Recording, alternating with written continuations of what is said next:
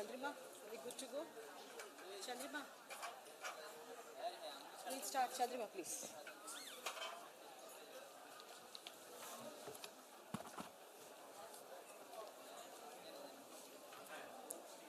Good afternoon. On the onset, I would like to welcome one and all to this August gathering for EAD 2023, organized by the NSHM Knowledge Campus in collaboration with the Bhawanipur Educational Society College and eCell IIT Kharagpur. EAD 2023 wants to inculcate the seed of entrepreneurship and intrapreneurship among students. The importance of today's event is to showcase the opportunities and challenges in our society for budding entrepreneurs. The gamut of dignitaries present today will take our students on the roller coaster ride known as entrepreneurship. NSHM is a knowledge center of global excellence with a legacy of 25 plus years. NSHM thrives on the principles of being a multidisciplinary campus, offering programs on business management, health science, design, media and communication, computing and analytics, and tourism and hotel management. An NBA and NAC accredited institute and affiliated to MACAUT and UGC recognized. Without further ado, let me call on stage the dignitaries onto the dais. Mr. Sandeepan Ghosh, MD and CEO, MP Birla Cement. May I request the volunteers to get them onto the stage, please.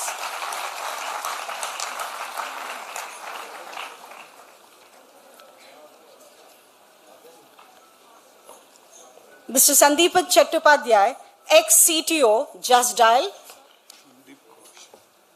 Sandeep Ghosh. Mr. Sandeep Ghosh, MD and CEO, MP Birla Cement.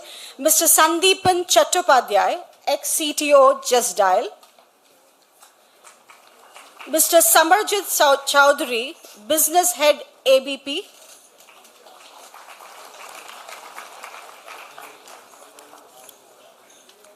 The Chief Mentor of NSHM Knowledge Campus, Mr. Cecil Anthony.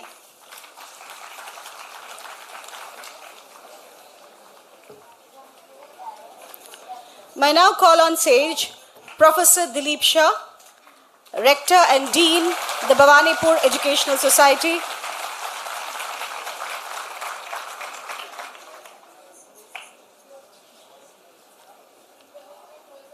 Mr. Tamal Saha, founder, journalist, NTT, and also an alumnus.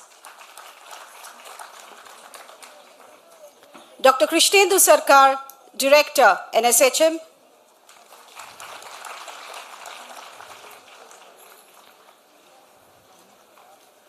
Dr. Subir Sen, Principal, NSHM Business School.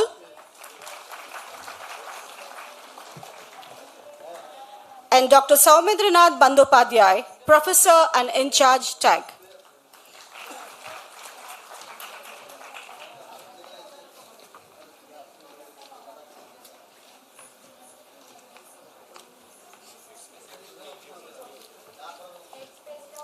We will now have the felicitations.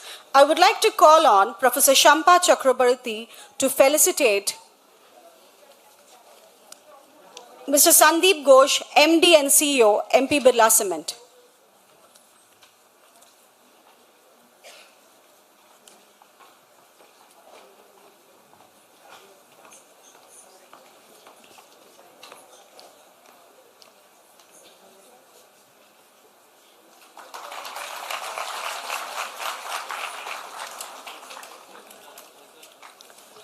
I would like to call on Dr. Shuparna Dar to felicitate Mr. Sandeepan Chattopadhyay, ex-CTO, Just Dial.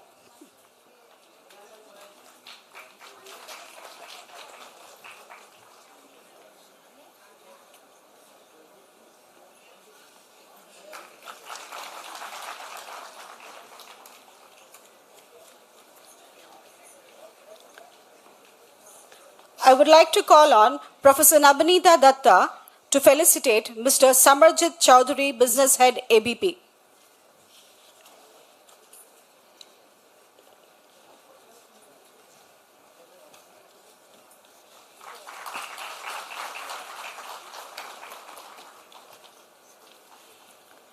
May I now call on stage Mr. Avik Roy to kindly felicitate our Chief Mentor of NSHM Knowledge Campus, Mr. Cecil Anthony.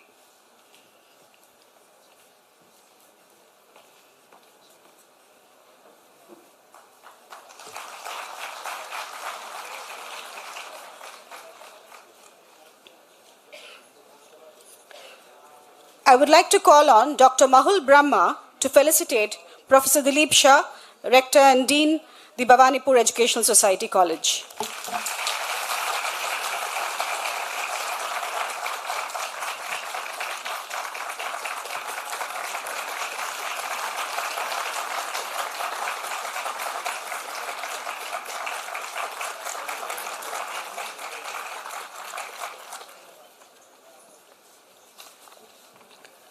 I'd like to call on Dr. Shampa Chakrabarti to kindly felicitate Dr. Samarjit Chaudhary, Business Head, ABP. Just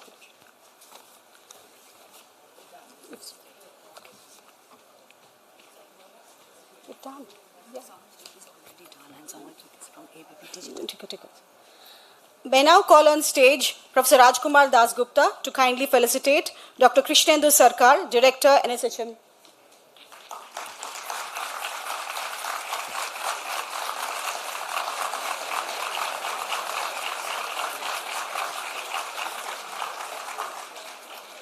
I would like to call on Chandrima Ganguly to felicitate Mr. Tamal Saha.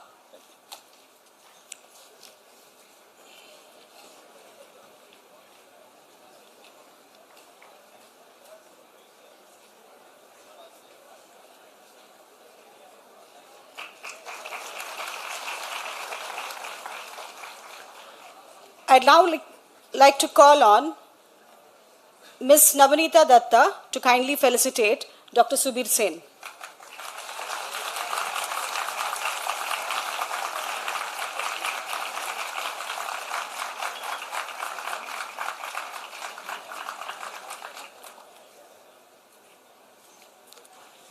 I'd like to call on Professor Rajkumar Dasgupta to felicitate Dr. Saumendranath Bandopadhyay, Professor and in charge TAG.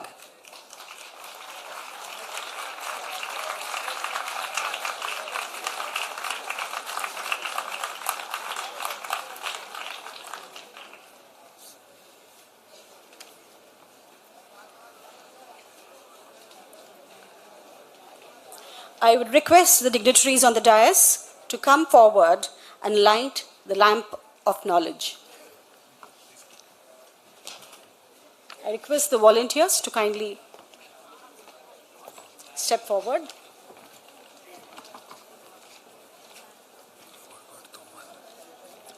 I told someone. Somebody's got. No, she was first.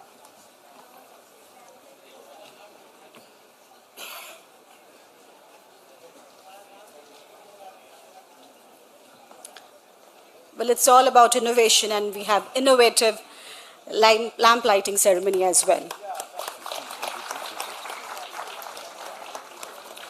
It's okay, we'll do it later.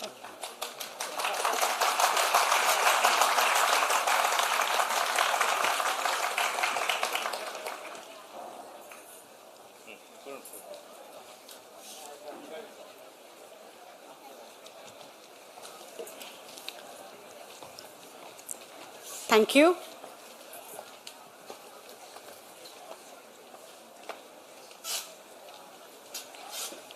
We will now have the inaugural Saraswati Vandana by the student of the Center for Creative and Performing Arts, Angan.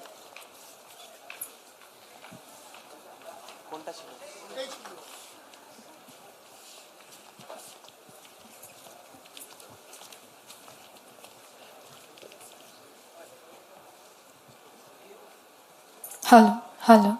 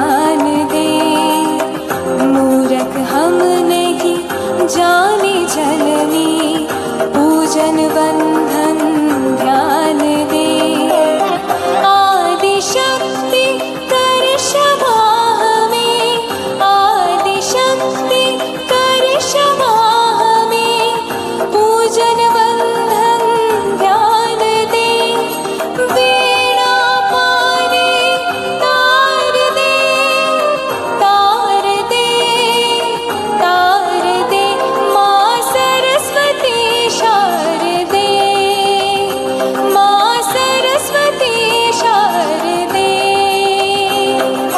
शारदे माँ शारदे.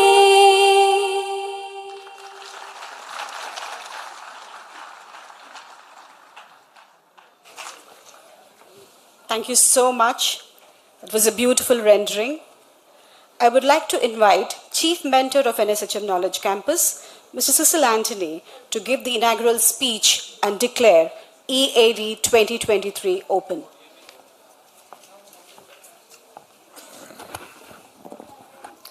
Thank you, Saujanya.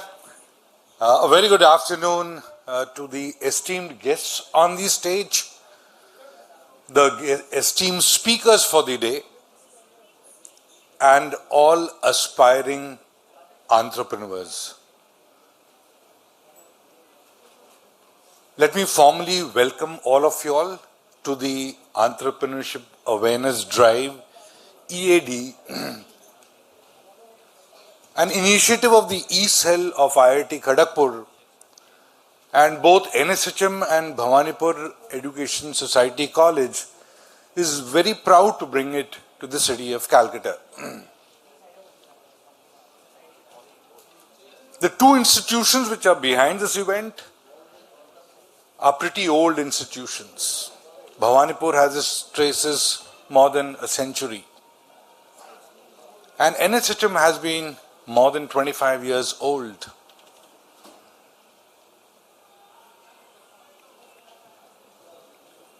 It is so good to see a lot of young aspiring minds at this event. When I was 22 and I stepped out of the college, I just finished my engineering then and got a cushy public sector job, which was the aspiration in those times. This was 1989. And working for a year and a half at the age of 24, I was not even 24 then, to quit my job and jump into this, what I think the host rightly said, the roller coaster ride of entrepreneurship. So at the age of 24, I set out to become an entrepreneur. And since then, life has been pretty exciting. A lot of ups and downs, a lot of roller coaster rides, but very passionate, very enthusiastic. At NSHM, our aspiration has been, can we create the ecosystem of having more entrepreneurs? Our partner college, BGS, has a pretty old history of creating a lot of entrepreneurs, including the owner of Sun Pharma, Mr. Dilip Sangvi.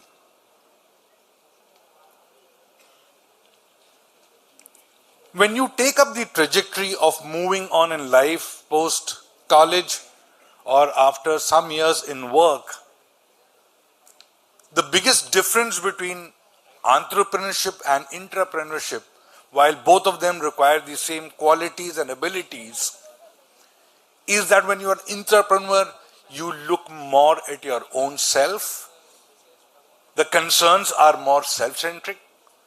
And the moment you become an entrepreneur, you need to start taking care of so many other people, products, projects, and everything.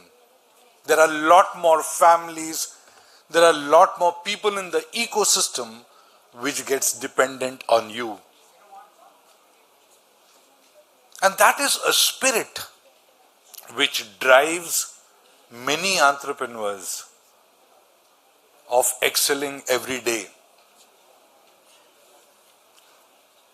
Post the pandemic, I went through a lot of turmoil. The roller coaster ride when you go down in the bottom cycle. I saw a lot of challenging times in some of my organizations. When I stand here today, many of the people know more about our success stories, but we also had a lot of failures. And post-pandemic, it was harakari. We had organizations which got closed overnight.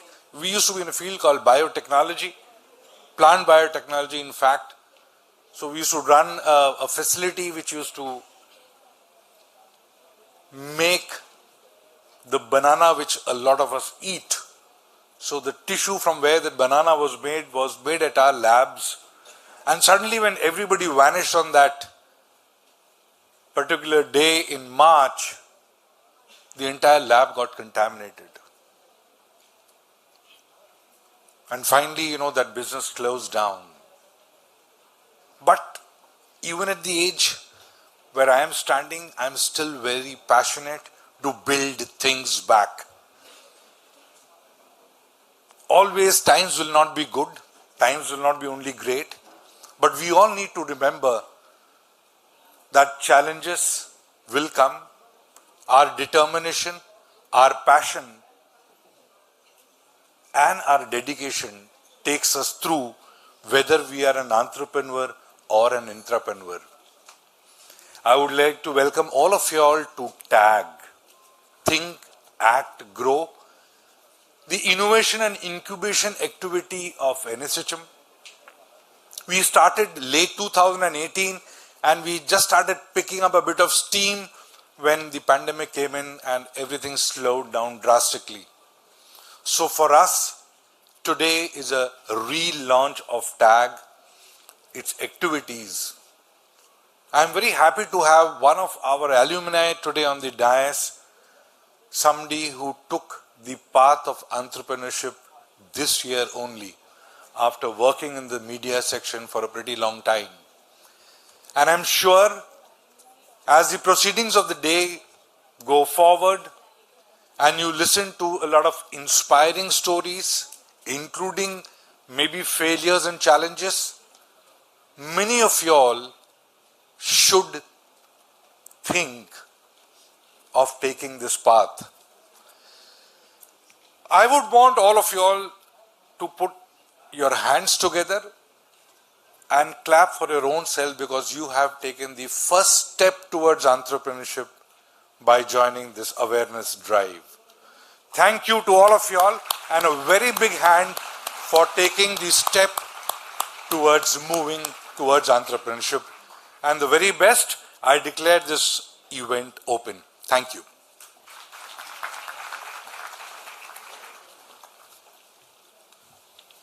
Thank you so much, sir, for such inspiring words. I'm sure we have a lot more of entrepreneurs joining us in the journey now. I would like to request Professor Dilip Shah, Rector and Dean, the Bhavanipur Educational Society College, to deliberate on the importance of EAD 2023.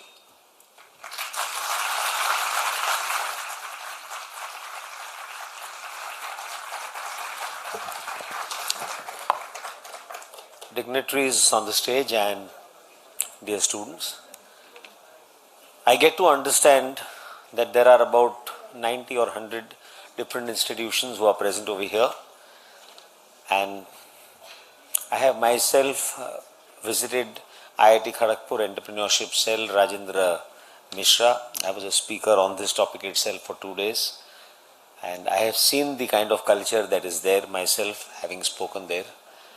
And friends, I can start by saying that yes, there is a lot to learn. I think it's a melting pot of so many institutions, students from commerce, students from science, engineers, media people, journalists, etc., right now in front of us. And I think it's a huge opportunity for all of you all to network with each other. So when we talk about the entrepreneurship drive,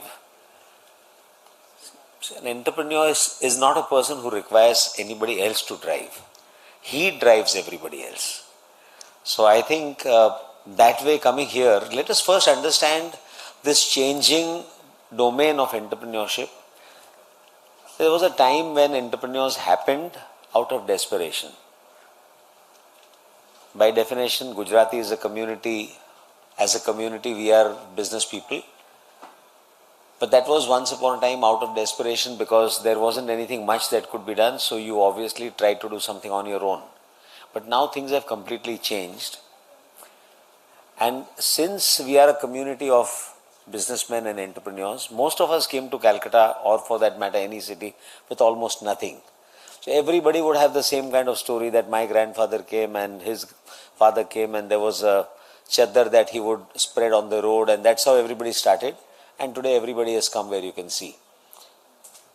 So well friends, what is it that made a difference? I mean, like another person had a qualification with himself and he got a job in a company and he seemed to be doing much better.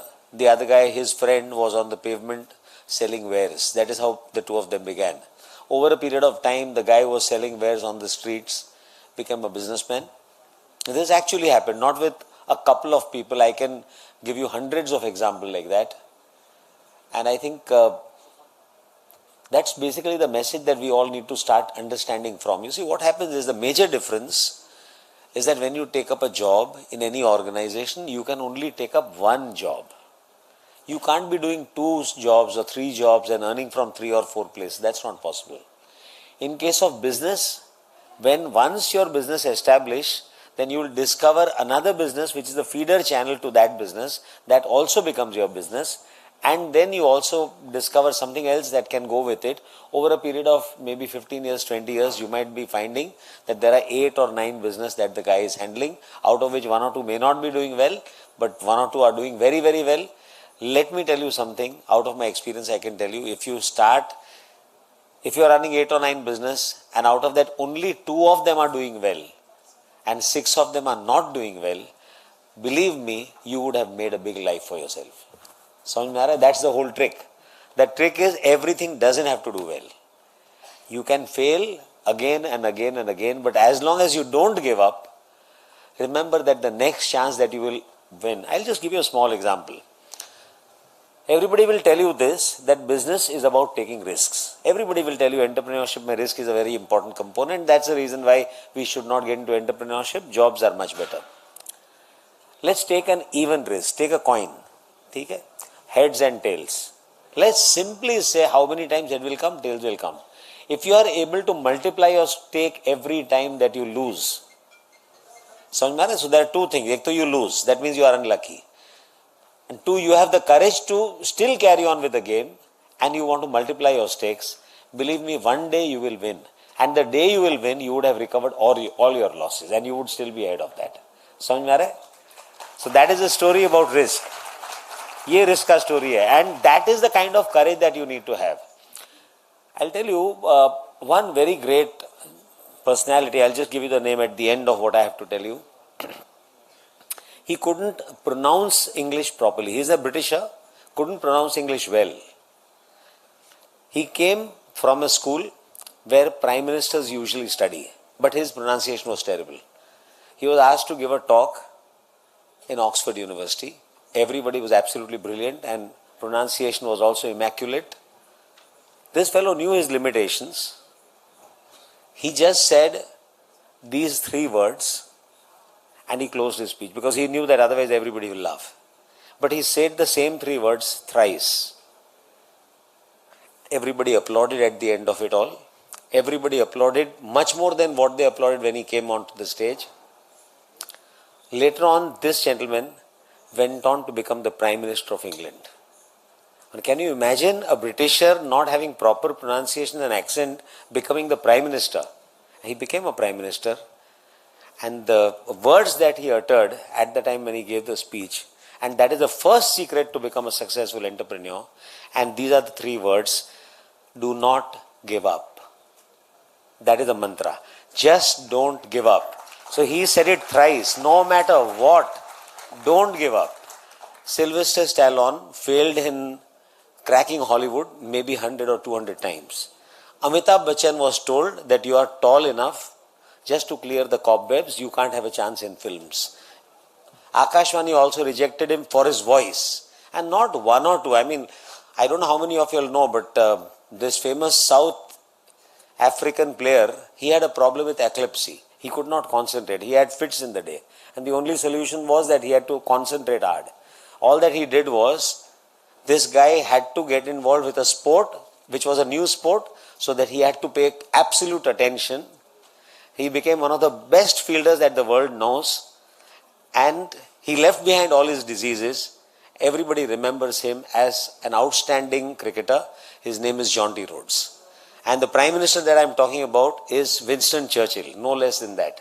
He said, just don't give up. So guys, you will always have in entrepreneurship, when you start business, on one hand, you have the whole world to gain, yes. But there will be lots of moments, like he rightly said before me, that's a roller coaster. Sometimes you're on top, sometimes you're at the bottom. And therefore, these problems will happen in business. It's not smooth sailing, never. But you have to, at that time, tell yourself, don't give up. Don't go by the habits. See, when the idea strikes, everybody thinks that this is a brilliant idea and I'm going to make $1 million out of this. Sabko aisa lagta hai. But that's not how you become a businessman. That idea is great. You will be very, very enthusiastic to start with. But when you start getting hit by the bad luck, as you might call it, then you also start giving it up gradually, and you need to have this courage of saying that, no, pull on, let's pull on. That's the only way to overcome your habit. We are not in the habit of working as hard as business requires. Entrepreneurship requires a lot of hard work. It's not that you have to work for 12 hours, 13, you are working 24 hours actually. You are all the time working. That's how you become an entrepreneur. But the point is that you must change that habit by telling yourself again and again that I am not going to give up. I am going to stick it out. I am going to stick it out.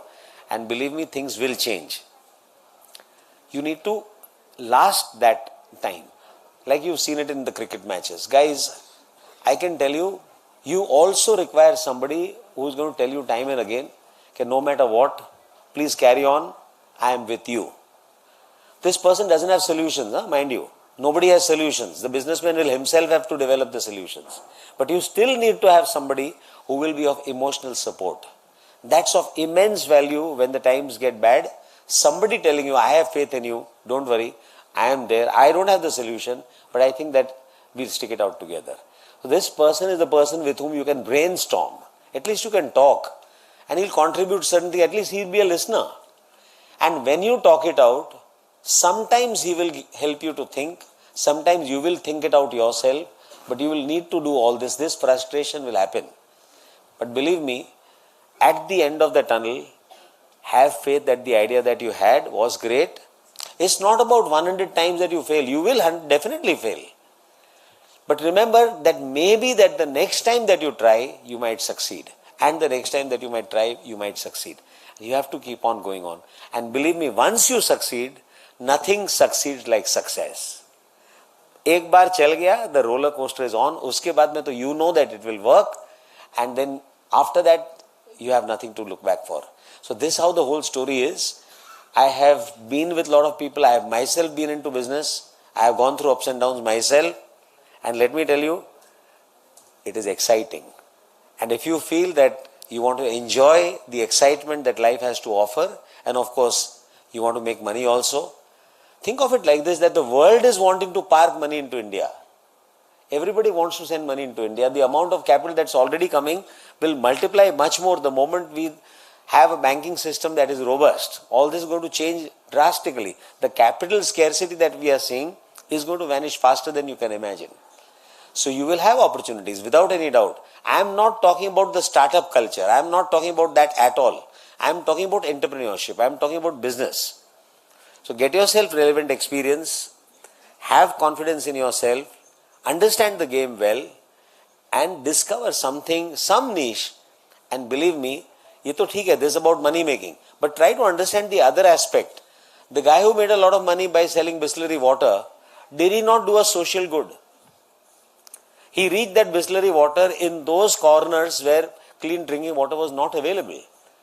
So business is not just about making money, It's about being relevant, and therefore it's about doing social good also. And because it is socially relevant, it is only therefore that you end up making money. So making money is not a bad word. Get it very straight. It's something that business will survive because of. And therefore it's perfectly fine. And if making money encourages you to be relevant and do a social good, then so be it. And therefore business is the solution to anything. So you guys, if you are going to become entrepreneurs, I can see a crowd of 500, 600 people over here. If out of this, even if, let's say 25 people get into entrepreneurship, just imagine the kind of employment that you could be generating. And if more people, the faster it will grow. I think entrepreneurship is the solution that we are all looking for. Entrepreneur is not an entrepreneur for himself. He is the engine of growth. And that is what we definitely desperately require. And he is also the answer to so many gaps that we have in the system. So you just have to discover those gaps, do that hard work, look forward to an exciting life, and believe me, have faith in yourself, and I am sure you are going to succeed if you clap. Guys, just one thing, because there are so many people over here. One of the things that we take interest in is this, and I like to share it with all of you all. Maybe entrepreneurship cell that you have, the TAG that you have, maybe somebody can take initiative. What we have said it to our students is that if you come up with an idea which the college appreciates and likes, then we will take that idea forward, because you might say that, sir, there is nobody to fund the idea. What we could do is, and all of you all can do that, there are people from industry here, we will float a company. The college will float a company. It will be a private company. We will have all the shares of the company. And you could be in first year, you can start running that company because it's your idea. You will passionately be able to do that. Let the company work. First year, second year, third year. Let it start generating profit. With the profit that the company makes, you start buying the shares that the college is investing in. So maybe third year, fourth year, fifth year, we would look at you buying out all the shares that we are holding, and we will offer the shares to you at par. Not that a 10 rupees share will be given to you at 50 rupees or 100 rupees. No, not like any other professional incubation center. No, he'll give it to you at par, at 10 rupees. We would like to see our students passing out, not with a certificate only, but with a company of their own. This is the way entrepreneurship will go ahead. With those words, thank you very much.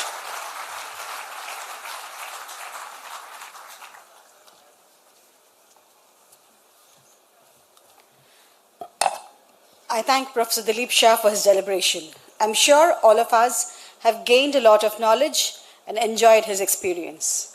I would now call on Dr. Saumendranath Bandopadhyay, Professor and in charge TAG, to relaunch TAG.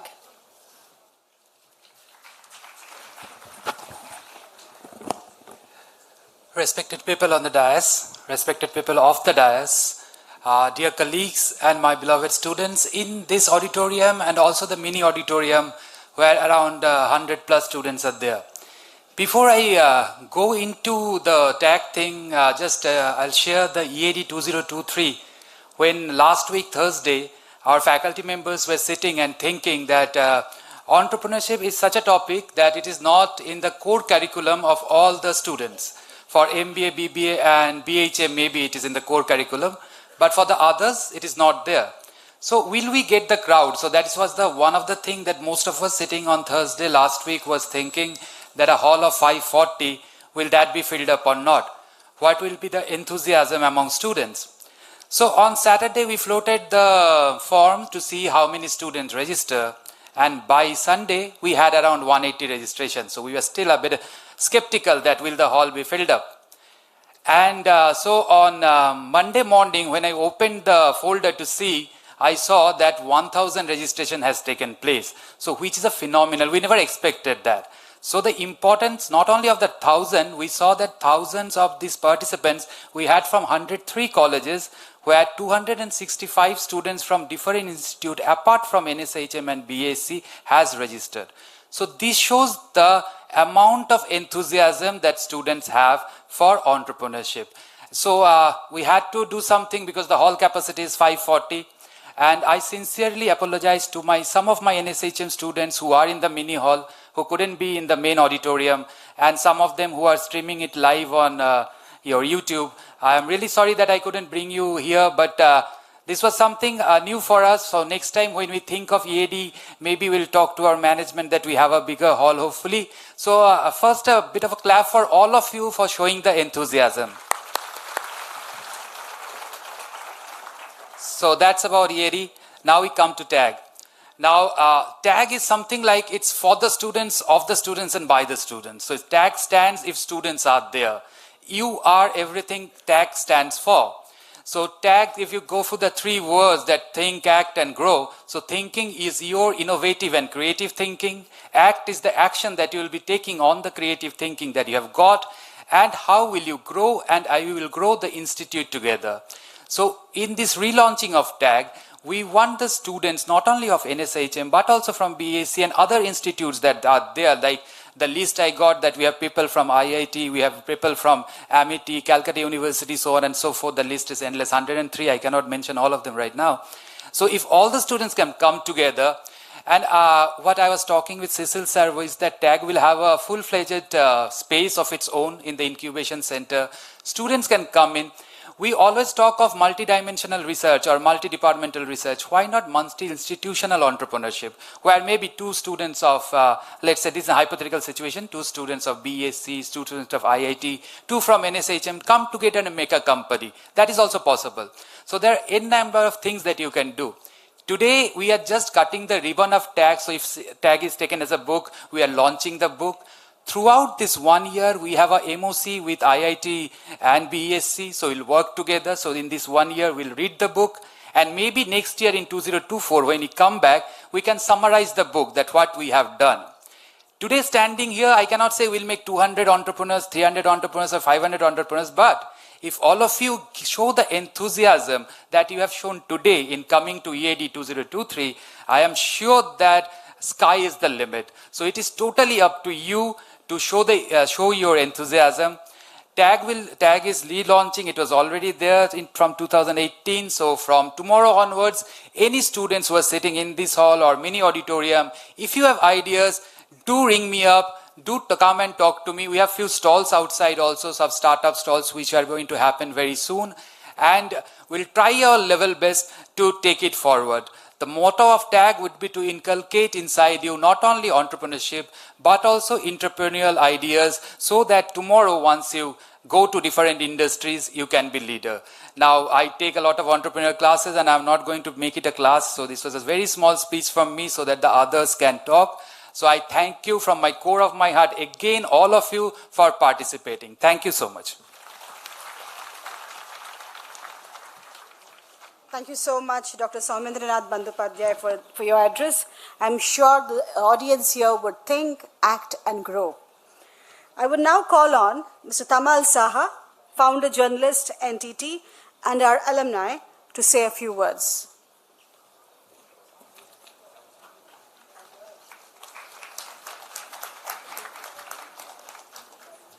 We have an AV ready, right? Hi. Before I start speaking for my venture and my team, there's a small presentation, if you guys don't mind, and if the dignitaries don't mind.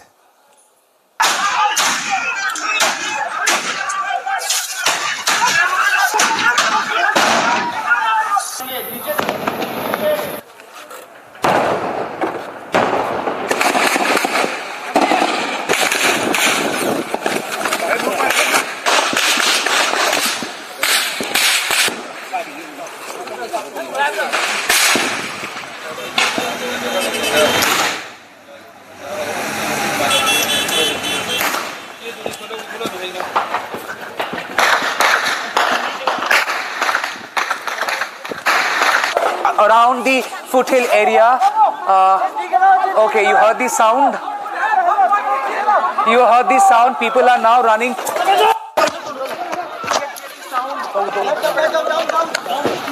Over there, right over there.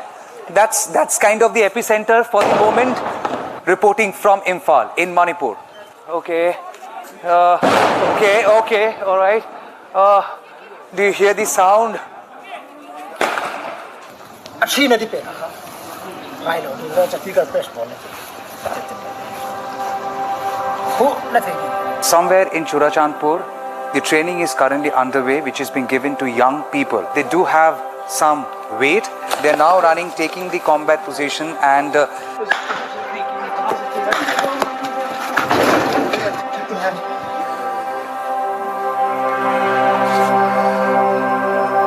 hair में नहीं जाना चाहिए हाँ? Anyone coming out of this side firing immediately starts, which means this is a very vulnerable area. Where did you get this gun from? I brought from Dimapur. From Dimapur? Yeah, How much did you pay for this? 70,000. It's cartouche, single barrel. So look at this. Look at this. This is the shell of the bomb. Inside of that you have the explosives. And imagine this has fallen on these areas. Now where have they come from? Show me that one once more. So like 2 bullets here. Did you make it yourself? This gun? This is company made. Huh? Company made. Company made. Okay. Maybe it's not safe for us to be there anymore. এদিক দিয়ে বেরিয়ে চলে এদিক দিয়ে বেরিয়ে চলে এখানে capture করে নিতে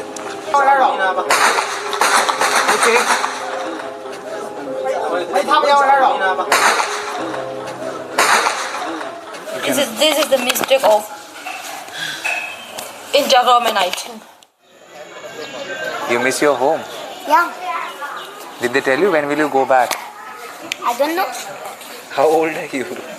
I'm 7 years old. 7 years old. Yeah. You are grown up. पर अभी तक उसने मोदी जी ने भी एक बात सिंगल वर्ड भी नहीं कहा है ना, इसलिए हम लोग का दिल में बहुत डर है. हम इंडियन सिटीजन है क्या नहीं? Come and stay here. Spend one day here. Be a refugee in your own country. I am the helpless father. Actually, I am the helpless father. I can't look at this. I am very unhappy.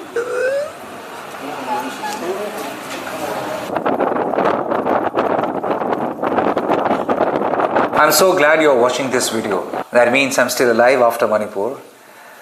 But I'm more glad realizing that you're watching this video because on 2nd of June, when I first met my young team comprising of bright people, I had no idea that you all would be watching this brand News the Truth this soon. On 2nd of June, as we were winding up for the day, suddenly the news of Balasore train tragedy reached us. And when I first saw the first video clip, it was a huge punch on my chest. I had covered Ganeshwari Express tragedy and I knew this was big. We had no idea what to do at that very moment. We didn't have phones, cameras, no car. But deep inside me, the journalist in me was telling me, Tamal, you need to go hit the ground. That's the place you belong to. And that's the idea I have tried institutionalizing amongst all my team members.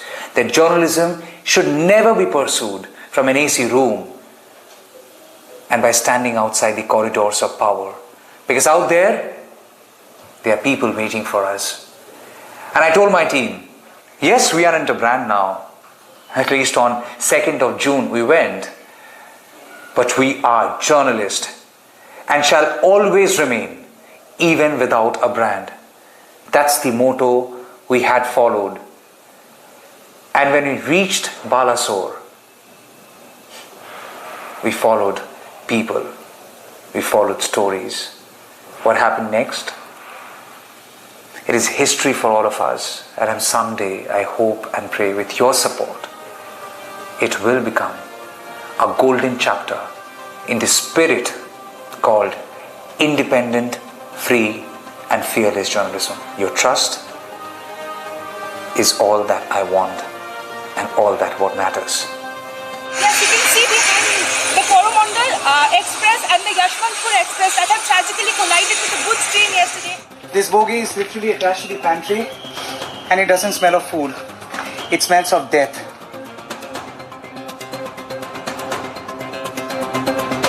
Well, as far as the tracks are concerned, we have to understand railways is almost the lifeline for India. common people take the railway services to reach from one destination to another. I'm going to bring in Kamal Sata. He's a journalist who's at the scene. He's the editor of NTT. It's an online news portal. He's joining us on the phone from Balasore in Odisha State. Good to have you with us. What's the latest on the rescue operation there? The rescue operation is still on, and it possibly would take a couple of more hours before the operation is finally over. Rail दुर्घटना के समय स्वतंत्र पत्रकार तमाल शाह ने वहां से धुआंधार reporting की और ट्विटर को ही अपना माध्यम बना लिया। तमाल ऐसे ऐसे तथ्य सामने ला रहे थे जो गोदी मीडिया लाना ही नहीं चाहता था। तमाल शाह ने अब अपना एक YouTube चैनल बनाया है NTT by तमाल, आप उसे भी सब्सक्राइब कर लीजिए। Both are missing. They have not been able to find them as yet. We are reporting from the very spot which had, in a way, now become a site of horror. 3 trains collided, met with a fatal accident. Just a tragedy? Act of God? Or is this somebody's fault? If yes, whose? Who would take the accountability? And who would answer to these bereaved families? दादा किसे ढूंढ रहे हैं आप? हमारा लड़का भाई। लड़का कौन सा ट्रेन में था? करमंडल में। मिला बेटा आपको? मिलता नहीं अभी तक। नहीं मिला? रेलवे मंत्री उसने दे दिया 10 लाख और ये मोदी उड़ीसा सरकार उसने 5 लाख दे दिया। उसने क्या मेरे को पिताजी बोलेगा? नहीं बन पाएगा, रुपया बोलेगा नहीं, लड़का बोलेगा। इसलिए मेरा मन में बहुत दुख हुआ। There is a CAG report. That CAG report, which has done an audit on derailment in Indian Railways, has come up with some very critical observations. A foot massager or many foot massagers were bought with money that come under RRSK. You don't have to answer them. Send them a massager now so that they can massage their aching heart. They've lost their son. Everyone will be held accountable. Questions will be thus asked.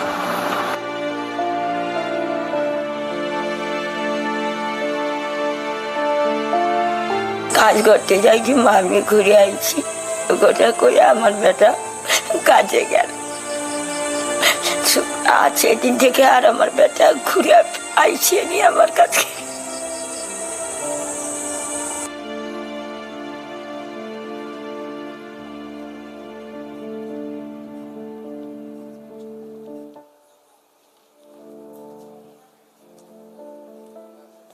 Show me one politician in Delhi or anywhere who is living in a house like this.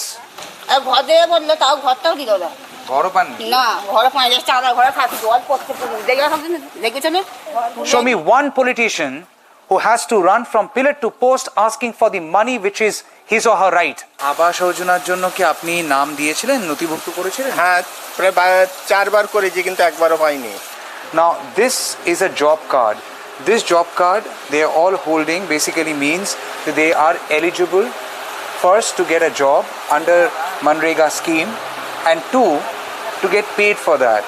And here the last date which is mentioned is 1st of August 2022. And that's the date from 1st of August, then 3rd of August 2022. That's the last date when they have been paid for their 100-day job under Manrega scheme. কি কাজ করেছেন আপনি? ওই মাটি কাটা, বন পরিষ্কার, নেচা পরিষ্কার, কুন্টো বাকি রেখেছে, সব জায়গায় করা হয়েছে। পেটের জ্বালায় কি করব? কোথায় পাবো? খেতে তো হবে। She is 60 years old and she said এটা পেটের জ্বালা. This is hunger pangs that has forced her to go out and work. আর গরিব মানুষ খেতে পায় না, আমরা গ্যাস ভরবো কি? গ্যাসের 2200 টাকা গ্যাসের দাম, আমরা কোথায় পাবো? গরিব মানুষ খেতে খায়।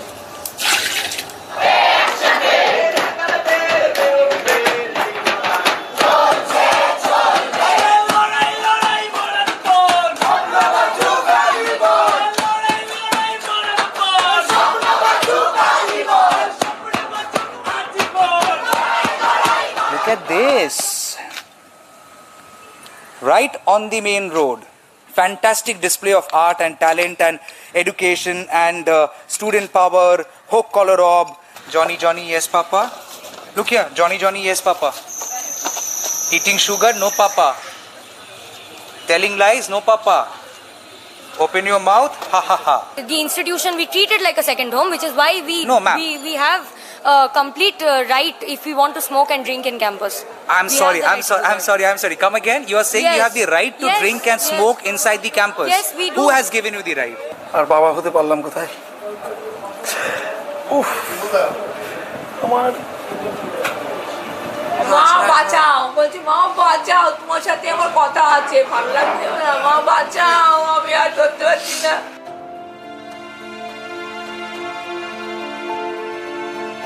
Monday night, as the body came back home, sorrow did surprise all, not with life, but with his death.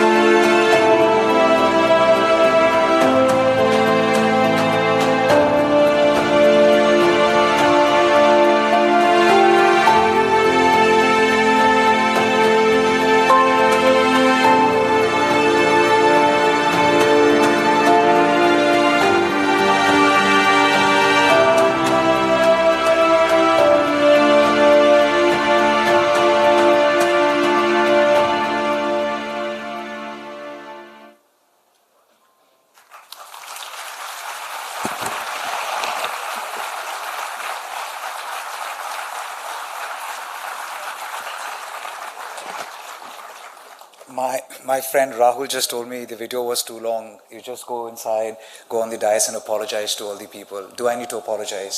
No. Truth has not been told for too long. And if I take time, we must and should. Thank you. Thank you for all those, for the loud applause. And it was a good recollection of how we started and what brought us here. I wish, sir, you were there when I was a student. I wish I could sing that song for you. Kash ka aap mujhe mile ho pehle. Now you're starting this new venture where students can be the owner of a company in 3 years' time. Fantastic idea. We were not so lucky then. And I had allowed my luck be played at the hands of others seated in Delhi for way too long. And that's why I decided, enough is enough. I have to wrest power. Power to tell these stories. If you're wondering, Tamal, what you're doing here and why aren't you there in Israel, I wish I could. But all those journalists from India who are there now, did they care to come to Manipur? A simple question. What was the fault of these people who were literally seeking this attention of mainstream media? And what the hell is mainstream media? I'm sorry, I do know there's somebody from ABP Digital. With all due respect, what is it? Somebody asked me, what is your PV and UV? PV means page view, UV means unique visitors. I tell everyone, I count on PT. That's people's trust and nothing else. When I decided to become a journalist, I was a student of NSHM. When I decided to become a journalist, I had the option of leaving my country. I had the option of leaving my state. I had the option of leaving everything behind and start a new chart for my life. But the idea that stopped me, well, don't laugh at this analogy, and I'm not overestimating myself, but if Netaji Subhash Chandra Bose had decided to live in the cushion of Germany and not think about our freedom, if Mahatma Gandhi decided to have a happy life somewhere in London, what would have happened to us? They have instilled this courage in all of us to fight for our own right. And I'm here fighting for the right to tell a story for these people who are often voiceless. And that's not a crime. 15 years I've been working for somebody else. 15 years. And there had been times when somebody told me, Tamal, should I ban you from writing? I said, you can ban me, but how can you ban journalism? Can anyone ban journalism? I'm asking you, yes or a no? Would you allow somebody to ban journalism? Right? You won't, right?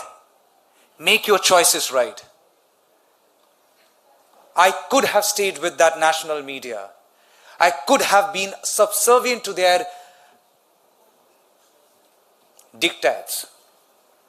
But I decided no. I decided that story, if it happens in Delhi, is story. But if a story happens somewhere in Bengal, is equally a story. If a story emerges out of Orissa, it's equally a story. If a story happens down south, it's equally a story. And mind you, I'm warning you all. Come November, the entire national media would start screaming, air pollution, air pollution, air pollution, air pollution. For the past 4 years, they've been doing so. But how many times have you seen any of those mainstream media talk about pollution in Bengal, talk about pollution in Gujarat, talk about pollution in Tamil Nadu? And why won't you? Why shouldn't we? So that's when people ask me, oh, Tamal, you're not telling this story. I said, oh, you have people being the parrot, happily voicing what they want. Let me just be there for the people. And it didn't take much. I just needed this courage to take a plunge. And if time is allowed, I just want to give you a brief idea. On 2nd of June, sir, when we didn't have anything, and when I told my team that we should be going to the ground, to Balasore, we decided we will be using our own phones. And that entity logo that you saw, that was created by Ronnie Shatra, my partner in crime. And we just made it on the go. On the go, because News the Truth as a name was very dear to me and I wanted to launch it in a better way. Not on 2nd of June. We were not ready. But on the way, we just made that logo and we had no idea where to air it. Titash, Shumon, we had no idea what to do. I asked Rahul, my another partner in crime, should I be going? He said, think about it. We are nothing now. And that's when I told myself, yes, we are nothing at this moment, but you are still a journalist without a brand. And when we reached there, we just followed stories. There was a press conference of the railway minister. There was a press conference of other leaders who flocked there. I did not follow any of them because there were other media houses doing so. I followed all the people who were suffering at the hospital. I collected their stories. I weaved them and kept publishing them on my Twitter handle. They went viral. They just went viral because people wanted to see something afresh. So when you are here with a vision that you want to make something good with your life, first of all, have faith in yourself. Don't think you are helpless. Don't think that you are at the mercy of either the people on the stage, including myself, or at the mercy of those corporates. No, you're not at the mercy of anyone.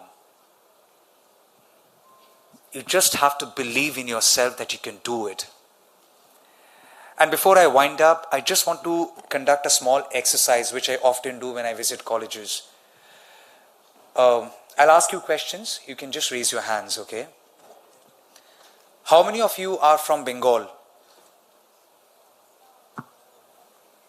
None of you are from Bengal?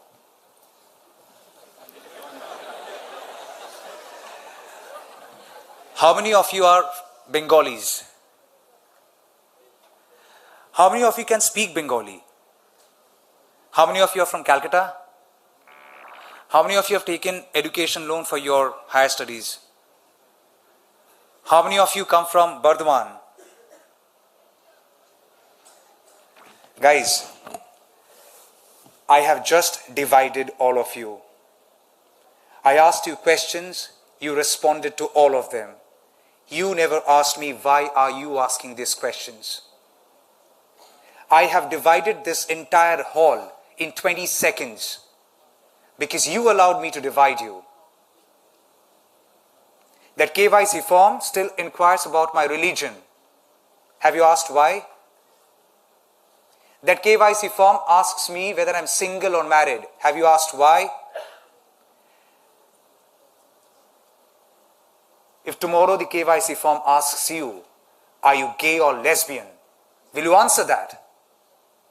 Or will you question why? If I'm here pursuing independent journalism because I want to empower all of you to ask this damn question, why? Ask this question to one and all. Don't wait for Shah Rukh Khan and plead you that ask your politicians. No. Ask everyone.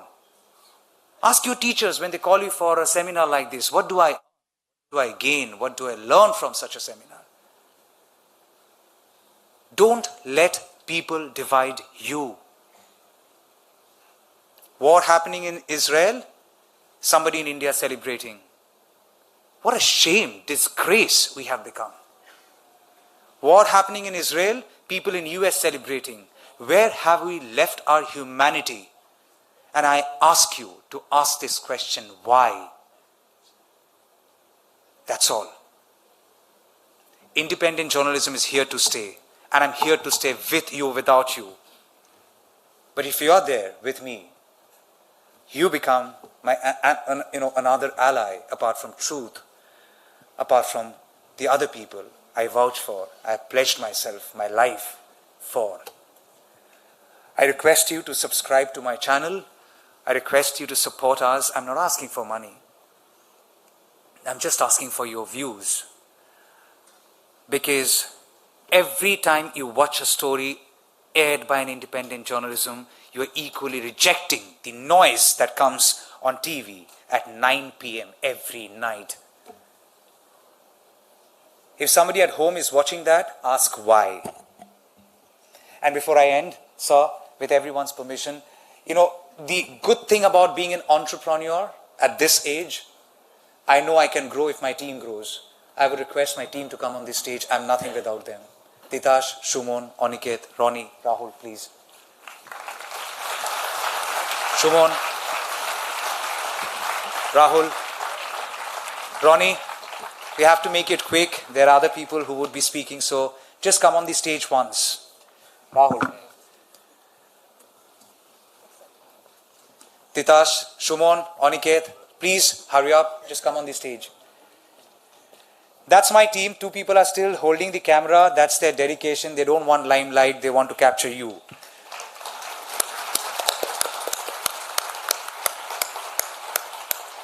And imagine 5 people, 6 people, if we can produce that 10-minute AV that you have seen, what all of us together can produce. And that's the challenge we would want to throw to quote-unquote mainstream media.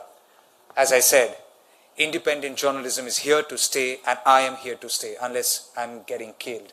The day I get killed, I would be Gauri Lankesh. Till that time, I would keep my head held high as Tamal Shah, pursuing journalism for you, for myself, for my people. Thank you so much. Thank you, NSHM, for producing me, for instilling all the courage.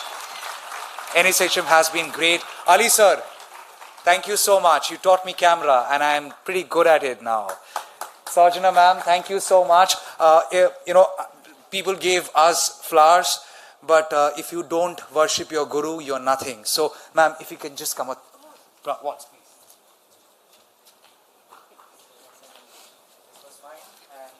God. I give it to you. Represent all the teachers and professors. Thank you. Thank you so much. Thank you. Thank you. Thank you. Thank you.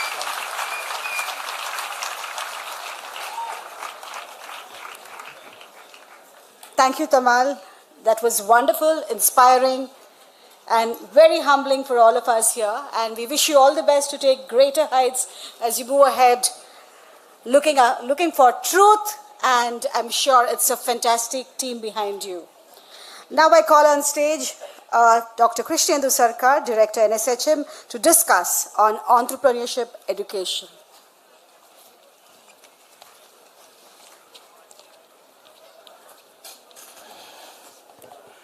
Well, good afternoon. I much appreciate being in the company of wonderful minds on stage and also off stage out there. I'm seeing all of you. And your claps, your vibrance, your resonance, and I'm sure many who are watching it live on YouTube. I also appreciate them watching you guys. Now that you are alive, we need to show it. So can you wave your hands for the people who are not present here but watching you all on YouTube outside this room? Just wave your hands for them and show them the solidarity of purpose. It is not about the statement to go up above the world so high, to be like that diamond in the sky, and that is what an entrepreneur is all about. We need not do that. We need to do the basics right. The basics of education is the first lesson of entrepreneurship for an individual and an institution. So I'm told to talk about entrepreneurship education. And like many of you present here, I also believe that this education has to be left open to foster and fructify the fruits of entrepreneurship. Now, I will keep my limited points because of the paucity of the time. Appreciate your time. But just hear me out. Let me put a different perspective altogether. A bit philosophical, though it may sound. You see, we see the world with our wide eyes open. That is the world we see. And with our eyes open, we see what we want to see. And we don't see what we don't want to see. If your house is clean and there is a litter in your neighborhood, we don't realize that, well, we are also part of that same problem. Just because my yard is clean doesn't mean that I'm not part of that problem. And think of such bigger problems. How, when we overlook those things, certain things we don't want to see. Our education probably doesn't allow us to see those things. So we want to break those barriers. What Tamal talked about, truth.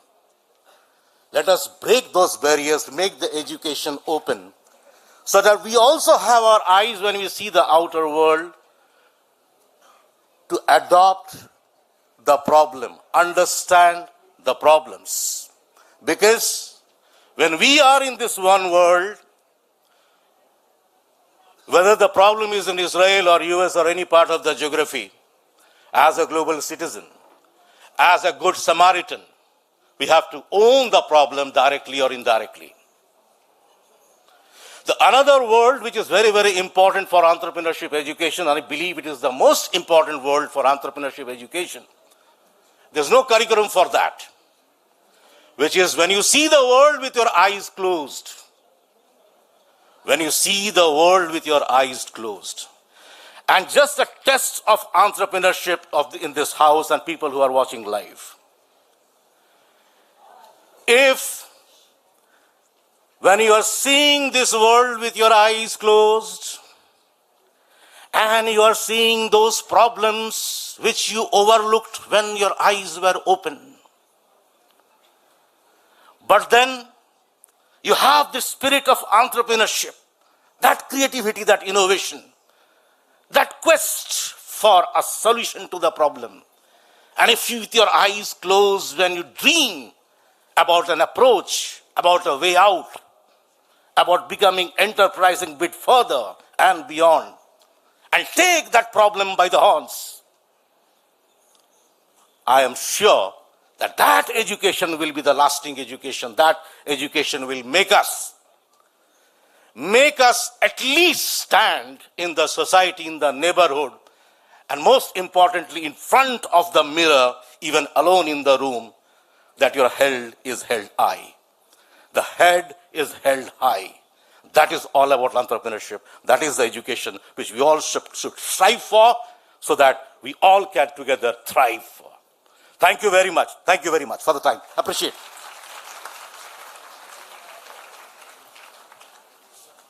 Thank you so much, Dr. Sarkar. It was indeed a very inspiring talk. Thank you all. We will commence the first panel discussion, and I invite the hosts from the E-Cell IIT Kharagpur to take the afternoon forward. May I request the panelists to stay back and the guests to kindly take their seat in the front row, please.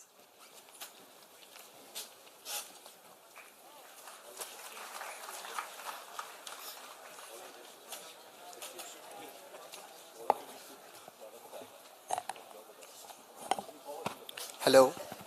Hello. Good afternoon, Kolkata. I am Arman Barik. And I am Piyush Agarwal, and we are associate members at Entrepreneurship Cell, IIT Kharagpur. We would like to extend our sincere gratitude towards NSHM Knowledge Campus and Bhawanipur Education Society College for helping us in organizing this event. On behalf of Entrepreneurship Cell, NSHM Knowledge Campus and BESC Kolkata, we welcome you all at Entrepreneurship Awareness Drive Kolkata 2023, presented by Adda 52, co-presented by Odo, and empowered by Google for Developers, and brought to you by The Hindu. At Entrepreneurship Cell IIT Kharagpur, we aspire to create a future for India with its young minds coming together, leading the way of growth by means of innovation and entrepreneurship. Entrepreneurship Cell IIT Kharagpur was started in 2006 with the aim of fostering entrepreneurship in campus and beyond the campus. We all assemble here for Entrepreneurship Awareness Drive, Kolkata, India's largest awareness drive, one of its kind initiative taking place in 24 cities simultaneously. What you are going to witness is enlightening words by India's finest entrepreneurs, corporates, and speakers. First of all, we will have a panel discussion with panelists Mr. Samarjit Chaudhary, Mr. Sandipan Chattopadhyay, Mr. Sandeep Ghosh on the topic, the entrepreneurial ecosystem, roles of tech, media and business leaders. And then we will have a fireside chat by Mr. Dipit Purkayastha and Mr. Rahul Bashak. We'll also have an exciting quiz with many exciting rewards. After that, we'll be having a workshop by Mr. Nishant Mohta on the topic from idea to investment, navigating entrepreneurial finance, followed by snacks break. Lastly, we'll be having a keynote session by Mr. Praful Billo on the topic, the life of an entrepreneur, followed by an exciting cultural activity. Audience, I would like to tell about Empresario, the annual business model competition organized by Entrepreneurship Cell, IIT Kharagpur. E-Cell is always searching for innovative and enterprising ideas through Empresario. Empresario provides a platform for students to get excellent professional mentorship from our experienced and distinguished mentor pool, and to showcase their ideas in front of venture capitalists, angel investors and industry leaders to get a chance to win prizes worth 85 lakh rupees. Now, let's move towards today's first session. It will be a panel discussion on the topic, the entrepreneurial ecosystem, roles of tech, media and business leaders. Let me introduce the panelists to you all. Firstly, we have Mr. Sandipan Chattopadhyay. Ma'am Navanita Datta will felicitate him. Yes, sir.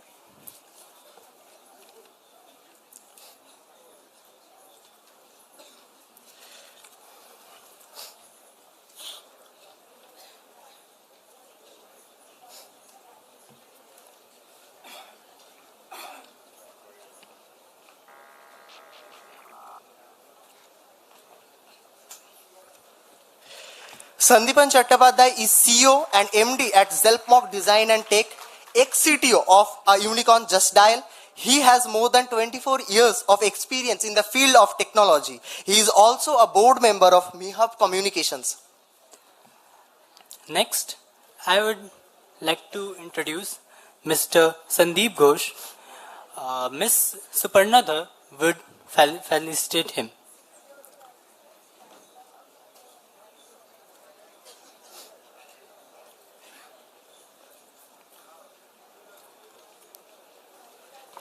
Mr. Sandeep Ghosh is MD and CEO of Birla Corporation Limited.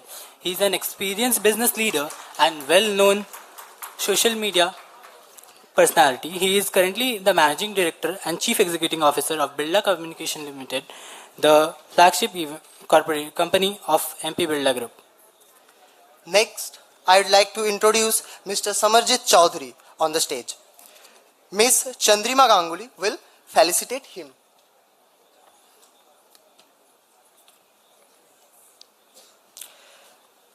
Samarjit sir is currently heads the education vertical at ABP Digital. He is in charge of the TT Online EduGraph under the Telegraph Online in English and Sikhao Chakri of Anandabazar Online in Bengali. Besides, he was a co-founder of M-Pocket and have a huge experience of leadership in national and international banks. Finally, I would like to call Mr. Rahul Bashak on the stage.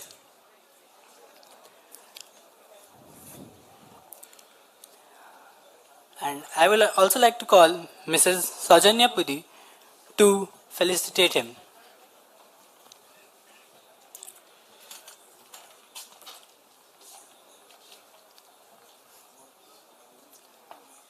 Mr. Rahul is a serial entrepreneur and an artist.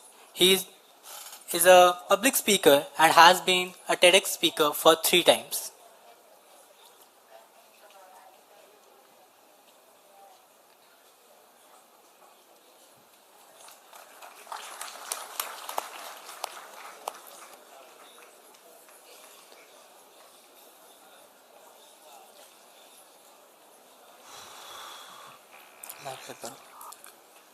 No.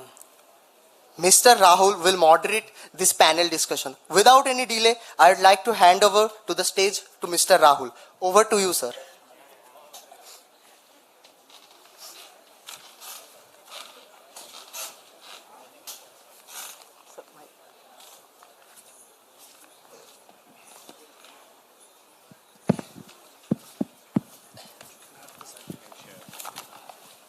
So, hello everyone.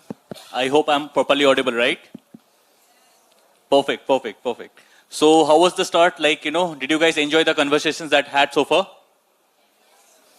So, right now we are going to jump into what is actually happens in the life of an entrepreneur, right, sir? So, keeping that factor on mind, today's, exact panel discussion is going to be happening based upon the entrepreneurial ecosystem and specifically the roles of media, tech, and the business leaders in all together. So I'm very much, thankful to all of you, sir, for kindly making the time for this, panel discussion. So I know the most of the audience that are listening to us are like the students, right? So, before driving into the roles of media, tech, and the business leaders, I wanted to ask each of you, like, what should is like the key, point, like, if I'm a student, and I'm feeling like that, okay, I want to grow my business, I want to start something. Okay, then what is that one thing that I always hold upon, like the subject in my mind? So I will go with you, sir.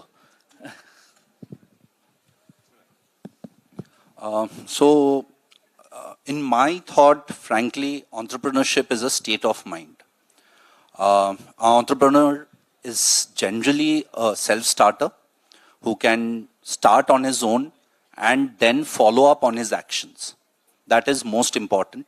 So there are a lot of people here who want to do something, who have an idea, and there might be some people who are here, they don't know what they want to do.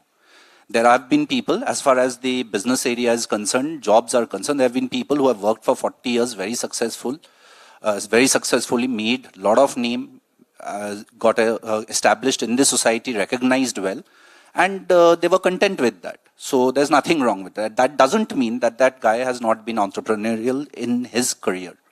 So when you're CEO of a company, sir can say better, that it is something while you're on a job, you're actually have that trait in you because you're driving a company and you're doing similar stuff which you would have done when you would have run a business. It's just a choice that you're working for an organization and you have not done it on your own. So for me, entrepreneurship is a state of mind, and all of you who are here are majorly students. So I will say that even studies can be managed with entrepreneurial thought, because when an entrepreneur thinks, they have to plan everything that they see, and you have heard about risk management and stuff. All of that comes in, which is also a part that you have to do when you prepare for your exams or you prepare for your career or you're generally studying. That's so amazing, sir. Sandeepan sir, please. See, there is no definition for entrepreneurship. Anything that adds value in a novel way with a problem solving is entrepreneurial in nature. But I must say that being there for the last 25 years as an innovation entrepreneurship spirit, I guess what it is not is very easy to remember. If anyone is trying to be an entrepreneur to be his own boss, that's a wrong reason to do entrepreneurship. The problem is when you are thinking of creating more jobs or more value for society, then you're thinking like an entrepreneur. So at the heart of it doesn't matter what the means and the problems are. When you're doing it more for a selfish altruism, I know it sounds contradictory, then you're thinking on the path of entrepreneurship. And the key aspect of that is you are a risk taker in something you strongly believe in. And you balance two aspects, humility and audacity. To be audacious to think that what you have thought as a solution is actually needed by society, and the humility that you may not be right and you have to self-correct yourself. Unless you have these three mental aspects, everything else is just planning, course competence, skill, execution, all those things. But the heart of an entrepreneur, basically these not so technical aspects, but more to do with your own self. Correct. Sandeep sir, if you may enlighten us. So first of all, before speaking on entrepreneurship, I like to take off my jacket, because entrepreneurs cannot be wearing suits or jackets, and they have to really roll up their sleeves if they're serious about it. So I don't know how many of you are serious. I see a lot of people wearing ties and jackets. If you're serious about getting into entrepreneurship, please be ready to roll up your sleeves and sometimes even roll up your trousers. So having said that, you've heard a lot of discussions which happened here in terms of, the spirit of it and, what theoretically means. I would mention, first of all, 2 or 3 things. I think it was Professor Bandyopadhyay, Dr. Bandyopadhyay, who said in the beginning that they were not sure of how many people would turn up for this event. And today we not only have a full house, we have people in the adjacent auditorium and people watching on YouTube. This shows the change in mindset. I can tell you when we passed out of school or college, and some of us were in professional institutes, if this kind of an event was organized, it would hardly get a handful of people. So that shows there is already a societal change. Like when you're talking about an ecosystem change, there is a societal change which is happening. Professor Shah talked about, how earlier people would get into entrepreneurship because of need, because they couldn't get a job or they didn't have other wherewithal, so they started small, got into entrepreneurship. What has changed today is people are getting into entrepreneurship out of choice. And I would presume a lot of you who are present here are going to do that out of choice rather than out of compulsion. I think that's a big change. And now when you are doing something out of compulsion, where do you start is the question. And you started asking that what is the key trait of becoming an entrepreneur? Obviously, it is fire in the belly, it's ambition, it is your wanting to do something. But as they say, the biggest thing in becoming an entrepreneur is your ability not only to take risks, but be prepared for failures. And that is again something which has changed today. If you ask me today, why somebody like me, I'm just going to make some opening remarks. I'm not eating too time because I have limited thoughts to share. Now, if you were to ask me, when I passed out of college or became a chartered accountant, why I could not have become an entrepreneur, because the cost of failure really was very high. What has changed today with all of you sitting here who are the millennials or post-millennials or Gen Z, as you call it, your cost of failure is much less. If you do something which doesn't work out in 2 or 3 years, you can always do course correction and try out something else, which we couldn't do. So we had to take a choice that whether I did chartered accountancy, somebody else went to engineering or other things, because we wanted to risk-proof ourselves. Our parents wanted for us to have security. Now, even that has changed. You know, jobs no longer are guaranteed. You see organization changes in a state of disruption. We had our mentor talk in the beginning how they saw organizations change after COVID or during COVID, the disruptions which happened. In that situation, earlier those who thought, they would be getting a good job and they would, continue. Employment is no longer a lifetime guarantee. I can give you an example of my own daughter. She was a graphic designer. She is a graphic designer. She got a very good job in Bombay for one of the leading advertising agencies where she was a graphic designer, but then COVID hit. And that organization was totally downsized. And she was home, and then we discussed, and we said, you're probably better starting off something on your own. And then and why own? And what should you start? Here comes the trick. You have to start with your passion. Now, she was extremely passionate about photography, so she could take that plunge. If I asked her to do something else as an entrepreneurship, I don't think she would have been able to do that. The point I'm making is today, I think you're far better off starting things on your own in whatever form and make mistakes along the way, change your course, and go forward. That is what will see you through. Another point with people like us who are realizing at their old age, today, many people can't afford to retire at 60 as our parents used to do. Because our longevity is going up, our cost of living is going up, our expectations of our lifestyle are changing. So people have to be employed or have an earning stream even till much later. And that will be even more true in your generation. And what you have to do, therefore, when you are an entrepreneur, you go on renewing yourself, renewing your earning capabilities. I'll just take a couple of minutes more to give two things. First of all, I don't cast value judgment in terms of entrepreneurship. There are various kinds of entrepreneurs. Entrepreneurs need not be in the traditional business making products. I have written articles where I talk of spiritual entrepreneurs. I talk of political entrepreneurs. They are taking a risk, whether they are taking because they believe there is a need in the market or because of their inclination. That is also entrepreneurship. So don't look down upon anything. Traditional media is not a pariah. Okay, you can be having an option alternative model, but that doesn't make an Arnab Goswami or Times Now or somebody else irrelevant.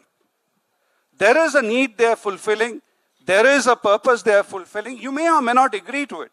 You're free not to watch those channels, but that does not make them either redundant or untouchables. So that is the approach we have to take. But there are anchors there. Do you have a purpose? Do you have values, ethics, systems? Those are things you may judge, but you cannot judge people on based on my values. I cannot judge somebody else what is doing. There are a lot of vegetarian people running restaurants which are non-vegetarian. Or there are people who are running liquor companies although they don't drink. Or their families don't drink. They're doing it, do I say, therefore they're doing anything unethical? Probably not. These are different matters of debate. I am making this point because you have to keep your mind very, very open to getting into entrepreneurship. I will hand over the mic, keeping a provision for talking later on 2 minutes on who I consider probably today the biggest living entrepreneur, and I call that Elon Musk. I'm reading his biography, and I would like to share some nuggets about what he believes in entrepreneurship. Thank you. So, no, it's absolutely all right, sir. You shared a very amazing points. So, yeah. So definitely one thing we all learned that entrepreneurship is something that comes from within, right? That, spirit of achieving something, that spirit of making something of your own. But sir, you also kindly mentioned about certain things like failures, right? So I know, sir, sometimes we all read about it like, failure is the pillar of success, and also how to get, take risk and all that stuff. So in your own career, sir, in your own amazing careers, can you enlighten us with some short stories, like when you feel like that you are stuck, but then suddenly all the things started changing and you took that step, that is possibly going to give them, amazing, encouragement of form. Samarjit, sir. To start with, I'll also take the privilege of being a little more relaxed. So I'll tell you a shairi. So you would have heard it in some movies. So the goes like this, that गिरते हैं शह सवारी मैदाने जंग में, गिरते हैं शह सवारी मैदाने जंग में, वो तिफल क्या गिरे जो घुटनों के बल चलते हैं. So entrepreneurship is like that. So failure, there's nothing, I personally feel that there's nothing called failure. It's restart. So the biggest thing today is, as my colleague said, that there's so many options.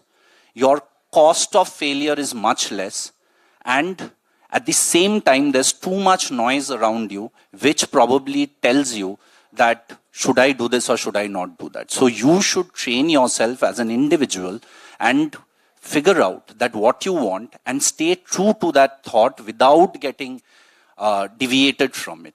See, it's very easy to be a fickle mind. So I'll read out another thing from Eliud Kipchoge, who's the only man to have run a marathon under 2 hours. He has a website, so sometime you go and see. He says it's there on my WhatsApp. That the only difference is about success is being disciplined, and this has been taught to us throughout our life. Our parents have told us, and I'm sure they are telling you as well. But believe me, when you get into entrepreneurship, see, I've been an entrepreneur myself, and then I've worked as well. And I lead a team, so I have a lot of responsibility. Given that, I personally have realized that at some point in time, what defines you, your skills are different. They are all there. But what defines you is your attitude, your discipline, and your commitment. So that is it. So for me, that is. And about failure, there are a lot of stories. I don't want to tell you about the failure stories, but the fact is that today I am sitting here because I have been able to rebound. And it's lot of people I've seen who have rebound back and never lose heart. That's what I'll say. Thank you. Thank you very much, Samarjit, sir. Sandipan, sir, if you kindly. I think we have to understand what does success and failure mean. I think they are not so easy to identify there's a failure and success except for imposturity. From my perspective, it has always been that success can teach you maximum one thing, which is humility. But everything else you learn from failures, so-called failures. But the best entrepreneurs I have seen, and I believe in the philosophy, is that if you are an entrepreneur, the first mindset change you do is there is no failure. There is either a learning or a success. And if you look at life from that paradigm, I think it's much easier to manage. So,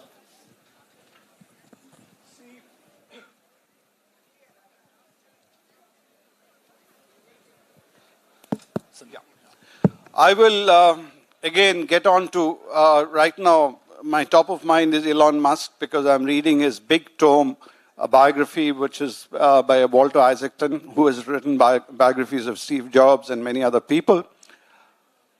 Musk says, treat life as a game. And like in a game, you will have, you win some, you lose some, it'll happen. You cannot get personal about it.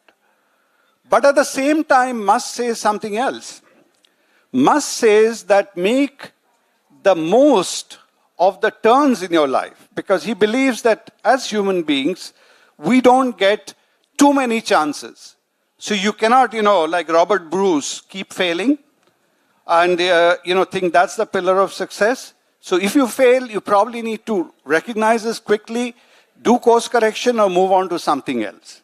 Now, I am unlike my two colleagues. I have not been an entrepreneur in my life.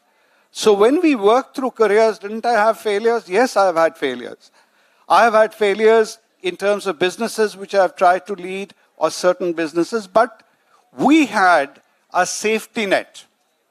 Okay, at the most, I would have lost my job or I miss a promotion, I didn't go. So we had that safety net, but that's not what you have when you venture out on your own. Now, that's where you need to, it's all very fine to say you'd be prepared for failures, but there are 2 or 3 kinds of failures. If you're failing because you are unlucky, that's one thing. If you fail twice, as they say, first is you could be unlucky, second time it could be a coincidence, but the third time it can be a disaster. And you have to question, why did I fail so many times? And that's where you need to think. If you have failed because of some failing, whether it's a lack of rigor, lack of thinking, lack of discipline, that's something you must do and correct and move on. Don't take failure as given. It doesn't mean that, when we joined CA, when we used to do our chartered accountancy, people used to take for granted you might be failing a few times before you get your final degree. But there are some of us who didn't accept that. And we passed in our first attempt. So that's how I think you have to approach it. While be prepared for failures, but that doesn't mean you enter a game to lose. When you enter the game to win. If for some reason there's a better player or something else, the weather is bad, okay, fine, you lose that day, another day you win. So thank you very, very much, sir, for sharing your kind inputs over here. I remember one of my very own short points as well, like just right after the COVID passed down. Okay, that time possibly I learned that no matter how many plans I'm making, it's more than plan about reaching the target. So there was a time like I don't remember exactly. I think couple of weeks right after the COVID, we started everything again. And we were at a situation like, that we are having the capability of like 3 months or 4 months of holding in our company or something like that. Then we were all like super frustrated. We feel like that, okay, I think it's going to be like, again, a end of something or something like that. But we kept on pushing, and somehow within 24 hours, we onboarded Howard University as our client for our associated. So that was like a wonderful moment, like, that spirit of, never stopping and going onward. So either way, we are again going deep into the topic. This question is specifically for Samarjit sir. So Samarjit sir, ABP featured me a lot. Okay, I remember like, I think Digital ABP as well, like, did a couple of stories on me. So being a startup, being an entrepreneur, we can get to see like a lot of people are trying to get into media, right? In order to gain people's attention in a good manner, of course, so that the business can also grow. Because whatever I'm doing, if I am not reaching out to the people, let it be in a form of traditional media or advertising media. So what is your take on that? And how you are planning, like let's say the young entrepreneurs are coming in from Bengal or other parts, how you or your thoughts about this thing, sir? To start off, I'll say that I'm not a journalist, I'm on the business side. So my take would be very different. So frankly, from a business perspective, PR is a very, very important thing. So if you're doing good work, it has to show. And in today's world, there are several platforms, and media is one such platform. So the idea is that whenever you do something, there should be a story which could be told. Because see, if someone walks in and says that I've done something not in a very unimpressive way, it just doesn't cut the ice, because nowadays there's like we are habituated to seeing some very high-end presentations, and because of technology and a lot of other things, photography, everything has become much easier now. So media, as I'll say that as far as entrepreneurship is concerned, it's from the storytelling angle. So whatever you're doing, whenever you're doing, have that in mind. Don't cook that up, obviously, because nothing that you cook up lasts, it comes out. Be truthful and put out that story in a nice way. And obviously then there are various ways that you can do, which I am not getting into. But obviously media plays a very role. And when I say media, I'm talking not only about digital, print media or digital or newspapers only. When I'm saying media, it also includes social media or any other platform which might come in future. So whenever you're doing something, have that in mind, record things, put it out nicely, and take feedback. So the more you engage, because media helps you to engage with your customers or your users or people or your investors, everyone. So that is the role of media as far as from business in this perspective as it is, as I see it. Thank you very much, Amarjit sir. So somewhere I read the customer do not really get involved with the business. They get involved with the person's story. So that is possibly a very important factor when it comes to Today, if you look at all the food bloggers, say for example, on Instagram, so they all put out stories, right? And people actually go. So in Shambajat, there's a place, I've forgotten that place, they used to sell kochuri and aludam. So 20 years back, I used to work for Standard Chartered Bank, which was like across the road. And I used to have my breakfast there. So of late, suddenly something happened and I thought I'll tell I told my wife that let's go and have kochuri and torkari there. So we went, I've forgotten the name of that joint. And I was just on my way down there when I was driving, I'd been thinking that will that shop be there? And because the time, 20 years back, I could very easily see the guy who was sitting and running the shop was very unhappy and it seemed that he'll shut it in a couple of days. This time when I went, I was amazed to see there were so many people and they were doing thumping business and everyone standing outside and clicking photos because everyone has more or less heard about that place through Instagram or through social media. So to answer your question, so that is how it is today. So your story when it goes out, earlier people didn't know what's happening on the other side of the city. Now people know what's happening everywhere else. So why not? So that's actually empowering the business in a way. Right. So my next question to you, Sandeepan sir, you are a man of tech and you have been to the CTO of Just Dial and also you own your own organization. So you have seen technology revolving a lot throughout the years, like the recent engagement with AI and also the new startups that is forming based upon the AI as well. And definitely there are a lot of pros and cons question and is also coming along with it.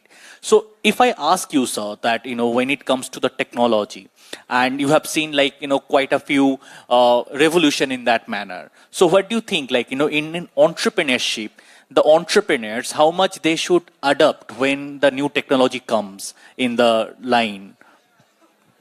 I guess tech should be looked at as a tool. By itself is not much. And that confidence has to be there for anyone, irrespective of whether they're doing a deep tech startup or an absolute no tech startup. It's just a tool and has to be used.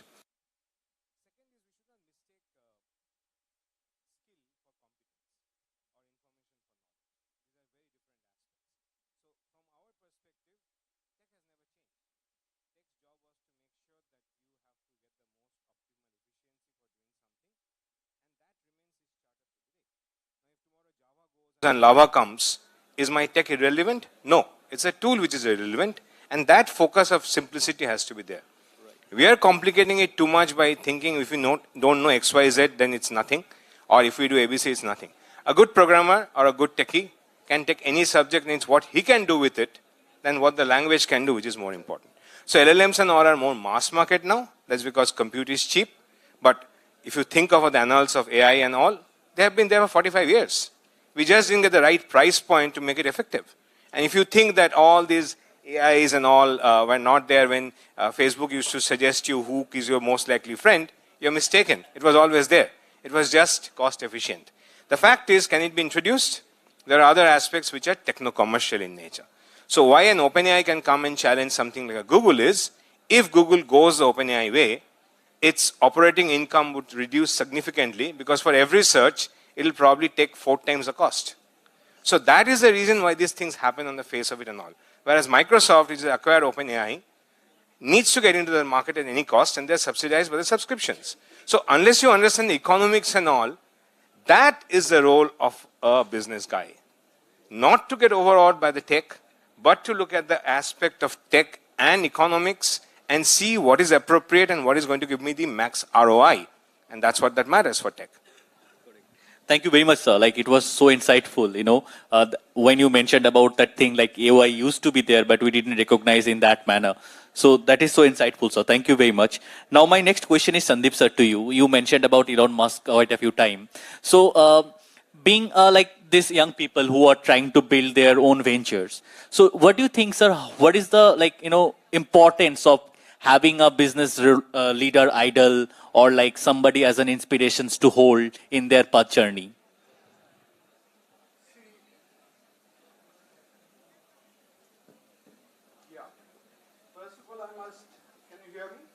Yes, sir. That's audible. Okay, first of all, I must compliment Shondipanda for bringing certain thing, one point very much on board. That is the cost benefit, the ROI. As entrepreneurs, you have to be always conscious of the what are you getting in terms of return, and your investments have to be linked with that. And what's today changing is the speed of obsolescence. Whether technology or whether, people's lifestyle, everything is changing so fast. You have to be very careful in terms of what you are investing. I think that's a point which we'll have to keep in mind. Without your asking another question, Sharonji doesn't know I have worked in the same organization which he did, but 20 years ago. I have worked in media, and even now I follow media. But media is not just a news media. When you're talking of Twitter, Twitter is also a media. And where I'm coming to what Elon Musk is doing, he have tried to reinvent the business model of Twitter from what his predecessor or the original founder, Jack Dorsey, used to do to what he is doing. And what is he doing? He is, again, he sees that as a platform, as they call, it is the global town square, where you are having different kinds of conversation, and he is providing the platform to the kind of conversation he thinks is relevant. Once upon a time in Jack Dorsey's period, they thought only left-centric conversations was relevant, which Elon Musk challenged. And he says, no, left or right, everything is relevant as long as you are not doing something destructive. What you are not doing is something harmful for the world. We need to have that dialogue, and by that, he enlarged the entire platform and its, the takers. I have been involved with media business, and even now I'm involved in media from a different point of view, not as a business person, but as a, I participate a lot more in media. I write, I take part in shows.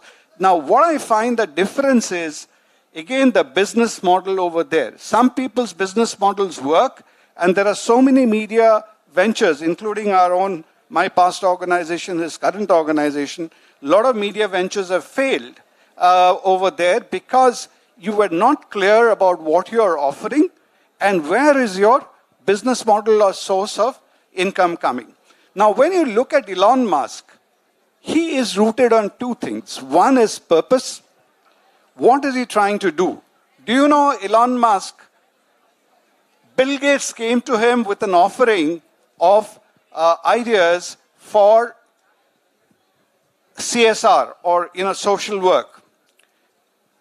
Then Bill Gates happened to tell him, I have invested in Tesla, but I have short sold Tesla as a short seller, as a short, what you call the short sellers nowadays. We are a lot of us hearing about Hindenburg. Elon Musk just stopped communicating with Bill Gates, not because Bill Gates had short sold over there. His point was Bill Gates, if he is doing something as eco-friendly to help the environment with being the biggest manufacturer of electric cars, and Bill Gates professes to be an environmental friendly person, he says, if you are doing short selling, you're banking on my failure when I'm trying to do something positive for the world, then your and my values don't match. And therefore, we don't have a common ground to talk. So that becomes important when you're talking about, when you're looking at role models, etc. You have to look at the essence, not like what Elon Musk's lifestyle is. A lot of people, one entrepreneur, I don't want to take his name, but it's no secret, he launched an airline, and he was copying Virgin Airline, and where, Virgin is a great success story, but I don't think he took into account what was the business model of Virgin, how was the operations model of Virgin. He tried to only copy Richard Branson's lifestyle, and his airline had to pack up. So that's important when you're talking of role models. You see the essence, you see the values, and as Shantipanda said, what are the skills which you require to run that business rather than take by the atmospherics and the external element. Right. So it's more like the more we try to look into the person's actual passion, that really helps us rather than, looking into the billionaire's lifestyle or something like in that Wearing manner. a Gandhi cap doesn't make you a Gandhi, Right. Right.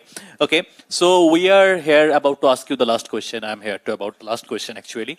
But the audience, you guys are interested to ask questions, so please be prepared. We will have 5 minutes for that. If you have any questions, please keep it to yourself. I will ask you soon. And I will also request the volunteers to carry on the mics into the field as well. So the last question for you, sir, I remember back in 10 years back when I was student. Okay. So that time there was no entrepreneurship cells, right? Then the entrepreneurship cells come and this amazing events like EAD by these amazing organizations are happening. Then we can see it's on the mainstream TV as well. There are so many events and so many things are also happening in that manner.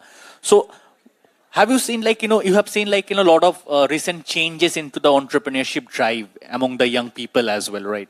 So what is your take on that? What is your think about this? I personally feel entrepreneurship is a fantastic thing, undoubtedly, but it has been overglorified in many ways. And in today's world of so much distraction, for some people it's difficult to understand that what is it all about. So at the end of it, as my colleague said, ROI is important. You'll have to have a product which appeals to your people. And for me, I personally feel with ROI comes your unit economics. So I'm not getting into the economics of the business, but at the end of the day, entrepreneurship is something where unless you're making some sort of impact, as I said, it may be economical or not, you should have a vehicle to measure that. And I personally feel that an entrepreneur's journey is also a very lonely journey. So you need to introspect and measure yourself, because when you're when you're working in an organization, there's someone above you who tells you what to do and what not to do.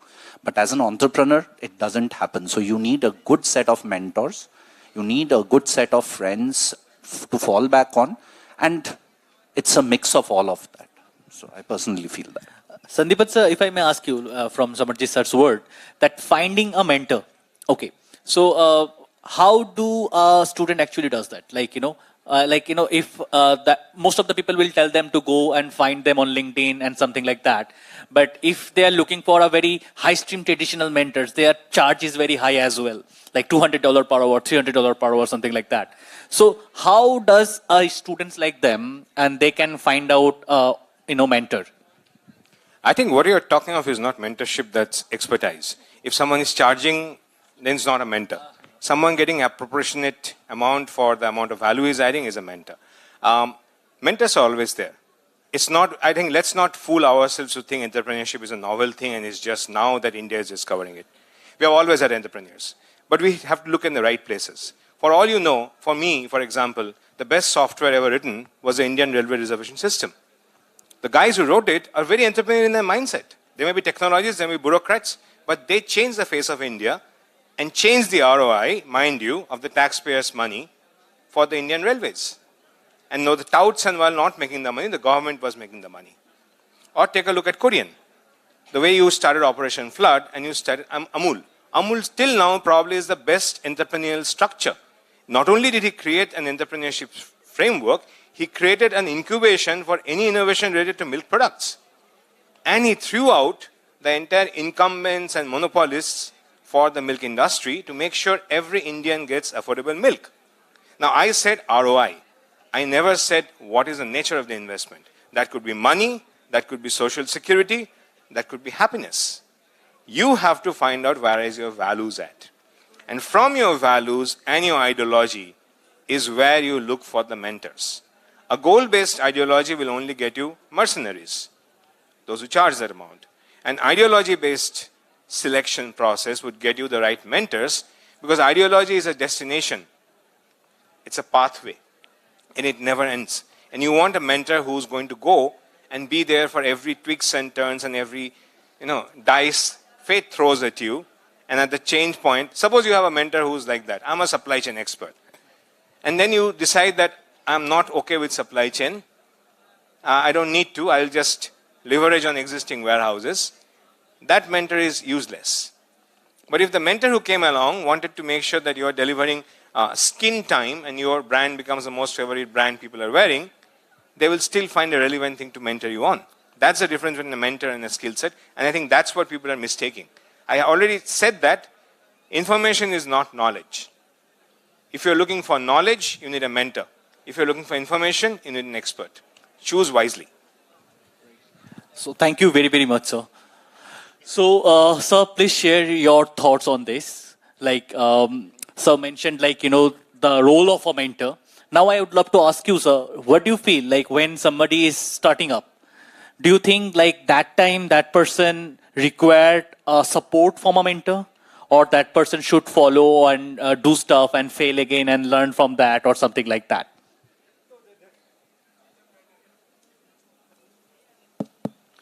You see, you definitely need a sounding board.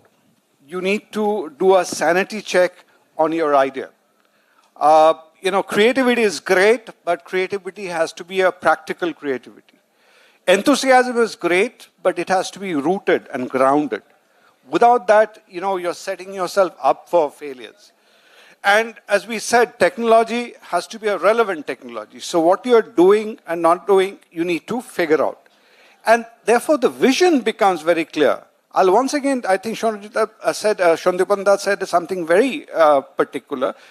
As I said, there are different kinds of entrepreneurs. Entrepreneurship is not limited to media, to tech or something. There are social entrepreneurs. Today, social entrepreneurship is becoming a big thing. There are big stories of success of social entrepreneurship. What do you mean by social entrepreneurship?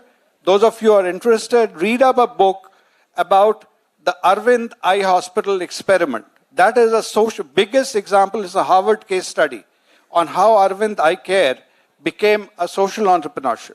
Now, when you do that, you will find mentors who sometimes they're called angel investors or whatever, those people who are also committed to the cause. And they may take, if you have an idea, they may pick up the idea from you. And somebody could be a software czar like Azim Premji, but he need not be doing incubating only software entrepreneurs. He could be doing things in edu. He can be doing things in health. So if you have the ideas, then you can go and pitch. But what I think Shaurajit started by saying, the story is very important.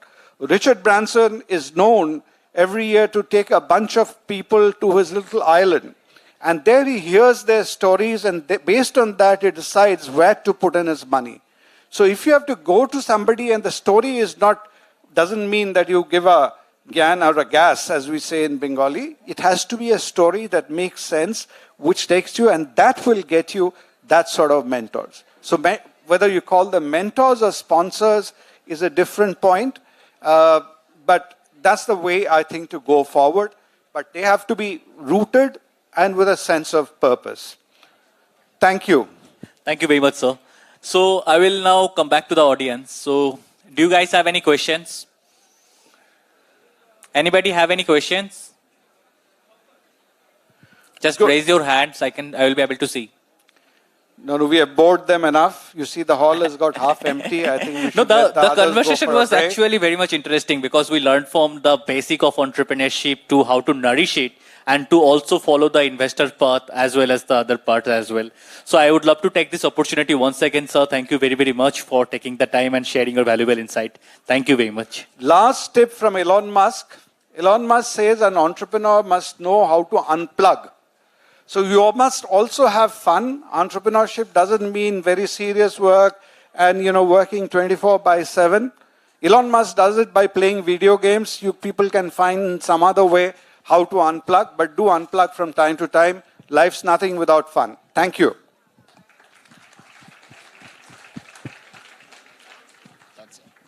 Thank you. Full session. We have a little gift hamper from our entrepreneurship cell for the panelists. I would like to call Professor Navanita Datta, Professor Dr. Suparna Dhar, and Professor Dr. Saujanya Pudi to come on the stage.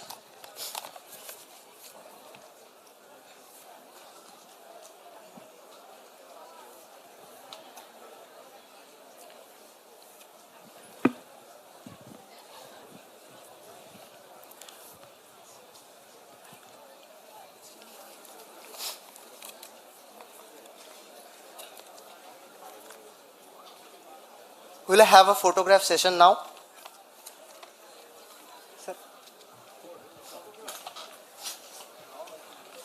हाँ सबके लिए एक आजा हमने photo ले लिया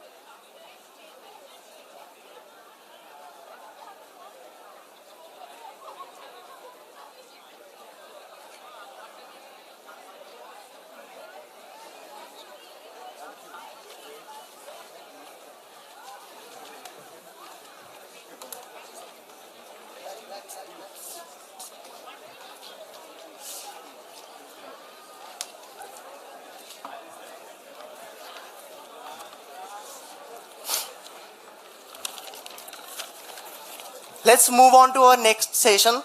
I would like to call Mr. Dipit Purakayastha to come up on the stage.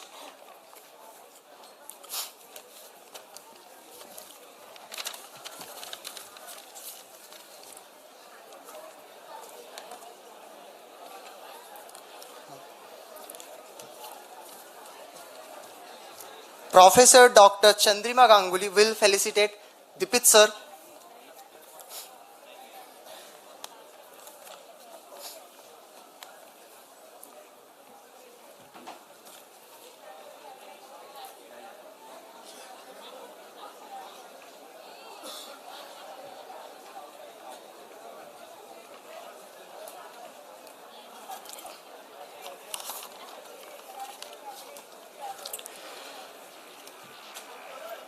Dipit sir is co-founder and chief strategy officer of InShots. He is an IIT Kharagpur alumni, graduated from the Department of Computer Science and Engineering in 2004. He had started to build InShots since his college days, and now InShots is India's largest social company with a 30 million active monthly users. I would like to request Mr. Rahul Bashak to begin with the fireside chat with the topic Dipit's Journey of InShots, the making of India's largest social company. Over to you, sir. So, thank you very much, Dipit sir, for taking your valuable time and joining this event. As we are talking about, you have been alumnus of IIT Kharagpur. So, when you received the call from them, did you feel like that that homecoming feeling, that how to say, like in the Bollywood that happens now, that Phool Mala and something, that homecoming wala feeling. How does it feel, sir, when you get hear from them? So while I was joining IIT Kharagpur, before this I had I was a what we say Probashi Bangali. So I had never stayed in West Bengal. My parents were born and brought up in northeast of India. So most connections were there. So this was my first opportunity to see West Bengal, and especially a city like Kharagpur, where if you just go 5 kilometers here and there, you see actual rural Bengal, right? So it was a very interesting experience for me. It actually changed my life completely. Before that, I was a completely city boy. Perfect. So, what do you find different, coming over here in Bengal, and as you mentioned that being a Probashi Bangali, how was the feeling you have been here, I think you landed today, right? And Yeah. I landed today. In general, I think Calcutta has so much good heritage to give us in terms of doing bold things in our lives. That this is always the roots of you, the roots that kind of being a Bengali gives you, right? Intellectually and otherwise, it's very, very strong. So I think that it's always good to be back and like meet people here. So talking about bold step, we all know about InShorts, and we all know how it's being a massive impact in the entire India as well as the startup economy. So my question to you is how that thing actually started. Can you please tell us the initial journey, how you actually planned, and what was the first thought of something possibly you have never possibly told anywhere, something for your home. So I would say that 10 years back, none of us were actually having smartphones also. Yeah. And today, the most popular format of consuming InShorts is on their smartphones, on apps, right? So when we started, we didn't even know that we launch a smartphone app. So when we started as a Facebook page. And within 2-3 weeks, we got about 2,000, 3,000 likes. And that is when we realized that, okay, there is something interesting that is happening here. Then one of our customers told us, or people who are following our Facebook page, that you guys should launch an app. There is going to be a smartphone revolution that's round the corner. And as of today, we are talking about AI, for example, that AI is round the corner and something is going to happen. The same thing was happening 10 years back with respect to smartphones. So someone told us that you should launch a smartphone app. We pooled in money. We were 3 college students. We pooled in money to buy our first smartphone, to develop the app which we could launch on Play Store. We didn't even have a smartphone at that point of time. So that is where InShort story was born.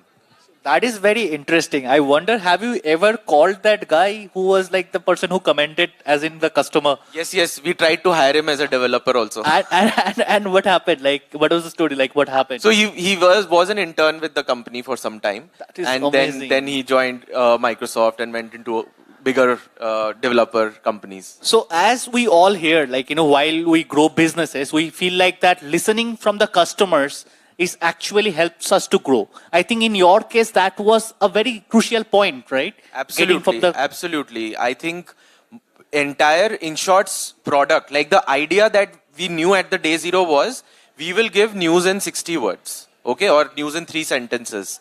But the product that you see and that you consume today versus what that inside was, it has gone through many changes.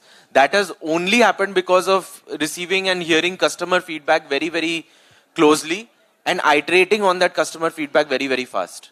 Okay. So it's not only listening to the thoughts, but also reacting to that very faster manner. So as I know, when you were a student, you have been associated as an intern with Golden Sack, right? So can you please tell me how was your experience? Have you learned anything from there which actually helped you throughout the journey again? Yeah, what helped me was that the world is a very, very cutthroat place. And one needs to always be very, very alert and be very, very competitive in how they work. Goldman Sachs as a place is very, very cutthroat. I realized it from the day zero. You have to be at it you have to be your best performing self, and you have to be your best performing attitude, and you have to be you have to show up with discipline. I think that was something that really very, very interesting thing to learn. There is nothing known as obviously there is team spirit, but up to a level, everybody is responsible for their own performance. So you started entrepreneurship journey as a very young age, right? When you were a student.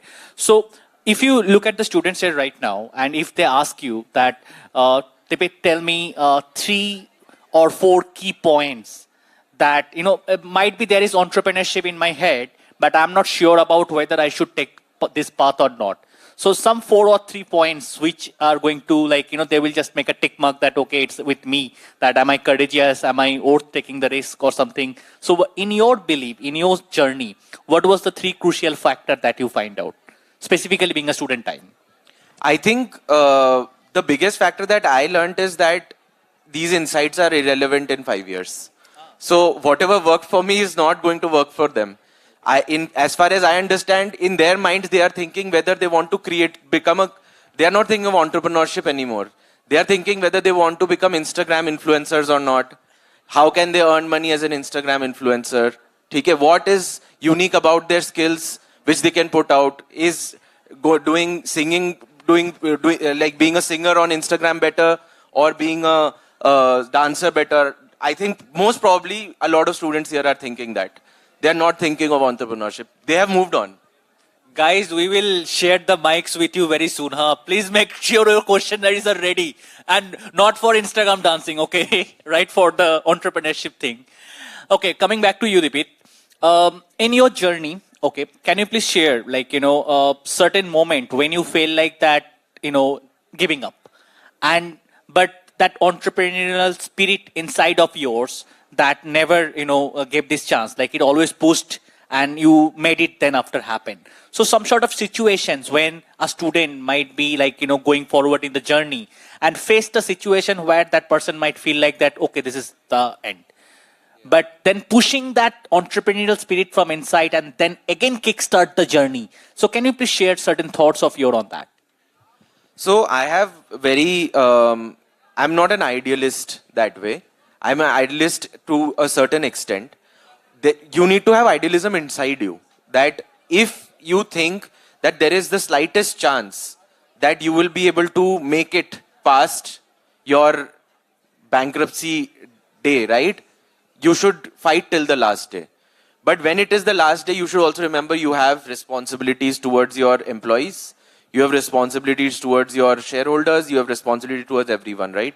So we have had this many times in our career trajectory in the last 10 years of InShort's journey.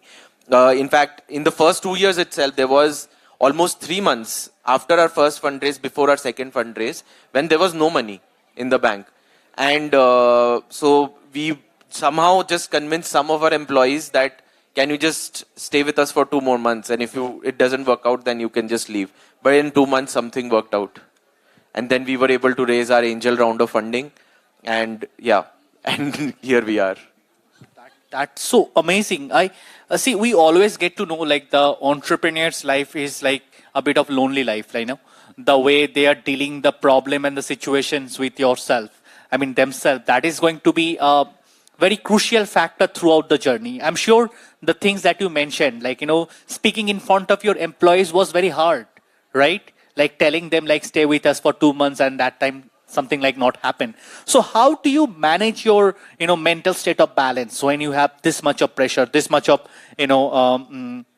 employees pressure, stakeholder pressure, and also the pressure of being outcome as a good in the organization is also a thing. So how do you manage that all things? This is a hard one. I think in fact I think the resources that we have today in terms of talking about mental health, anxiety, depression, things like this, right? The amount of platforms that are available online where you can have a quick mental health consultation with someone, right? That has actually helped the situation. But I don't think this was the situation 10 years back at all. Especially, I think the language of mental health was only not there, right? We were talking about a time when people talking about suicide could also be put in jail, right? So that is the time we are talking about. And fortunately, what had happened was when I was in IIT Kharagpur was going through a very bad phase where lots of students were attempting suicide.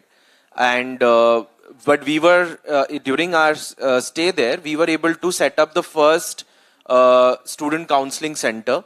And we had trained students from every hostel, and every batch, to be able to identify anxiety signals among other students very, very quickly. And within like 3-4 years during our stay in college, we were able to bring that down. So I think that experience of dealing with such a high amount of pressure, even in a normal college environment, and how to kind of create a system of balancing it out really helped me also counsel my co-founders and the teams whenever this situation was there. Yeah. In your organization, when you started from the student, so your friends was there in association with you to build the organization, right? So how was your experience, like, when it comes to making a intervention with friends?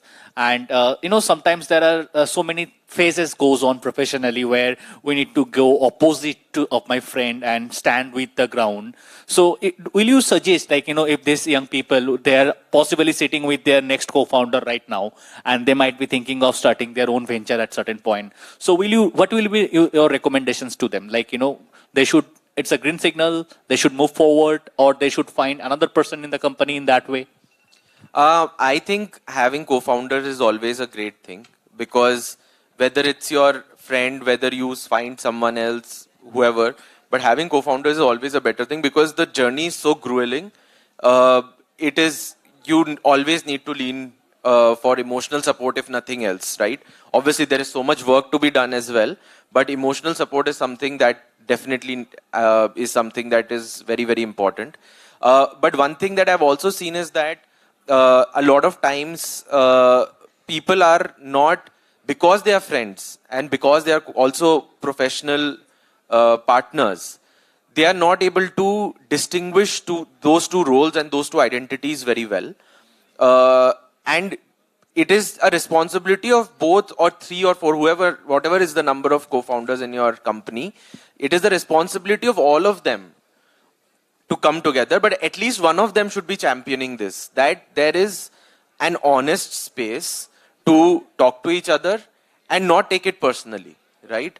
And once you make that honest space work, the growth that the company can see and you as people can see is infinite. So I think it's a very, very important aspect of investment, time investment also, that co-founders invest in creating that space for themselves. Whether they are friends or not, it is irrespective of that. Time with each other is very much important when it comes but time with truthfulness. General time pass won't help. Like with harsh truthfulness. Like this is mistake, so you should have to speak it in front of them. Yes.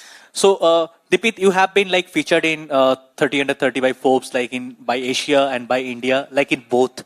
That is so, I mean, such a achieving thing. But I have a question. When you created that Facebook page, have you ever thought that life is going to be changed in that direction? Because, see what we happen when we look at this, generation, or like the people who are coming up front, they always feel like that their first step has to be very big. It should be like a groundbreaking step. And then possibly something is going to happen in the coming days. So starting a small and then making it a huge, that is something that you have done in the life and as well as it's going on. So what is your take on that? I think I read this quote by Bill Gates sometime, many years back. People overestimate what they can do in a year and underestimate what they can do in 10 years. I think that is a very important aspect, and it is becoming more and more profound. This difference is becoming more and more profound because of social media. People are thinking that everything they are seeing on social media is happening overnight. Like people are getting lucky, they are not lucky, things like that. But what social media doesn't show is the grueling nature of life as it is, right? Which takes one to a certain place. So, and a lot of it is also chance, a lot of it is also luck, a lot of it is also privilege, right? That is not shown on social media. So people need to become more and more aware about that. So it's more like being a visionary is very much important. Actually, no. In our sector, being a visionary is not important. It's responding to opportunities at the right time is very, very important. Right. And if in any case, like let's say for certain case, for some people the opportunity came and they are not prepared for that. Let's say a big agency work came up and they don't have an infrastructure to support that moment.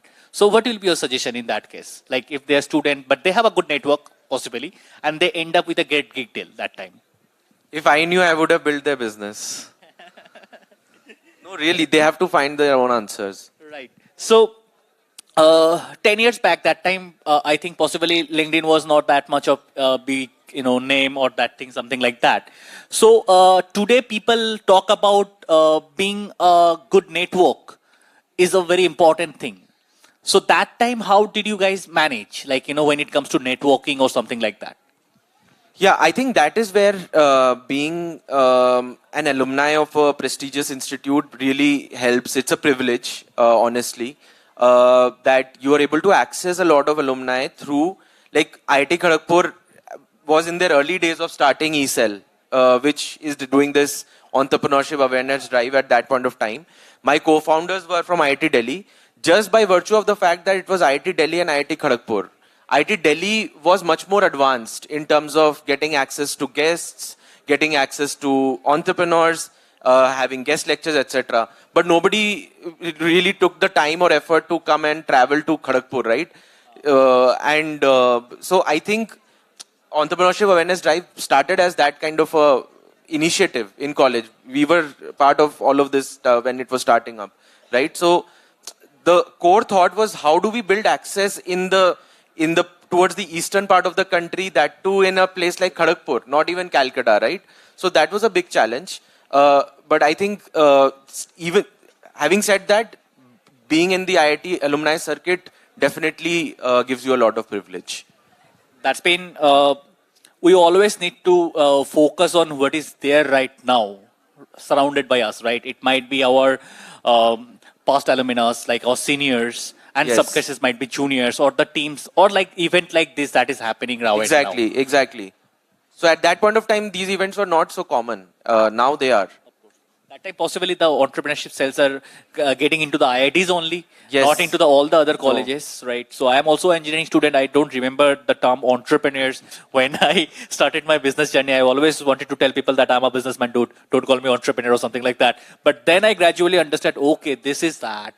And then it took me years to even spell the spelling. So either way, that thing came. So Dipit, I know we are end of the time at that matter. So if you are seeing yourself like 10 साल का छोटा बच्चा जो था, so if you are talking to him and let's imagine like these kids are there right now. So if they want to pursue their journey in the path of entrepreneurship, so what is your note will be to them? Like, what you will address them? Like, that what is that some things that they should always hold on and keep on, that believe that things are going to happen. And also, while having the conversation with you, I understood that things change a lot. Like the way we plan, it is possibly going to be changed in 3 years or 4 years or 5 years in the coming days. So how to also adapt that changing in that way? I think one thing to definitely remember is what works for one person may not work for another person. So there are no general rules as such. So the only rule is that how honest can you be to yourself at any point of time, right? Are you being delusional or are you being honest, right? I think that is the core thing. That is definitely a rule, irrespective of where you are put, right? So being honest has two parts, right? One is, are you being honest about why you want to get into entrepreneurship? And are you being honest about whether you have the are you just desiring the outcome of entrepreneurship, or do you also have the capacity to bear the pain of entrepreneurship, right? So these two questions, if a person can, if any student, even I think a school student can answer honestly with clarity for themselves, they can start in school also. They don't even need to go to college, according to me. But you will find that this kind of honesty, a lot of times even a class 5 student also gains. Very rare prodigious students, but sometimes even a class 5 student can also have this kind of clarity. So age is just a number. This clarity is, I think, for a lack of a better word, something more spiritual. And some people will get that at the age of 24, some will get that at the age of 35, some will get that at the age of 45, 55. Like WhatsApp founder started WhatsApp after well into his 50s, right? So I think it's very important to be very honest to yourself, whatever you do in life, and not be delusional. So we are going to coming to the last few questionnaires. So before that, I also would like to ask if you guys have any questions. That is going to be very interesting. Remember, Dipit also mentioned about the social media thing. So you have to have any questions, right? And you don't need to ask questions about entrepreneurship only. You can ask anything you want. Yes, please. Can you guys give that person a mic? I asked the volunteer already to carry the mics, right?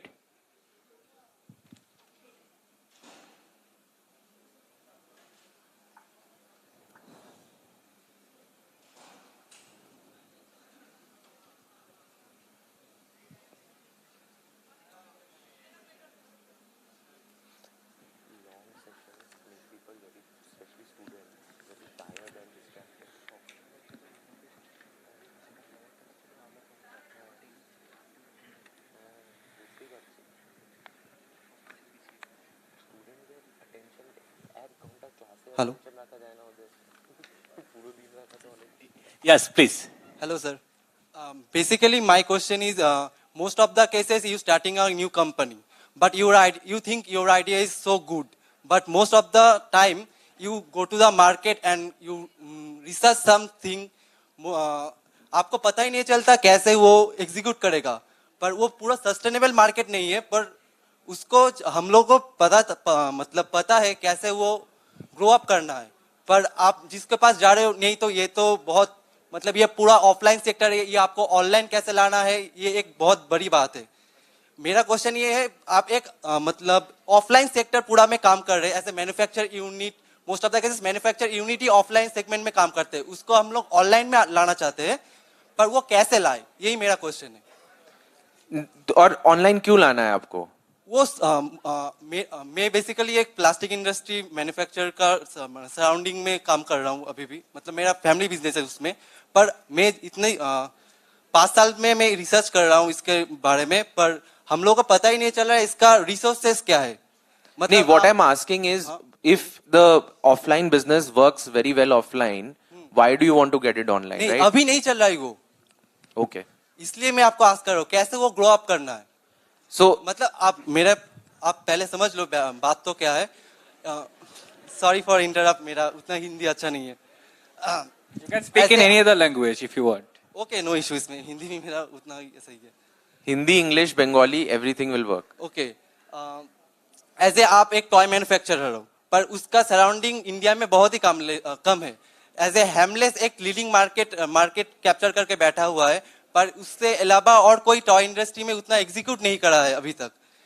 और मैं चाहता हूँ जो toy industry में जो multiple manufacturer है, जैसे Aditi toys, hot wheels company जो है, उसको हम ग्रो अप करना चाहते हैं, पर ऑनलाइन सेगमेंट पे, पर वो अभी भी ऑफलाइन सेक्टर में काम कर रहे हैं। पर मार्केट का सिचुएशन अभी ऐसा है, गवर्नमेंट बहुत रेगुलेशन ला रहा है, जैसे BIS मार्क बोल के टॉयज में रहना चाहिए, एक क्वालिटी कंट्रोल रहना चाहिए। उसके लिए हम लोग रिसर्च कर रहे थे, पर वो अभी भी ऑनलाइन सेगमेंट पे नहीं आना चाह रहे, वो ऑफलाइन सेगमेंट पे काम कर रहे, पर उन लोगों का मार्केट अभी भी उतना अच्छा नहीं चल रहा है। So I heard multiple questions. One is you have some desire to get this online. Secondly, offline also it's not working very well, yes, right? Yes, yes. So what makes you think that online it will work well? Most government initiative ला रही है जो toys को export करना है India के बाहर में, और ज्यादा टॉयज हम लोगों का आता है चाइना से इंपोर्ट होता है, वो मल्टीपल मतलब। I think this is not a short answer question, unfortunately. If it has, matlab, I have to understand the details of this.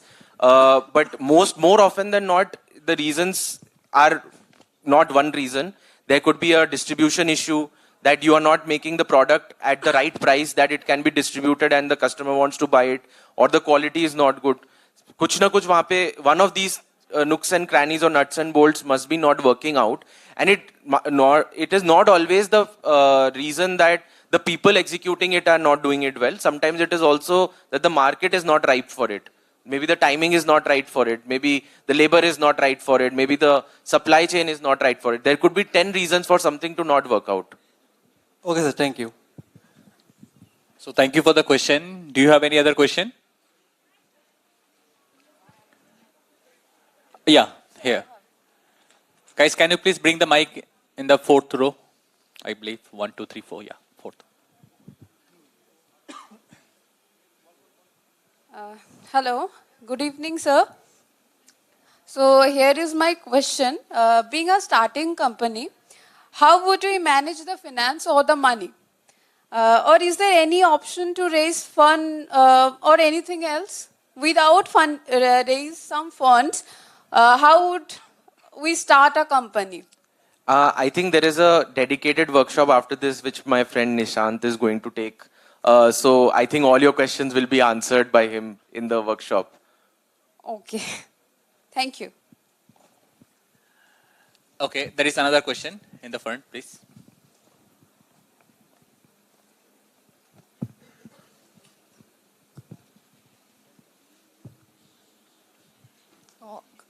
Good afternoon sir and আপনি নিজের অনেস্টি বললেন যে আপনি মানে সবাইকে জিজ্ঞেস করতে যে নিজে অনেস্টলি আমরা কি চাই এন্টারপ্রেনিয়রশিপ থেকে, আপনার উত্তরটা কি ছিল যখন আপনি জিজ্ঞেস করেছেন যখন আপনি স্টার্ট করছেন? Yeah, so for me it was mostly like getting a high quality work, access to high quality work. What do I mean by high quality is where I'm getting intellectually stimulated each and every day. Even I have to pay the price of going through the pain of doing a lot of grunt work. I will choose, like, even if I get 30% in very, very highly intellectually stimulating work and 70% I'm doing a lot of grunt work, I would take that deal. So for me, it was access to highly intellectually stimulating work. Okay, thank you, sir. That's amazing. Is there anybody else? Okay, another one, please. Good afternoon, sir. So can you please put light on how AI will affect the future creativity of entrepreneurs? Yeah, so obviously थोड़ा ये question AI ने तो नहीं पूछा आपको? नहीं sir. ठीक है. So anyways, I think AI is definitely we are turning a corner on that. Like every not just creativity of entrepreneurs, like creativity of photographers, creativity of filmmakers, creativity of professors, creativity, every person's job is going to become like, is going to have a new kind of weapon in their arsenal, right? So I think every job is going to change, not just entrepreneurs. But if I were to give a few examples, like recently we were just thinking of just trying to understand, okay, this is a new product we want to launch. What are the questions we should be asking potential target customers? Obviously, if one were to sit down for 10-15 minutes, a market researcher would put down those questions, right? But those 10-15 minutes were also not required. Here, like we just put it to ChatGPT and like 80%, 90% questions got covered in a ChatGPT answer. So I think that is how the productivity will change for every person. That is so amazing answer in that manner. I mean, if we take it in a other way, that it might enhance our creativity in other factors as well. Yeah, like when computers were coming, people thought that jobs are going to go. But no, the productivity of the world has increased 10x, 100x, right? I think the same is going to happen with AI also. Correct. So we are going to take the last question from the audience. So be ready. The question is going to be asked from, there is 2 hands I can see. Anything else? Okay. Okay, please.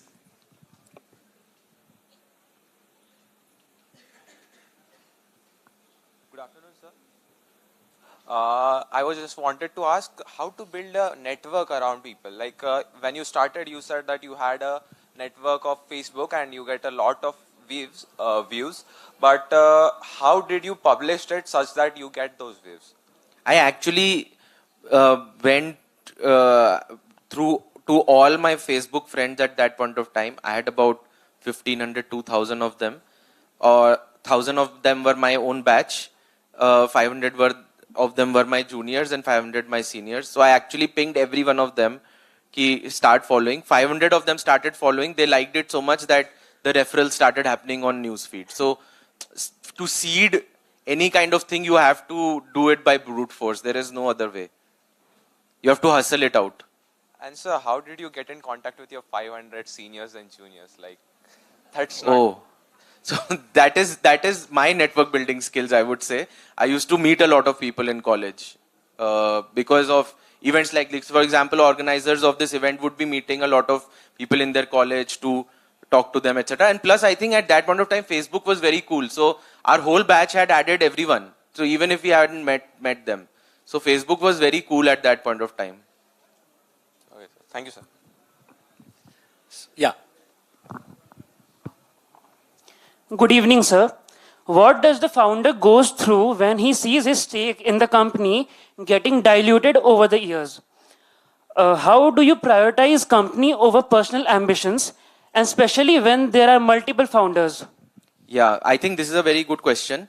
I think you have to think out of the box solutions for answering these questions. For example, obviously some of the questions Nisant will take in the next workshop session as to whether you should raise or not raise and things like that. But one thing that we have done very, very interestingly, that an investor is always an investor and the investor only wants returns. So give them good equity, give them high amount of equity in the company, but don't give them any rights of governance in the company.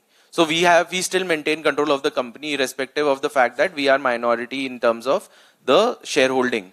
So the investors can't control the company in terms of day-to-day governance or any kind of decisions that need to be taken single-handedly. So I think that is something that we need to negotiate for in every round of funding. Thank you. Okay, I have a last question for you. So, of course, like when it comes to like investors and other things, when the company becomes bigger, the scenario gets changed. Like there is a people officer, there is other people who are handling that thing. But being a student, when you started, how you managed to build your initial team? Yeah, I think it's the hardest thing an entrepreneur goes. I think it is the hardest thing. I think fundraising is also easier than building a team, I would say, because you need a team before you fundraise, right? So you need to. I think that is the litmus test for an entrepreneur, that whether what they are saying, what the idea that they are pitching garners enough trust for someone to put 1 month, 2 months, 3 months also with them till that fundraise happens, right? I think that is the litmus test for an entrepreneur, that whether they are able to just do it just enough so that they can sail past the finish line, you know. So how to find them? Like, you know, how to find that team? How did you approach? I think everybody has a different answer. We did it like, for example, for hiring our designer. Like we had to talk to probably 50 design people in our friends, and our friends of friends, and our friends of friends of friends. And then finally one person it clicked, right? So I think there is no, you have to give that number of hours and that hustle. There is no other way. Thank you very much, Dipet. It was such a pleasure talking to you. Thank you. It was such a wonderful conversation. Thank you very much. Thank you. Thanks a lot.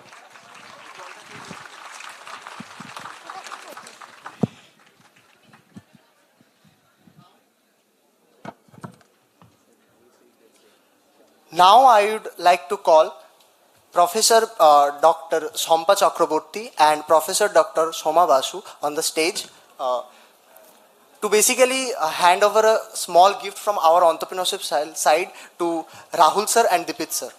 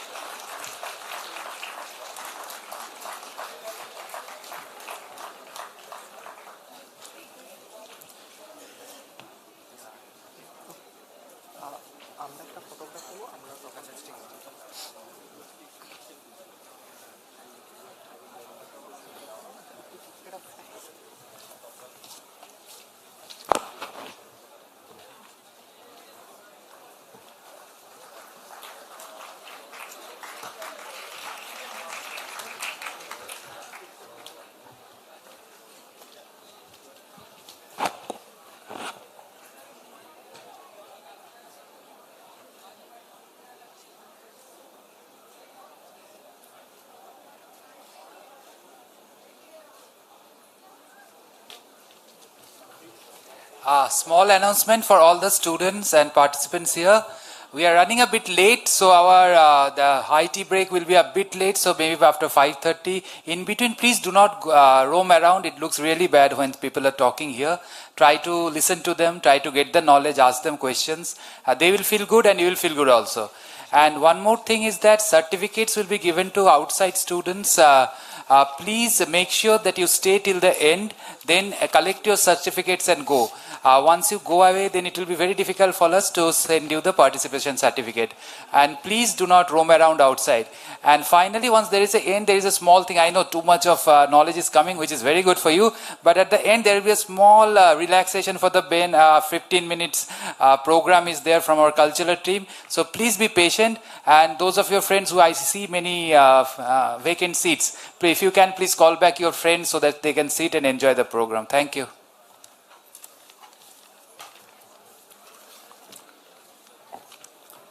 So now, let's start the workshop without any more waste of time. So for that, I would like to call Mr. Nishant Mohta on the stage. I would like to call Professor Dr. Soma Basu on the stage to felicitate Nishant sir.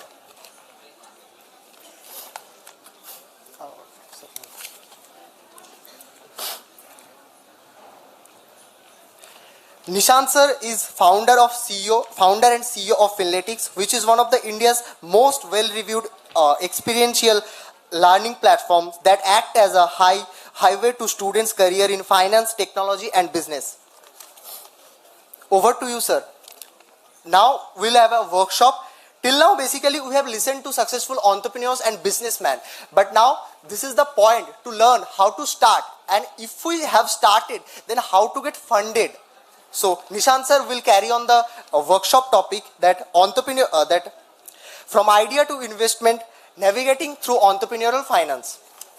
Over to you, sir.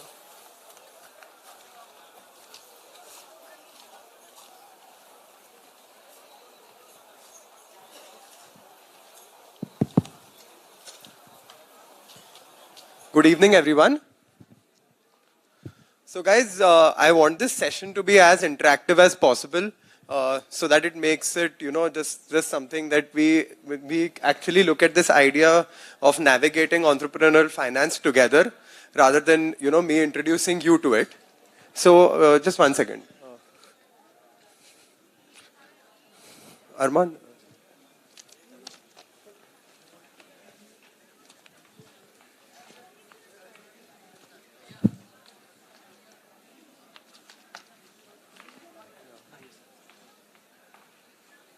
Okay, yeah. So in parts of this talk, you can refer to what I am presenting over here, and you can get certain cues as to how you can largely look at entrepreneurial finance and how you can look at finance as an entrepreneur. Now, there is no fixed formula on how you should go from idea to investment and whether you should go from idea to investment. But I'll just share my journey and I'll try and explain certain finance concepts that you as a potential entrepreneur can keep in mind while you start your own business. So,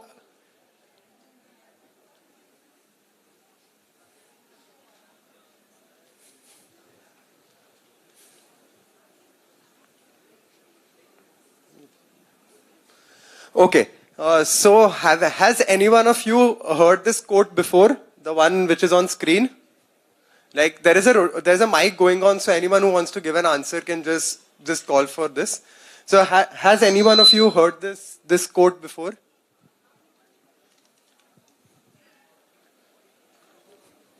So have you heard of this Netflix show called Narcos? Yes? How many of you have heard of Narcos? Yeah? So when the show starts, this is the first line on the show. So the whole line says that they say that whenever there is a nuclear holocaust, only the cockroaches will survive. So in finance, Cockroaches is a company which has very strong fundamentals and can resist changes in the larger business atmosphere better than anyone else. Now here on the screen, I've given two concepts essentially. The first one being an idea that runs on investment, and the second one being an idea that always attracts investment. So can any one of you take a minute and think about the difference between the two? And I just would want this answer from you all rather than me giving this answer to you. So first, let's just take the first concept. So when you think about an idea that runs on investment, what comes to your mind? Anyone?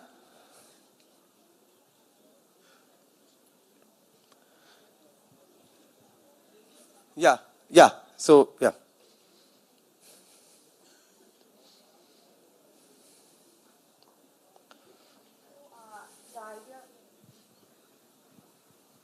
So the idea that runs on investment is like idea which needs like money to run.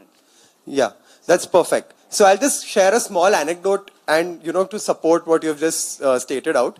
So I started this idea, Finlatics, in 2018, 17, 18. And we got into this program which was run by the Atal Incubation Center in Bombay. And the program was a 1-year incubation program where we had our first exposure towards various people in the larger startup ecosystem. So we interacted with a lot of customers, potential customers, we interacted with a lot of investors, and we interacted with a lot of mentors who, were looking to guide us on how to largely build a company. So at that time, being brutally honest with you, I was chasing something which was an idea that runs on investment.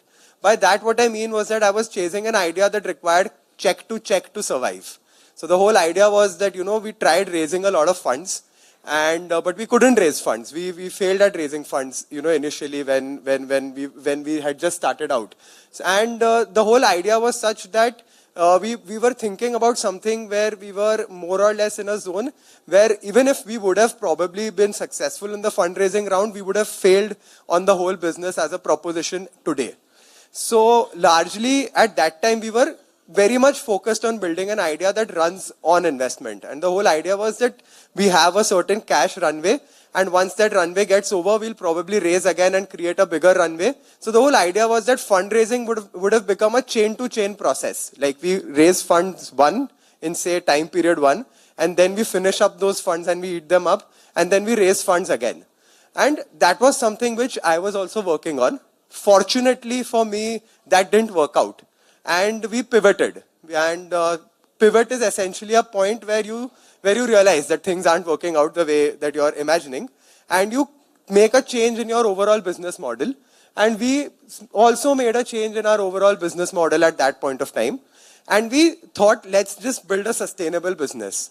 And the core idea behind that was that we should build a business that is largely an idea that always attracts investment. So a sustainable business is something that we started thinking on those lines. And we then came up, we then thought of the second concept. So like largely I have kind of lived through this journey where it started with an idea which was something that only runs on investment, and moved on to an idea that always attracts investment. Now coming to the second concept.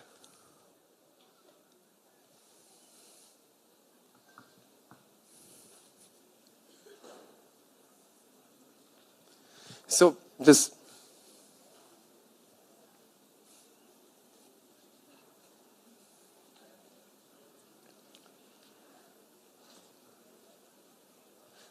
and yeah. So by the time this thing gets sorted out, okay, yeah. So second, coming to an idea that always attracts investment. So we started working in a format where we wanted to deliver maximum possible value to customers. And we started going to a very old school business theory, the oldest probably school of business, which says that the crux of building a business is profit. And we started thinking on lines during the time of the pivot. We started thinking on lines on how we can build a sustainable business, a sustainable, profitable business, that tomorrow if we have an investor or if we don't have an investor, we can still survive and we can still scale up and we can still grow. And that was the core idea. Like that's how we started building this this venture. And an idea that always attracts investment, it's not like losses aren't part of it. So, even after we pivoted, there was a certain phase where we had to go through a short-run loss. But 1 year after the pivot and ever since then, we have been profitable in a bootstrapped format. So, the whole idea behind this and why I wanted to introduce this concept to you about an idea that always attracts investment is because when I started out about 6 years back, the whole idea was that, you're successful if you raise funds. And that was the whole idea. Until now, when a lot of people start out, their whole idea is where do they get the first check from? So actually, largely, very few people actually are able to get the checks in that amount. And even after getting a check, that does not guarantee success. But if you largely build a business model that runs on profit or it generates money on its own, that is where you have actually built a more long-term sustainable model, which is always attractive to any investor. So, you know, even going ahead in the business, you have, if you actually build a model on sustainability, you will always be attractive for an investor. But if you build a model that is running from check to check, there can be a point where your attraction to an investor dips and goes down. So when we build or when we look to start a business, we should always think about this as quite deeply. So that is why I wanted to introduce this concept to you. So the whole idea behind an idea that always attracts investments is counterintuitive. The idea is that you do not have to depend on investments in order to survive.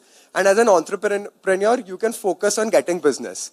So again, this is a small story, and I can bore you with some stories today, but I hope you get some insights out of it. So when we were initially, meeting a lot of mentors in the larger startup ecosystem, so everybody used to ask this question about how you divide your time.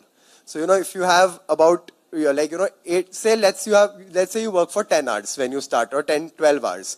So how much time do you divide into getting business, and how much time do you divide into doing things apart from business?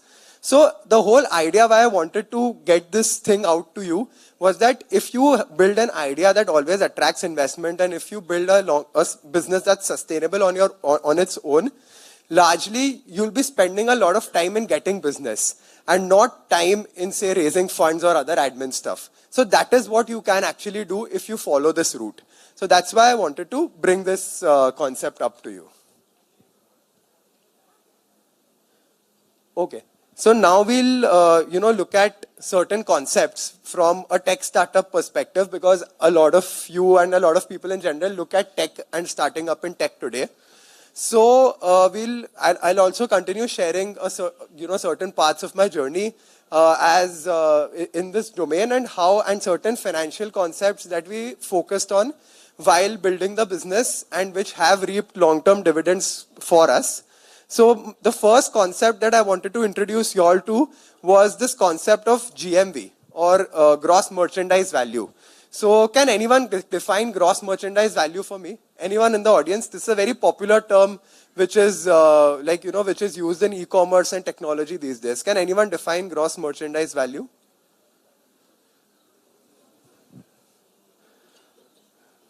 Anybody who would like to take a shot on this?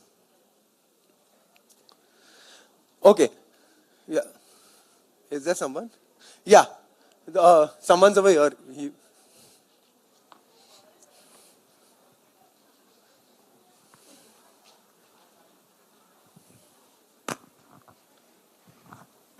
So in this context, total value of merchandise sold over a period of time. Yeah, that's perfect. So mostly for an e-commerce platform, gross merchandise value reflects the total amount of value, or the total amount of value of goods that are sold through the platform in a given period of time. Now, this was a matrix which was used by a lot of people in the fundraising circuit for a long period of time, but this matrix on its own is a bit misleading. So if we look at this, what I've shown you on the slide. So here I've just given an example of how gross merchandise value can be a misleading metric. So largely, if there is an e-commerce platform this is a very basic and simple example. Obviously, there are a lot of caveats and a lot of other costs that are associated with any business model. But this is a very plain and basic example on this.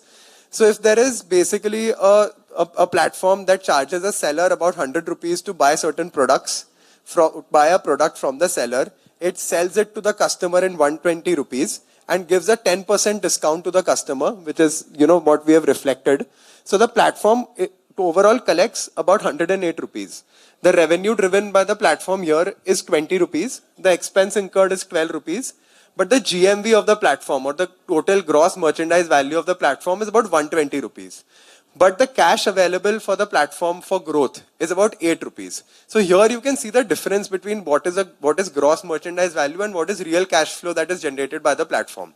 So if you're looking to build something that's sustainable in the long run, and if you're looking to build something that has really strong fundamentals financially as a business, you have to plan out larger expenses based on 8 rupees and not any of those figures over there. So that was my whole idea behind coming up with the concept of gross merchandise value. You know, these days whenever I go to a lot of startup events, there are a lot of people who introduce their companies by giving this terminology that this is a platform that drives GMV worth this much, or you know, worth X amount. But frankly, that I don't know makes how much sense in isolation. So that was the whole idea behind bringing this concept up to you, and that was the first thing that I wanted to talk about. Now, from a tech startup perspective, one of the biggest areas of spending money is marketing. So, you know, like a lot of every company, you know, be it physical goods or be it digital services, every company has an area where the maximum amount of expense gets incurred after time, after, you know, a large point of time. Now, why in tech, I'll just give a small example to this. So largely, I'm here when I talk about a tech startup, I'm talking about something which is largely a mass marketable tech startup. So, you know, like a lot of sectors like health tech, you know, where, you know, there's a lot of investment that goes into product. That also constitute a larger part of tech. But here when I talk about tech, I talk about the larger consumer tech space where a lot of money gets into marketing.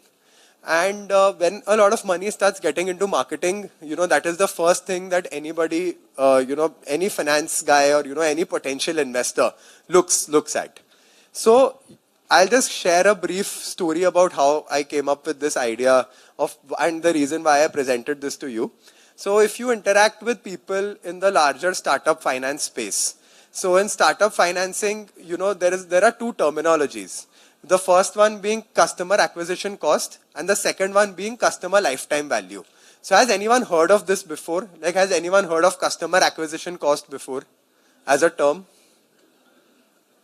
Anybody? CSE? Yeah.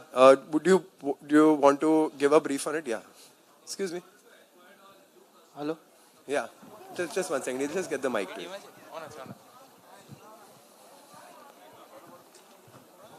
Customer acquisition cost is the cost which company bears to bring new customers to their business. Yeah, that's perfect. Perfectly defined. So as your colleague just pointed out, customer acquisition cost is essentially, in very layman language, is the marketing expense that a company bears to get customers to on its platform. And so largely customer acquisition cost as a formula is basically marketing expenses of a given period divided by number of customers acquired in that period. So this actually this concept as such was introduced to me by a very senior venture capitalist in the larger startup finance space. And whenever, you know, he was a personal mentor to me.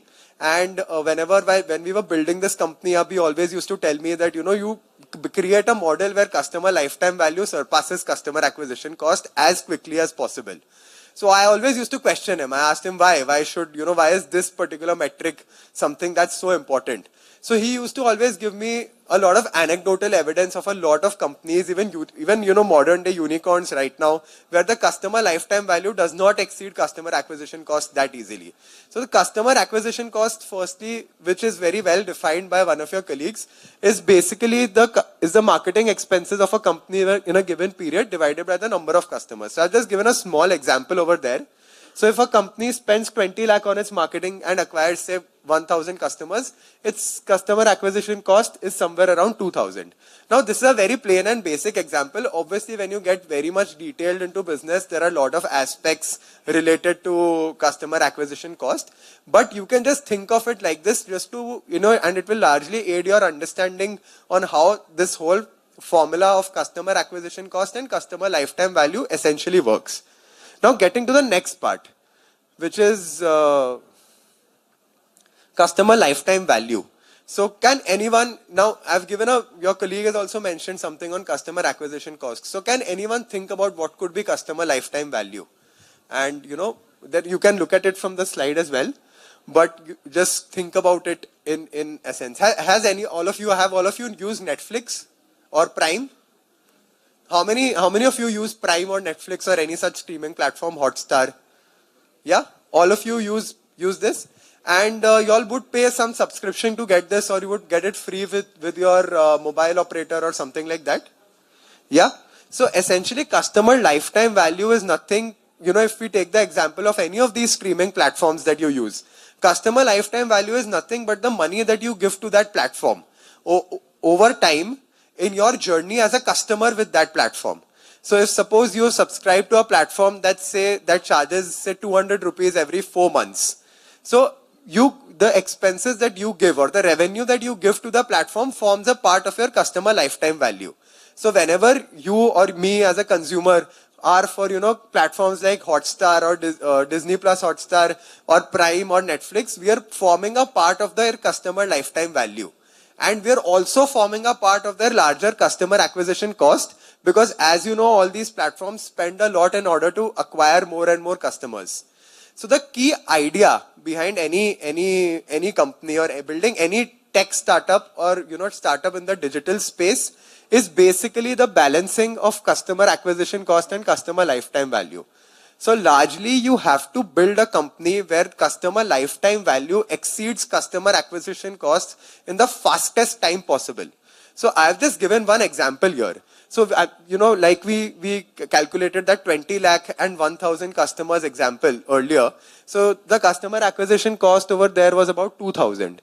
Now every month, if suppose this is a digital streaming service and around 4 times in a year, so every quarter, if they charge around 200 rupees, for every quarter of service. So for 3 months, the price is say 200 and the cost to acquire the customer has been 2,000.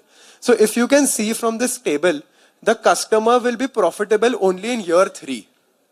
Okay, because in the first year, the service will generate about 800 rupees from the customer. The second year, it will generate a cumulative of 1600 rupees. And in the third year, it will generate about 2400 rupees from the customer, where it spent around 2000 rupees to acquire the customer in the first place. So only in year 3, will the customer be profitable for the company. Now, if you look at it from another angle, if you as a customer tomorrow decide, I don't want this streaming service and I'm dropping out of it, you are now not profitable for the company. So the whole idea is that as early as possible, customer lifetime value needs to exceed customer acquisition cost. So here, if you see in this example, the company has to keep the customer loyal for about 3 years before it can actually make any money on the customer. Now that is something which is a very long period. It can be a place where, a lot of competitors come in, and that is why a lot of investors and a lot of people in the VC circuit look at customer acquisition cost and customer lifetime value. And there is also one more reason. As you know, most startups are not profitable initially, right? We've had this discussion about loss-making startups. So there is no way to check the robustness of a startup business model.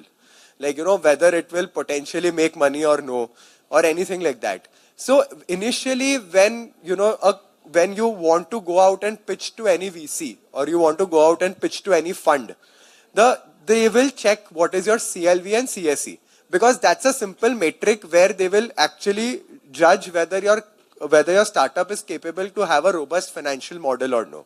So this was just a one plain and simple example of of various ways in which a VC looks at a company.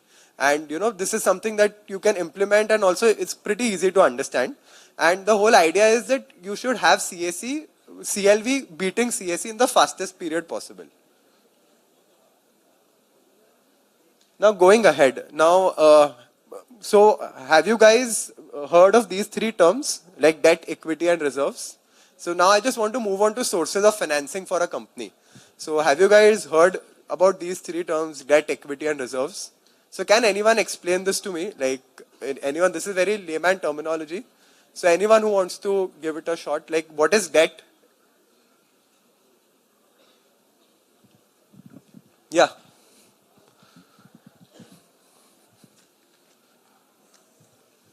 Sir, hello.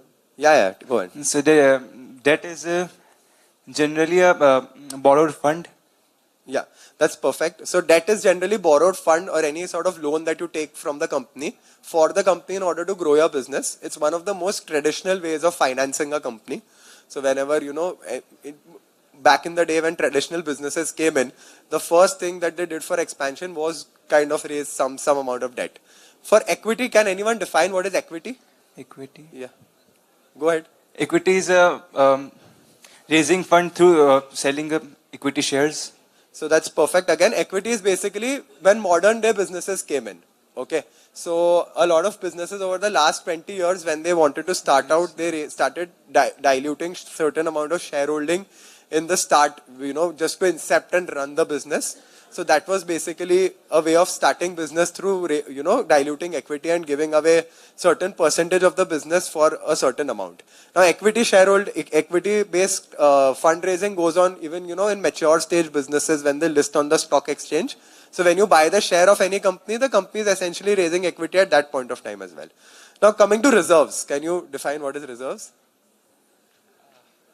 You can give it a shot. Matlab, what do you think it is? Like anything, like you. Anyone else who wants to go for reserves? Yeah.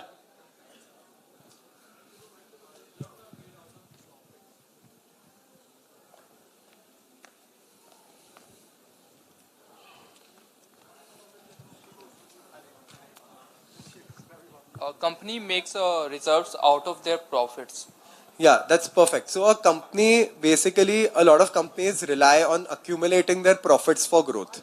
And that is basically a reserve acting as a source of financing.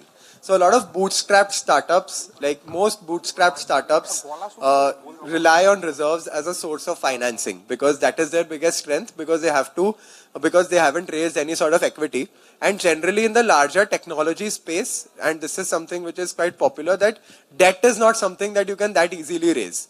Because if you see, like debt is generally raised against any sort of physical assets. And in technology, there are no physical assets. So largely debt is not something which is that popular as a fundraising mechanism. So that's why companies in technology generally rely on equity or reserves as a source of financing.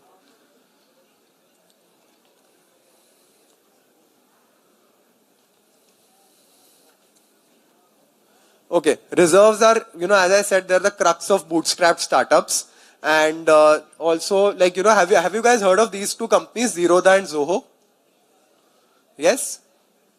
Yeah, so Zerodha and Zoho are basically examples of fabulous bootstrapped startups which have gone on to be really big by simply accumulating a lot of profits and then financing their growth activities through these profits. Both are unicorns but have actually never raised any funds. So bootstrapped startups rely on reserves as a way of financing. Now, when a startup is in early stages, okay, so I'll just need a show of hands. How many of you have ever come up with an idea? Like, you think this idea is something that's workable? Like, any business idea. Like, मतलब अगर चलते फिरते भी आया, or like, even if it's casual, it's fine. But you have thought of something that, or a random thought has occurred that this is something like, which is a workable business idea. How many of you have thought about it or like given a solution to any problem? Okay, that's great. That's great. You don't have to, this Fanatics was my fourth idea. I actually came up with 3 ideas and like did nothing about it. So I've also been in this space. So like, yeah, can I have a show of hands? Because that's pretty brilliant of you guys to think. Yeah. How many of you have thought of something that, given solution to a problem? So 2 of us, anybody else? Okay, that's perfect. And anyone else was basically given a thought, ki, this is a problem which I can solve or which has a solution. I don't know whether I can solve it or no, but it has a solution. So anyone? Okay. So like, and how many of you amongst the 3, like, how many of you have gone on to make a presentation for it? Okay, 1. That's great. That's really encouraging. Anybody else who has gone on to make a presentation for the idea that they thought? Okay, so that's brilliant and quite commendable. So largely when an idea is in presentation stage, and how many of you have this thinking that, like it's like to start up you require some amount of funds. This is something that a lot of you might have thought. Yeah, a lot of you might have thought this. So, but generally, when an idea is in presentation stage and like, it is something which is very nascent, like your colleague's idea here, it's very difficult to value the idea. So, what is the valuation of a presentation? We don't know that, right? So how well it will work and how it will do well, or whether it will do well or no. So largely that is where this concept of convertible notes come in, which is the last section of my talk here. So a convertible note is basically a way of financing really new ideas. So, if you have any new idea, there is always a way in which you can, you can look, this is one modern day instrument which is designed to finance very early stage small ideas. And I got introduced to it, in nascent stages when I told you that, we also tried to raise a lot of funds. So at that time, I got introduced to this idea very early on in my career as an entrepreneur. And the whole idea behind this is that convertible notes are basically instruments that are used by early stage startups, and the instruments here, the way the instrument works is that if suppose, an investment is made through a convertible note, so the investor or the venture capitalists will give you certain goals or certain milestones, and based on the milestone, the conversion into equity happens. So if you can see from this slide, so let us take this example. Like if you raise a convertible note worth 25 lakh for a time period of 1.5 years, and you're an app who is looking to onboard as many users as possible. Now, the whole idea behind the number of the conversion or the conversion percentage to equity will be like, in 1.5 years, if suppose you are able to onboard 1 lakh active users. So the investor would take away only 6% of your company. If you are able to onboard only 75,000 active users, the investor would take in 9% of your company. So on and so forth. So if you can see, if you are able to onboard only 25,000 active users, the investor takes away 18% of your company. Like my friend Dipit mentioned in the earlier talk, an investor is very keen on the percentage that he wants to take of your company. So it's very important to protect your percentage, and it's very important to protect your overall shareholding as well as your overall say in the governance of the company. So a convertible note is basically an instrument which incentivizes you. So the better you perform, the more amount of shares you retain. So it's something that is basically a situation of you versus the investor for a 1.5 year time period. So the better you perform, the lesser number of shares you have to dilute. So this is a very modern day instrument where, a lot of early stage startups raise funds through this instrument. But, and it is something which incentivizes both parties. The founder to perform and the investor is basically incentivized if the founder doesn't perform and if his investment goes sour. So this was an instrument which, obviously a real shareholding agreement based on a convertible note will also have a lot of clauses. But this is an instrument which is something that, which I wanted to introduce because you as an early entrepreneur going to raise any amount of funds, a lot of investors are going to talk to you about convertible notes and, using convertible notes. So this is something which basically, because it's very difficult to determine the valuation of an early stage company. So an investor is something, this is something which is very popularly used by investors in that regard. Now coming to the last slide, which is just consolidating whatever I've spoken, and then, if you have any questions, you can go over it. Okay, so the key to building an investable technology-based business model is basically to deliver, in India, it's basically to deliver affordable value or deliver value to customers at an affordable price. So all of you watch the IPL. How many of you watch the IPL? All of you? Yeah? Most of you? So earlier, all of you know that IPL was on Disney Plus Hotstar? Yeah? And this year, IPL was on Jio Cinema? Yeah? So why did that happen? Disney Plus Hotstar is also a big company. Like, I don't think any of us think that it's not a big enterprise. It's a very big enterprise. And they're also investing in the movie business. A lot of new movies are still coming on Disney Plus Hotstar. It's not like the streaming service has been out of business. So the whole idea why IPL shifted from Disney Plus Hotstar to Jio Cinema was because of a key metric. I was reading an article. It was a key place where Disney Plus Hotstar also went wrong was customer acquisition cost. So it overestimates. So what started happening was that people who logged into Disney Plus Hotstar during the time of the IPL were far more than people who went into Disney Plus Hotstar on a regular basis. And the streaming service largely miscalculated. They felt that all of us who were going in to watch the match would also watch movies on its platform later on, and we would continue our subscription. But that didn't happen. What happened was people went and saw the match for 2 months, then they unsubscribed. So the whole CAC CLV balancing was not happening. And for them, it was much more profitable to chase other markets outside India, which were basically slightly more developed markets, than chase a market like India, which was largely an affordable market. So in India, affordability matters. You know, if you sell a product, even like we think, you know, a lot of people have this idea of like, you know, when they go abroad, they think that this concept is basically working outside and it would work very well in India, right? And and that's where a lot of companies go wrong as well. And a lot of entrepreneurs also go wrong, because a concept working outside at a particular price point, working in India, it's very difficult. Because here the market is very sensitive to price. And especially in a business model, like, you know, we are largely in the technology space and in a services space. And anybody who's looking to build a services-based business model or anything in the digital space, the reason price is it's very sensitive to price is because you have nothing else to offer. See, the product has no look and feel. Okay, you have to understand that if a product has look and feel, then differentiation is possible. But in a product that has limited look and feel, price becomes a key parameter.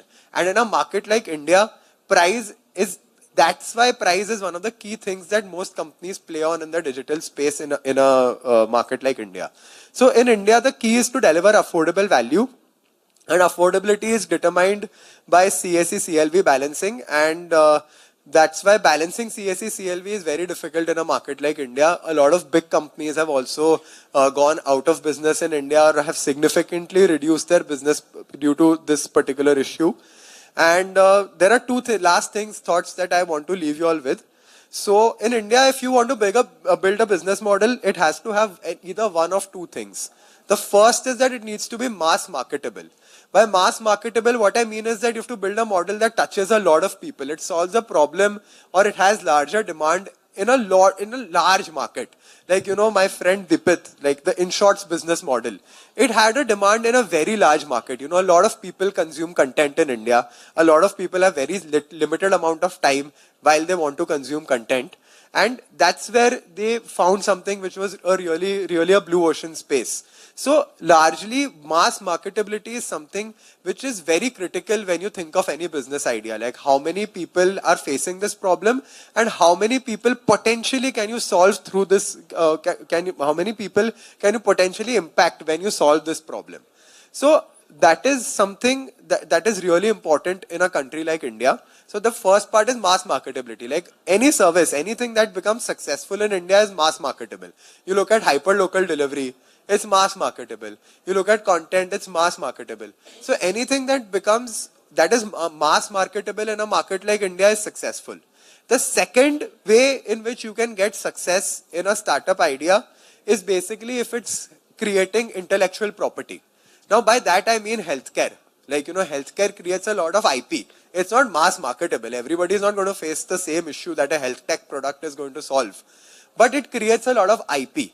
And that IP is something which over time increases its potential to be, you know, to convert any product goes from a stage where the product is sold to a stage where the product creates a company. So the idea is in health tech, there is a chance that the product creates a company because it has created a lot of intellectual property. And in any other industry, the product creates a company because of mass marketability. So any idea, so largely I just want to leave you all with this thought that whenever you think of something, the first step is the product, the second step is the company. So you have to think about products that can create a company. And to think about products that can create a company, you have to think about mass marketability as well as intellectual property from a marketing standpoint. And from a finance standpoint, you have to always think about ways in which your customer lifetime value can surpass customer acquisition cost in the fastest time possible. So that's it from me. Any questions? I'm happy to take them on.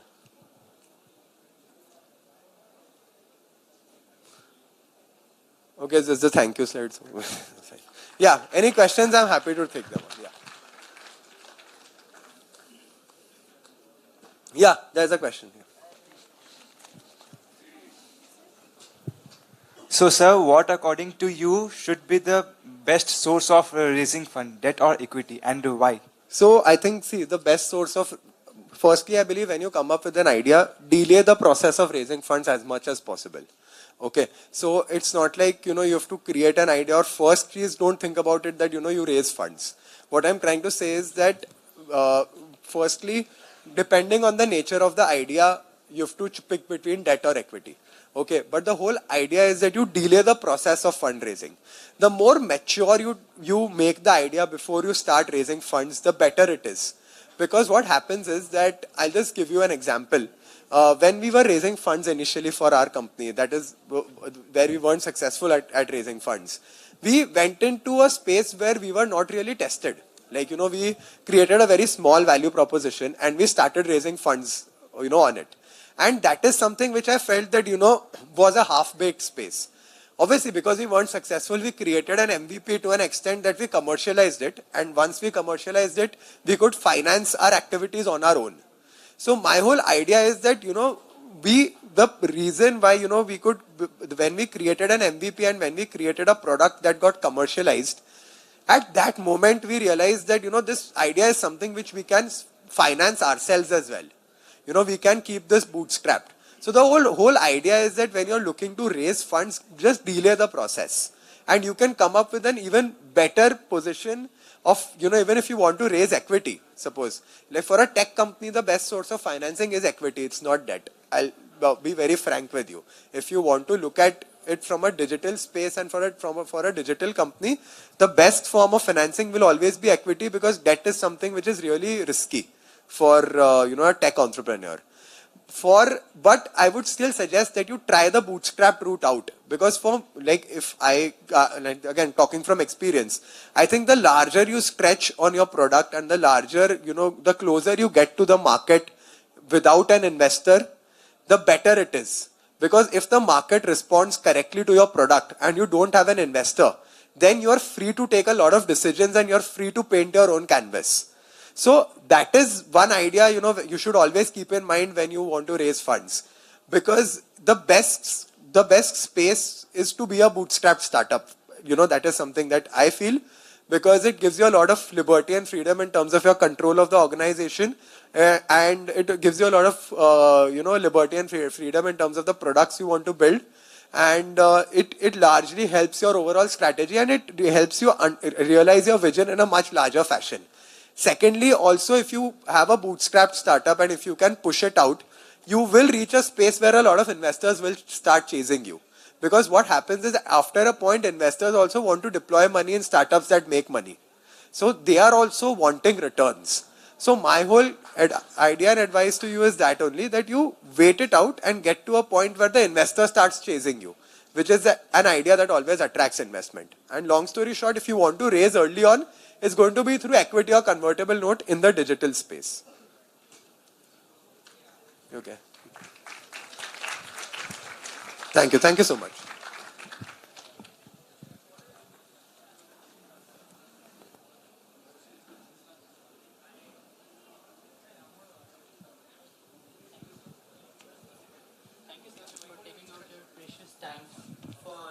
As enlightening us all with your valuable experience.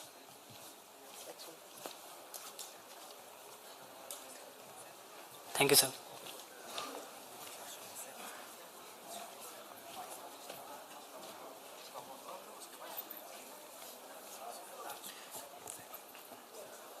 So now this is the time for most awaited session.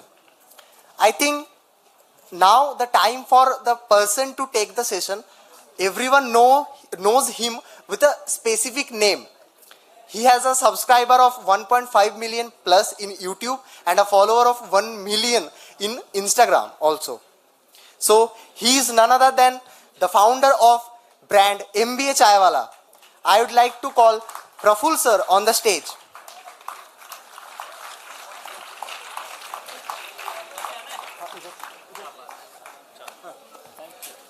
Besides,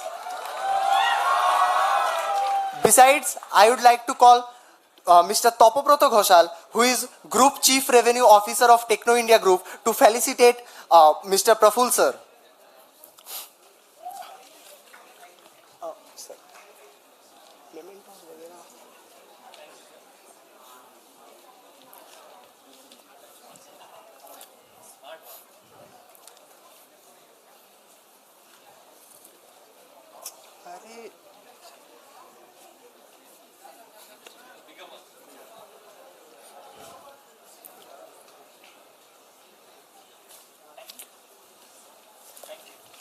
Thank you, Praful sir. Thank you, Tapabroto sir.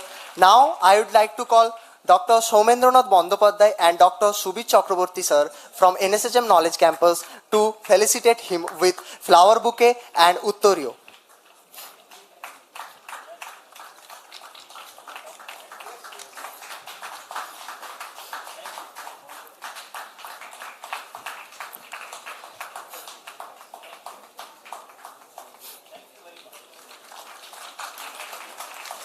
एक photo लेते हैं।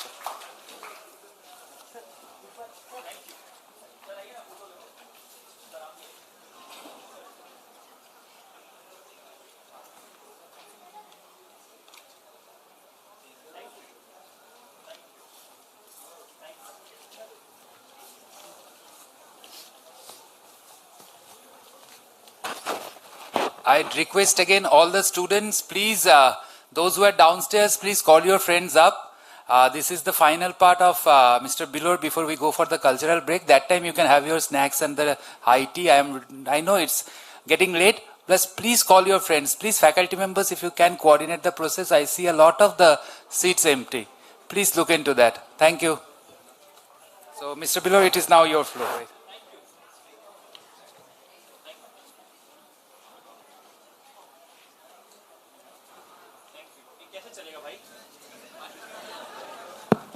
Hello हाँ चल गया thank you how are you सब ठीक हो आप हंस रहे हो कि मजाक उड़ा रहे हो पहले ही बताओ हैं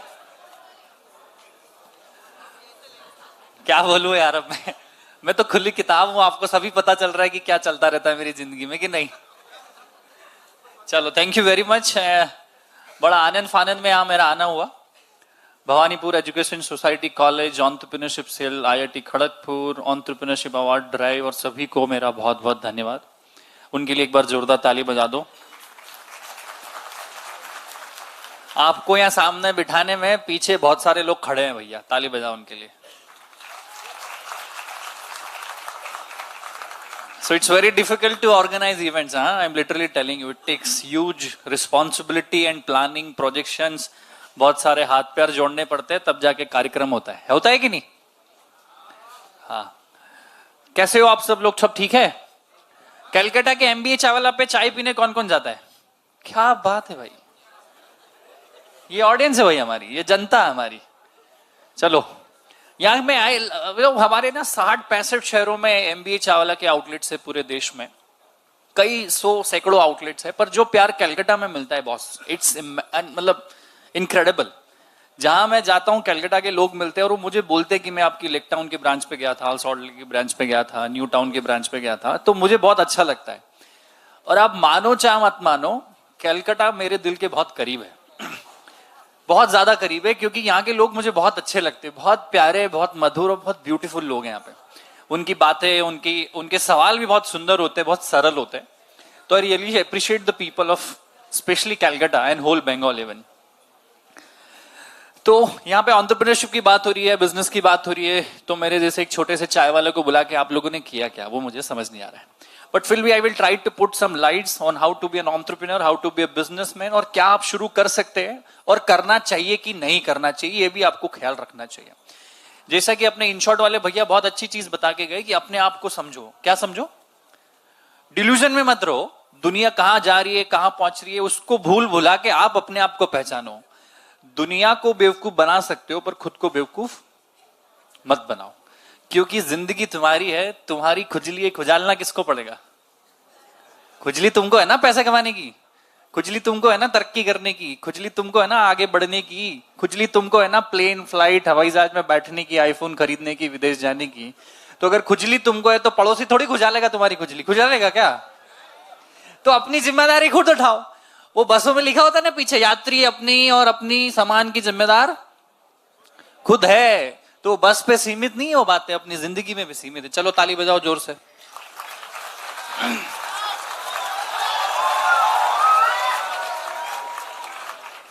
ये एंटरप्रेन्योरशिप से अपना ज्यादा ज्यादा सुनना नहीं चाहिए। ये इतना बड़ा लगता है, आदमी पहले ही घबरा जाता है। ये कौन सी गोली है जो मेरे को खानी है? जिंदगी बड़ी सिंपल है।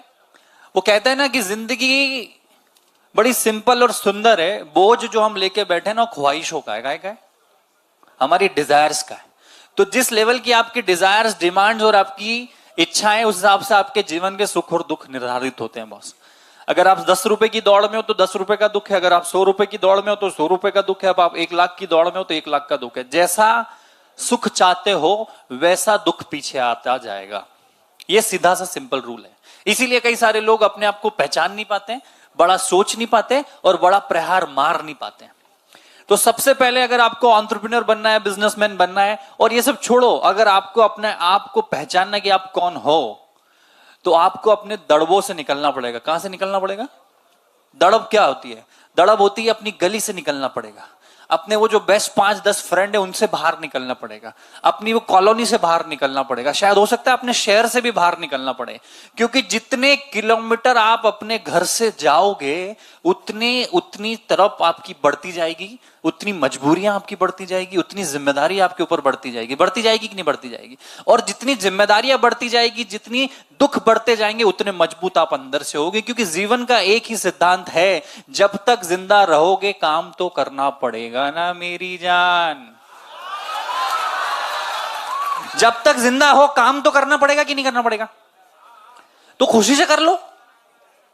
अरे भाई, जब तक जिंदा हो, जब तक काम कर रहे हैं तो खुशी से कर लो, उसमें रोना क्यों?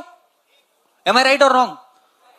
आपको अपने हिस्से की दाल रोटी कमानी पड़ेगी कि नहीं कमानी पड़ेगी? और अब तो दाल रोटी से भी काम नहीं चलता है, पनीर भी चाहिए, गुलाब जामुन भी चाहिए, गाजर का हलवा भी चाहिए, दाल चावल भी चाहिए। चाहिए कि नहीं? पूरी थाली सजानी है तो मेहनत बढ़ेगी कि नहीं बढ़ेगी? दूसरा, अपने से बेहतर लोगों के साथ दोस्ती करो। क्या करो?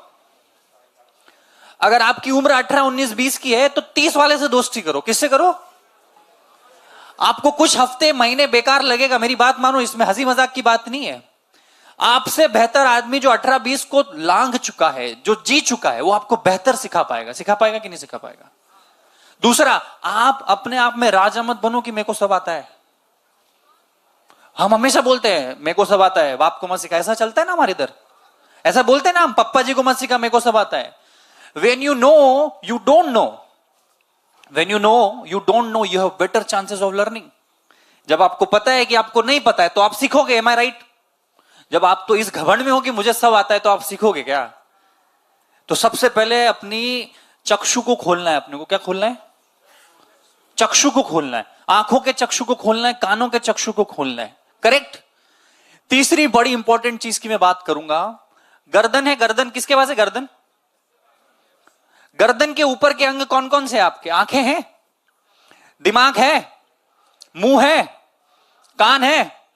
इसका उपयोग बहुत करना है। अच्छा सुनना है, अच्छा सोचना है, अच्छा देखना है और अच्छा बोलना है। खूब इंटेलिजेंट लोग इसका बहुत उपयोग करते हैं। इंटेलिजेंट स्मार्ट लोग इसका बहुत उपयोग करते हैं। पर गर्दन के नीचे 2 इंपॉर्टेंट बहुत चीज होती है, हाथ और पैर। शायद उसका मेहनत नहीं करते। कुछ मजदूर वर्ग के लोग होते हैं जो हाथ और पैर की बहुत मेहनत करते पर ऊपर के अंगों को उपयोग। जिसने इसका दूध पानी किया उसकी चाय बहुत अच्छी बनेगी, ये बात लिख लो आप। हार्डवर्क का multiplication smart work, smart work का मल्टीप्लिकेशन हार्डवर्क। मतलब मैं ऐसा नहीं बोल रहा हूं कि आपको कभी कभी 80% हाथ पैर की मेहनत करनी पड़ेगी, पसीना बहाना पड़ेगा, दूसरे शहर जाना पड़ेगा, ट्रेन पकड़नी पड़ेगी, बस पकड़नी पड़ेगी, 10 मीटिंग करनी पड़ेगी, 8 लोगों को मेल करना पड़ेगा, 25 फोन करने पड़ेंगे, वो रिजेक्ट करेंगे, आपका मैसेज का रिप्लाई नहीं देंगे। ये सब कुछ होगा। होता है कि नहीं आपकी जिंदगी में? होता है ना? तो ये सब करना पड़ेगा। अब यहां पे दिमाग क्या लगाना कि लिंक्डइन पर रीच कर लेने का, यहां पे दिमाग क्या लगाना ईमेल पर रीच कर लेने का, यहां पे दिमाग क्या लगाना बीबीसीसी में 100 लोगों को एक साथ मेल कर देना। पर मेल तो करना पड़ेगा ना। यहां पे हार्डवर्क और स्मार्ट वर्क का मल्टीप्लिकेशन होता है। इसका रेशियो कभी भी चेंज हो सकता है। कभी 80-20 हो सकता है, 20-80 हो सकता है, 50-50 हो सकता है, 60-40 हो सकता है।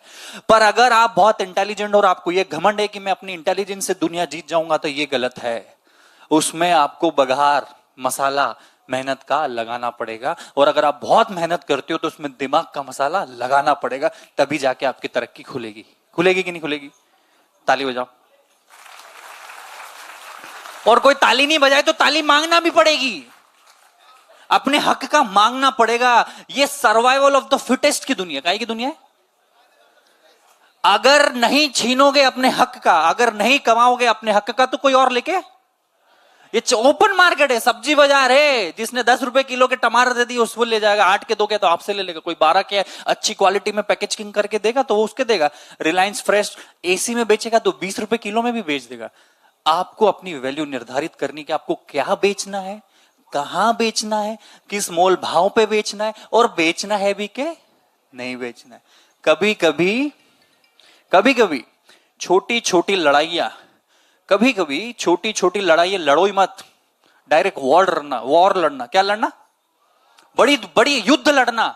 हम छोटी छोटी लड़ाइयों को जीतने की कोशिश करते। मेरा पेन किसी ने ले लिया, मैं अरे बताता हूं उसको, वो कपिल उसने मेरा पेन ले लिया, देखना आप कल आए हुए स्कूल। किसी ने आपको हाय हेलो नहीं किया, आपको इंस्टाग्राम पे फॉलो नहीं किया, आप लड़ लेते हो कि नहीं लड़ लेते हो? किसी ने आपको टैग नहीं किया, आप लड़ लेते हो? कोई कुर्सी पे अगर आपकी सीट नहीं दी तो आप लड़ लेते हो? एसी वाले कमरे में अगर आपको नहीं बिठाया तो आप लड़ लेते हो? कहीं पानी नहीं मिला तो आप लड़ लेते हो? कहीं चाय नहीं मिली तो आपको मर लेते हो? कहीं आपका नाम नहीं लिखा गया कि मैं तो सोसाइटी का प्रेसिडेंट हूं, मेरा नाम नीचे है, मेरा ऊपर आना था, इसमें इन लड़ाइयों में हम लड़ते हैं कि नहीं? हम ऑटो वाले से लड़ते हैं, हम साइकिल वालों से लड़ लेते हैं, हम पेट्रोल जो भरता है उस आदमी से लड़ लेते हैं। ये लड़ाइयां मत लड़िए। अपने आप की ऊर्जा, अपने आप की शक्ति, अपने मन की शक्ति, तन की शक्ति को बचा के रिजर्व रखिए। वो भाई ने बोला था ना, अपने रिजर्व करके रखिए, उसको कोई बड़ी जंग में लगा दीजिएगा, क्या करिएगा?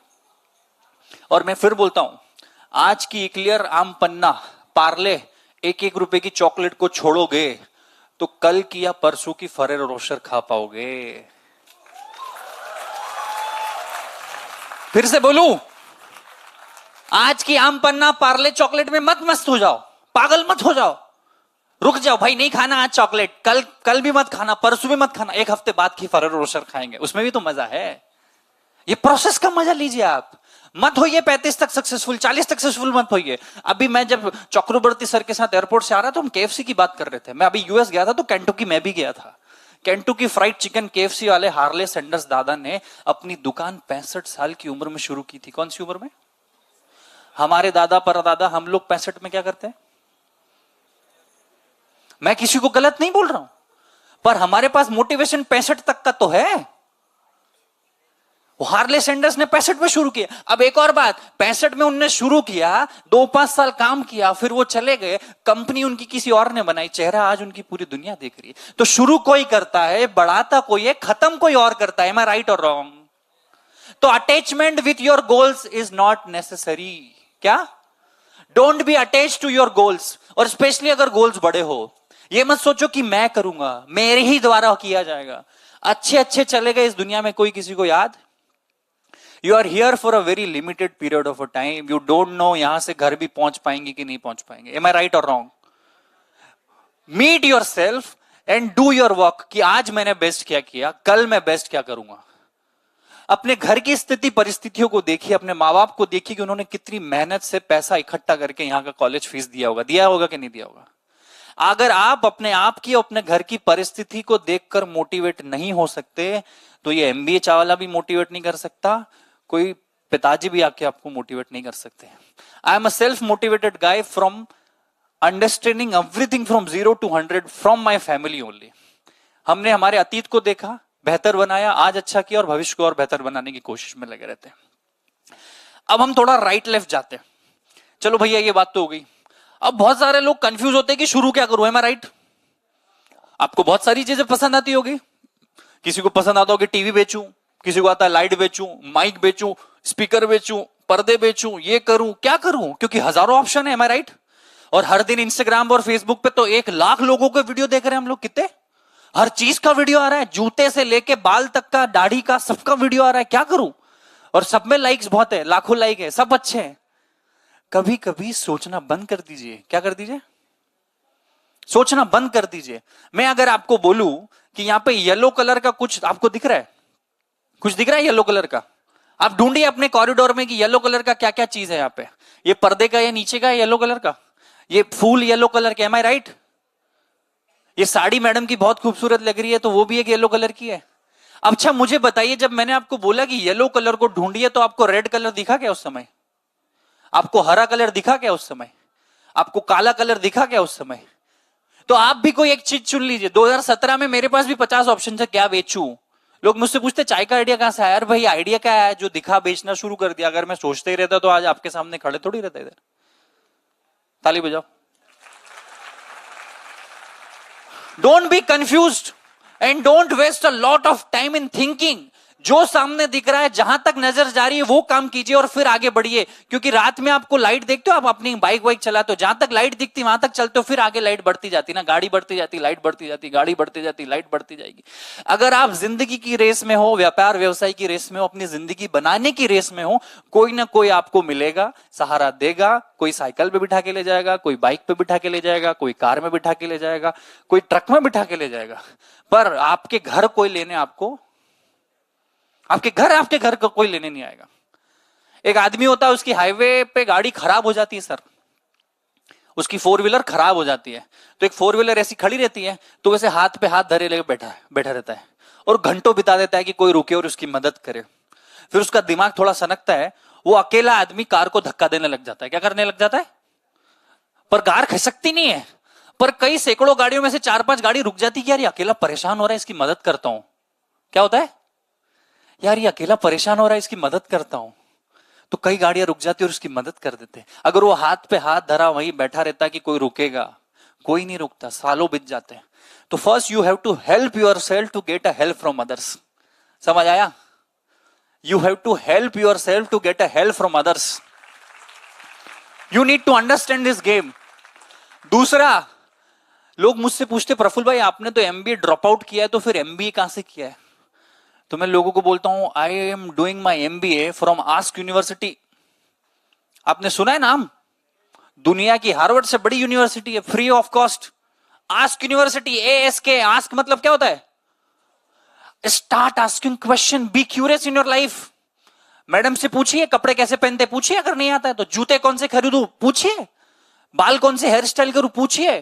कंपनी रजिस्ट्रेशन कैसे करूं, पूछिए। फंडिंग कैसे लूं, भैया ने बताया उनसे पूछिए। लिंक्डइन पे अकाउंट कैसे बनाऊं, पूछिए। इंस्टाग्राम पे रील कैसे बनाऊं, पूछिए। भैया जी से कनेक्ट कैसे करूं, कोई पूछ रहा था ना इसके पहले कि नेटवर्किंग कैसे की जाती है, किसी ने सवाल पूछा था ना। आप जाइए तो सही, बात करिए। Hi my name is Prafull Billore, would you like to taste my tea. ऐसे करके मैंने अपना ठेला शुरू किया था। मेरे चाय की दुकान पे कोई व्यक्ति नहीं आता था, मैं खुद जाता था मैडम सर लोगों के पास। Hi my name is Praful, would you like to taste my tea, would you like to taste my tea, hi sir this. मैं आपको सच्ची लिख के दे रहा हूं, लाखों लोगों से तो मैंने अभी तक हाथ मिला लिया और मेरे को उनके नाम याद है।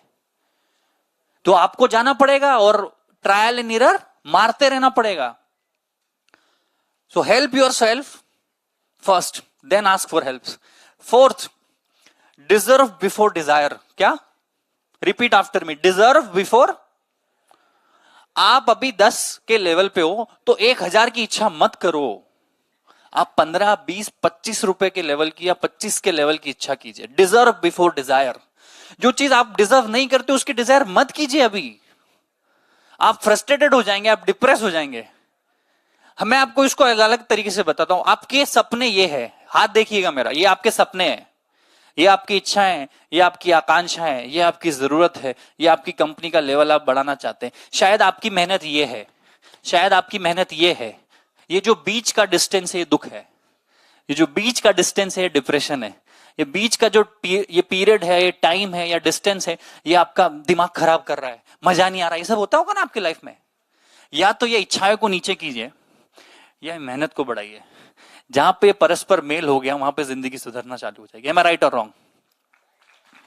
बड़ा इजी और प्रैक्टिकल चीज बताऊंगा मैं आपको। दुख किसको होता है? दुख कहां आता है? डिप्रेशन क्या होता है? दिमाग खराब होना क्या होता है? कि आपकी इच्छा ये है, आपको ये चाहिए, आप इधर दौड़ रहे हो, या तो यहां से चढ़ के कूदो उधर, या भाई किसी को बोलो कि ये नीचे करे। Am I right? तो try to build something, try to be flexible.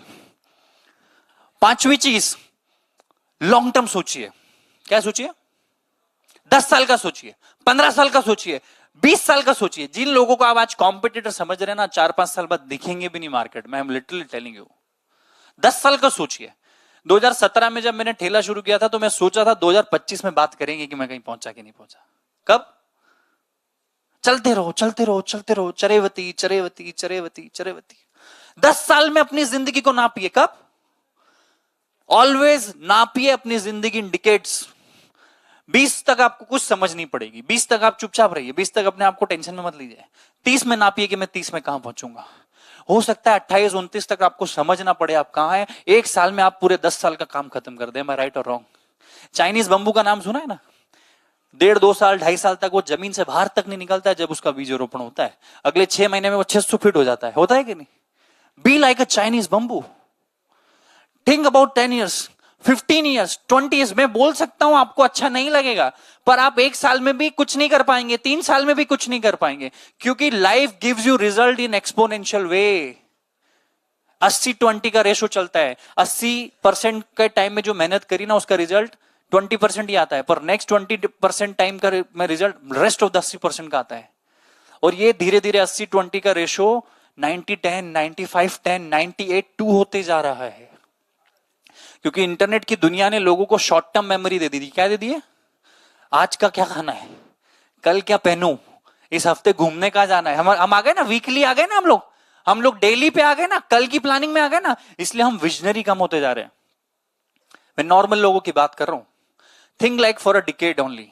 10 सालों में नापिए। छठा, मुझे ऐसा लगता है ट्रैवल कीजिए। ट्रैवल लोगों को कितना पसंद है? ट्रैवल कौन करता है यहां पे?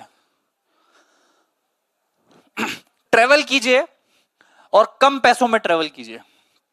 ट्रकों में ट्रैवल कीजिए, बसों में ट्रैवल कीजिए, ट्रेनों में ट्रैवल कीजिए, किसी के साथ हाथ देके ट्रैवल कीजिए। आपको अनजान लोगों से बातचीत करना आना चाहिए, तो आप जिंदगी में बहुत अच्छा बन सकते हैं, आप जिंदगी में बहुत बेहतर तरक्की कर सकते हैं। आप अपने 10 सर्कल के लोगों में ही बातचीत करते हैं, उन्हीं में डिंगे हाँकते हैं, मजाक उड़ाते हैं, किसी के साथ बकवास करते हैं, जो भी करते हैं अच्छी चीज है, पर क्या आपने नए 15 लोगों से बात की, नए 50 लोगों से बात की? जितने नए लोग आपको मिलेंगे उतने नए एक्सपेरिमेंट्स, अनुभव, उनकी जागृति, उनकी यात्राएं, उनका काम करने का पैटर्न आपको पता चलेगा। वो क्या करते हैं, कैसे करते हैं, नहीं करते हैं, उन्होंने क्या गलतियां की, आपको रिपीट नहीं करना है। Try to make good network, at least new 5 people online or offline every day, and don't have an ego कि मैं इसको फ्रेंड रिक्वेस्ट पहुंचाऊं या ये मेरे को रिक्वेस्ट पहुंचाए। आप सेंड कर दीजिए। लोगों के मोबाइल नंबर लेना शुरू कीजिए, उनकी लाइफ में झांकना शुरू कीजिए कि वो क्या करते हैं। विद गुड पीपल, जिनकी शादी हुई उनसे मिलिए, जिनका शादी नहीं हुआ उनसे मिलिए, कोई डिवोर्सी से मिलिए, सबकी कहानियां सुनिए, सबके अनुभव सुनिए, फिर अपनी जिंदगी अपने आप से डिजाइन कीजिए, तो आपको बहुत ज्यादा पर्सपेक्टिव मिलेंगे। When you get so many perspectives of life, you can decide your perspective of life. जब आपके पास बहुत सारे पर्सपेक्टिव होते हैं तो बहुत सारे पर्सपेक्टिव में से अपना एक पर्सपेक्टिव ऑफ लाइफ बनता है। Am I right? That's it from my side. I will take question, 4-5 questions में लेता हूं जिसका मैं आंसर दूंगा, फिर I will end my talk. कोई सवाल हो तो पूछो।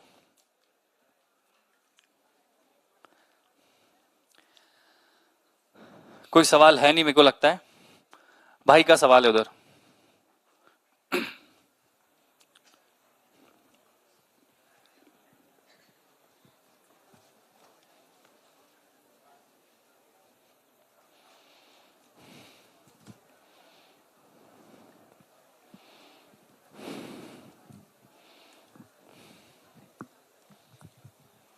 Good evening Prafull sir. मेरा 2 ही क्वेश्चन है कि आप स्टार्ट करने से पहले आपके माइंड में एक चीज आया होगा कि मैं अगर चाय वाला बिजनेस स्टार्ट करता हूं तो एक तो पब्लिक क्या बोलेगी और दूसरा इसका क्या होगा, क्योंकि आज तक शायद उस टाइम तक कोई चाय वाला ही इतना बड़ा बिजनेस बना पाया था।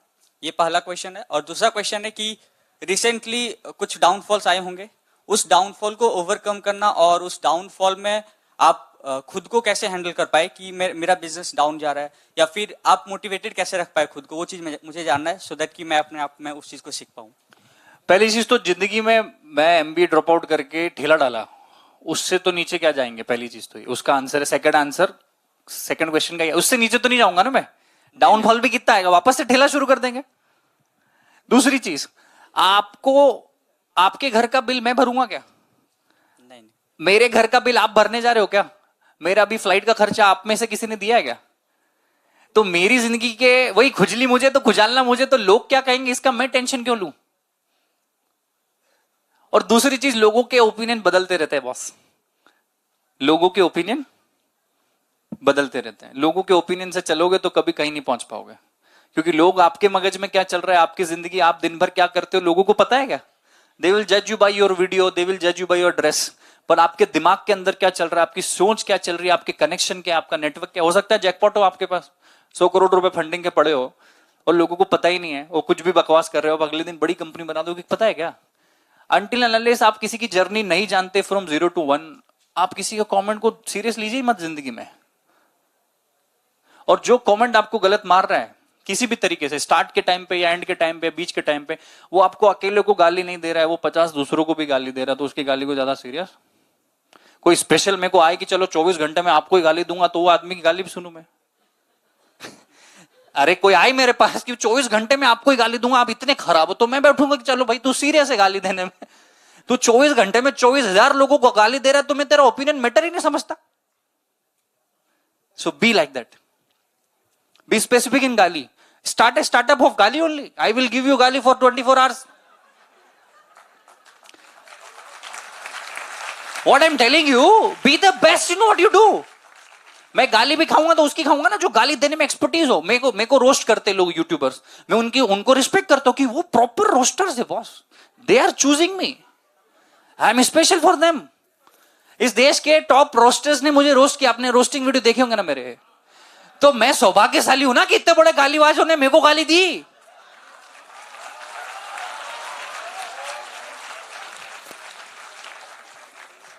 जस्ट और एक चीज, मैं किसी एक प्रोजेक्ट पर काम कर रहा था अपने स्टार्टअप के रिगार्डिंग, तो उसमें मेरा एक जो फाउंडर बोलिए फ्रेंड है जो मेरे साथ काम कर रहा था, वो सडनली छोड़ दिया कि मुझे काम नहीं करना क्योंकि अब थोड़ी इन्वेस्टमेंट पर बात आ गई तो पॉकेट से जा रहा है।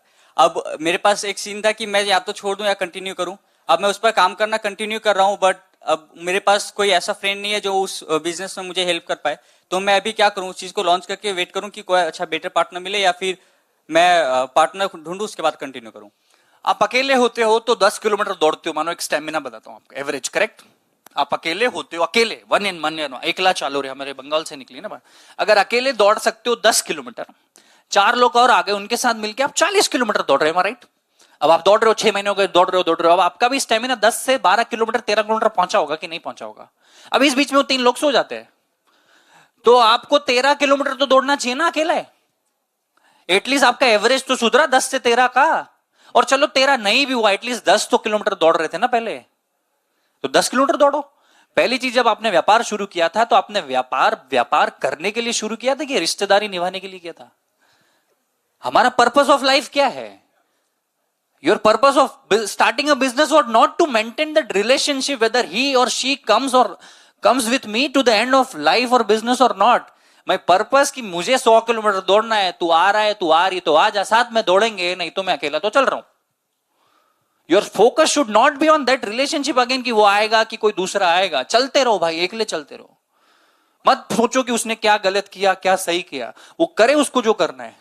बी दैट सक्सेसफुल कि वो बंदा रिग्रेट करे कि यार मैंने गलत आदमी को छोड़ा, अच्छे आदमी को छोड़ा, मैंने गलत किया। Be so good that people can not ignore you. Repeat after me. Be so good that people cannot ignore. They can hate you, they can love you, but they cannot. कोई मिलेगा आगे तो मिल जाएगा, नहीं तो अकेला तो चल, तू क्या कर, अकेला चल। और मैं फिर से बोल रहा हूं, बिल्डिंग बनानी है, आपका सपना है आपकी कंपनी बिल्डिंग बनानी है बहुत बड़ी, तो बिल्डिंग की बात मत करो, 4 ईंटों की बात करता हूं मैं। आज की 4 ईंटें तो लाके रखो, कल सरिया ला देना, परसों सीमेंट ला देना, हमको आज ही ऑडिटोरियम बनाना है पूरा। अरे आज ये एक माइक खरीद लो, 100 रुपए 200 रुपए, तो कल ये स्पीकर खरीद लेना, परसों एलईडी खरीद लेना। जल्दी क्यों है? हमको जल्दी भी करना है, अकेले में करना है, मजे भी करना है, सैटरडे संडे को एंजॉय भी करना है। ये सब टिक नहीं हो सकते, एम आई राइट? आपकी रिलेशनशिप भी बन जाए, आपकी मनपसंद लड़की से शादी भी हो जाए, आप मजे भी कर लो, आप बिजनेस भी डेवलप कर लो, आप स्मार्ट भी हो जाओ, आपकी बॉडी भी 6 पैक हो जाए, आप सुंदर भी दिखो, आप अमेरिका भी विजिट कर लो, आप गोवा भी नहा लो, ये सब नहीं होगा एक साथ। कुछ ना कुछ तो छूटेगा ना सर, सारे टिक नहीं होंगे। 2 चीजें छूटेगी, 4 होगी, 4 छूटेगी, 2 होगी। बी प्रैक्टिकल की क्या छोड़ना है, बी अ बिजनेसमैन की 10 रुपए का सौदा छोड़ना है, 15 का पकड़ना है। Thank you sir.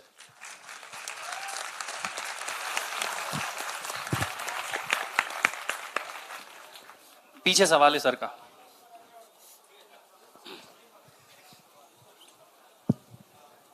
Very good evening, Praful. Hi. My name is Kaushik, and warm welcome to Kolkata, first of all.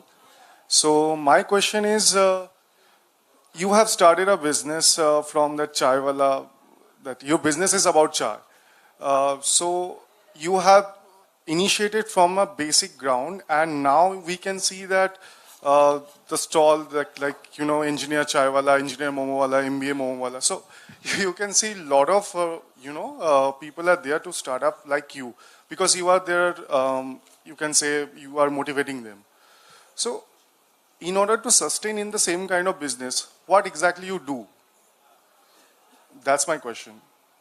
So I think these are two different questions. Once कि इंजीनियर चाय वाला नहीं, ये भी आ गए, ये आपने बोला तो वो एक एस्पिरेशनल कैटेगरी है कि एमबीए चाय वाला से इंस्पायर होकर बहुत सारे लोग आए. अब एमजीए चाय वाले के बाद इंजीनियर बीए, ये वाले तो आपको नाम है पॉपुलर तो दिख जाएंगे. You won't believe after MBA चाय वाला there are lakhs of people, especially women. They started their own boutiques, beauty parlor, cake shop. कुछ ना कुछ उन्होंने रिलेटेबल बिजनेस शुरू किया because of an inspiration of MBA Chai Wala. तो majorly in society there was an hindrance कि मेरे पापा क्या बोलेंगे, सोसाइटी क्या बोलेगी, ये बहुत बड़ा हिंड्रेंस होता था लोगों का. एमबीए चाय वाला के बाद वो शर्म टूटी है. दूसरा, we are doing very well. आज एमबीए चाय वाला एक ठेले से ग्रो करके यहां तक पहुंचा है. और मैं फिर से बोलता हूं कि वी विल अगेन जज our self in a decade. अभी 6 साल हुआ है हमको. 2027 में हम बात करेंगे कि हम बहुत अच्छा कर रहे हैं कि धीरे कर रहे हैं. हर दिन, हर 3 महीने, हर 6 महीने में वी कैन नॉट जज ए कंपनी की वो बहुत अच्छा कर रही है कि बहुत डाउन कर रही है. हर कंपनी में और हर जिंदगी की हर व्यक्तिगत लाइफ में बहुत सारे उतार चढ़ाव आते हैं और वही उतार चढ़ाव आपको बेटर बनाते हैं. वो आप रोज 20 किलो का डंबल नहीं उठाओगे तो आपके डोले शोले नहीं बनेंगे. आपको डोले शोले बनाना है तो रोज जिम जाना पड़ेगा, कम खाना पड़ेगा, प्रोटीन खाना पड़ेगा, वो सारी प्रोसेस से गुजरना पड़ेगा जो आपको जिम जाने का पद्धति बताए और आपको एक रिजल्ट दे. वो मे भी 6 महीने, साल भर में result they. So I am more of a process oriented guy rather than a result oriented guy. So what exactly you suggest to the new entrepreneur, like who wants to start their new business? So what are the precaution they need to take? मैं fix पे बोल रहा हूं, ये पानी में कूदने जैसा है, तैरना है तो सिर झुका के काम करना सीखो. और मेरा ज्ञान आपके काम आएगा इसकी गारंटी नहीं है. हाँ, काम आ सकता है. मेरा चाय का धंधा, आपका सीमेंट का धंधा है तो आपको सीमेंट वाले किसी माहेश्वरी अंकल, अग्रवाल अंकल के आसपास जाना चाहिए, उनसे 4 सवाल पूछने चाहिए. या हो सकता है जो 20 साल से कोई सीमेंट की बोरिया उठा रहा है उस बंदे से, मजदूर से बात करो, वो आपको ज्यादा सिखाएगा compare to me. We are going, हम अभी एक नए वर्टिकल में जा रहे हैं. एमबीए चावला ग्रुप एक बहुत बड़े वर्टिकल नए में जा रहा है जो लोगों को नहीं पता है, जिसमें मैं 6 महीने काम कर रहा हूं. आपको पता नहीं है, मैं उन लोगों के घरों में जाता हूं जिनकी सैलरी 10, 15, 20 हजार है और उनको कार में बिठाता हूं, उनसे 4-4 घंटे की कक्षा लेता हूं. मेरे को इतने सारी चीजें सिखा रहे हैं जो शायद हार्वर्ड का बिजनेस स्कूल भी नहीं सिखा सकता. तो मैं ऐसा बोल रहा हूं कि मैं मैकडॉनल्ड्स में 4 से 4.5 महीने वेटर की नौकरी करी, जहां पे मैं फूड इंडस्ट्री को बहुत ज्यादा समझ पाया. तो अगर आपको मानो कोई फैक्ट्री खोलनी है, सीमेंट की फैक्ट्री खोलनी है, तो वहां पे सीमेंट की बोरियां उठाने काम शुरू करिए, वो आपको ज्यादा लर्निंग देगी. तो there is no specific learning for you. And second चीज मैं अगेन बोल रहा हूं, सिर झुका के काम करना सीखो. क्या करो? सिर झुका के जो इंडस्ट्री पकड़ ली उसका ऊपर से नीचे लेकर सब छान मारो, सब देख लो, सब मिलो और उन्हीं लोगों से मिलो.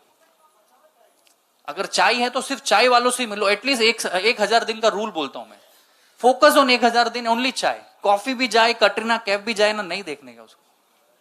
आई am literally, you need to be very focus, क्योंकि इतना डिस्ट्रैक्शन इस दुनिया में. हर आदमी तो अपनी कहानी बता रहा है. आप सुबह विराट कोहली बन रहे हो, दोपहर में सचिन बन रहे हो, शाम को धोनी बन रहे हो, ऐसा नहीं चलेगा. You to be yourself, be focused. And दूसरा मैं फिर बोल रहा हूं, ज्यादा लोगों से इंप्रेस और डिप्रेस मत होइए. लोगों की कहानी से जो सीख सकते हैं सीख लीजिए, आगे बढ़िए, अपनी कहानी खुद बनाइए. ताली बजाओ. Thank you. I just have a last question from you. People are investing on your franchisee, and a lot of people, they are losing money. So, what exactly you are doing to make it better? Because it's all about profit. So, 2 चीज है. एक, जो आप internet पे सत्य देखते हो सत्य नहीं होता है. जो इंटरनेट पे आप सत्य देखते हो सत्य नहीं होता. इसलिए हम दिल्ली हाईकोर्ट गए रिसेंटली में, और जो आपने फेक वीडियोस हमारे खिलाफ देखे तो हमने यूट्यूब इंडिया के खिलाफ केस किया और बोला कि इन जो वीडियोस को आप जिस वीडियोस के माध्यम से क्वेश्चंस पूछ रहे हैं मुझसे, वो सब फर्जी और फेक निकले. और यूट्यूब इंडिया ने वो सारे वीडियोस हटाए. आप दिल्ली हाईकोर्ट का बार एंड काउंसिल का वेबसाइट पर जाइएगा कि एमबीए चावला ने फेक वीडियोस को रिमूव करने के लिए दिल्ली हाईकोर्ट में केस किया कि जो वीडियोस डिफेमेशन के चल रहे हैं, जो फर्जी वीडियो चल रहे हैं, क्योंकि जब आप ग्रो करते हो, जब आपका सर्च का बार बहुत आता है, आज MBA चावला के लिए या खिलाफ आप वीडियो बनाओगे ना तो 2 से 5 लाख व्यू आपके पक्के हैं कि नहीं? आप एक नॉर्मल वीडियो डालते हो आपको 500,000 व्यू मिलते हैं, अगर आप MBA चावला के लिए कुछ वीडियो डालते हो ना आपको 2-5 लाख व्यू मिल जाएंगे। तो उस व्यूअरशिप के लिए लोगों ने कुछ भी वीडियो बनाए, इसलिए हमको दिल्ली हाईकोर्ट जाना पड़ा। दूसरी चीज मैं अगेन बोल रहा हूँ, we are getting better and better in businesses model, investments, और हाँ कहीं कुछ गलतियां हमसे हुई है जिसको पार्टनर्स चुनने में शायद हमसे गलतियां हुई है, तो हम शायद आगे ध्यान रखेंगे कि हमें किसको चुनना है, हमारे बिजनेस पार्टनर को, और नहीं चुनना है वो कंपनी डिसाइड कर रही है। जो हमें भी बहुत अच्छा लगा कि चलो इस बहाने हमें भी बहुत ज्यादा क्लैरिटी आ जाए कि समाज ने हमें एक आईना दिखाया कि अगर हमने कोई 4 गलतियां करी है तो हमें उसको सुधार लें, क्योंकि इट्स वेरी डिफिकल्ट कि इस तारीफ वाले जमाने में सेल्फी ले रहे लोग आपको बता सके कि सही क्या और गलत क्या है। Thank you.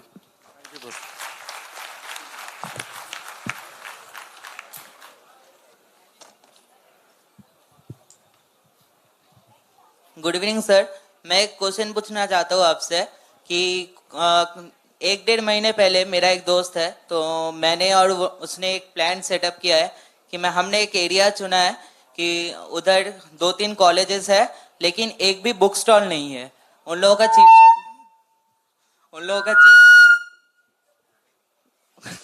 हाँ बोल तू टेंशन मत ले। हाँ, तो उन लोगों का चीफ स्टोर होता है लेकिन उधर उन लोगों को उतना डिस्काउंट नहीं मिलता है, और 100 अगर एक कॉपी का प्राइस होता है तो उन लोगों को हाईएस्टली उधर 2 रुपए डिस्काउंट मिलता है।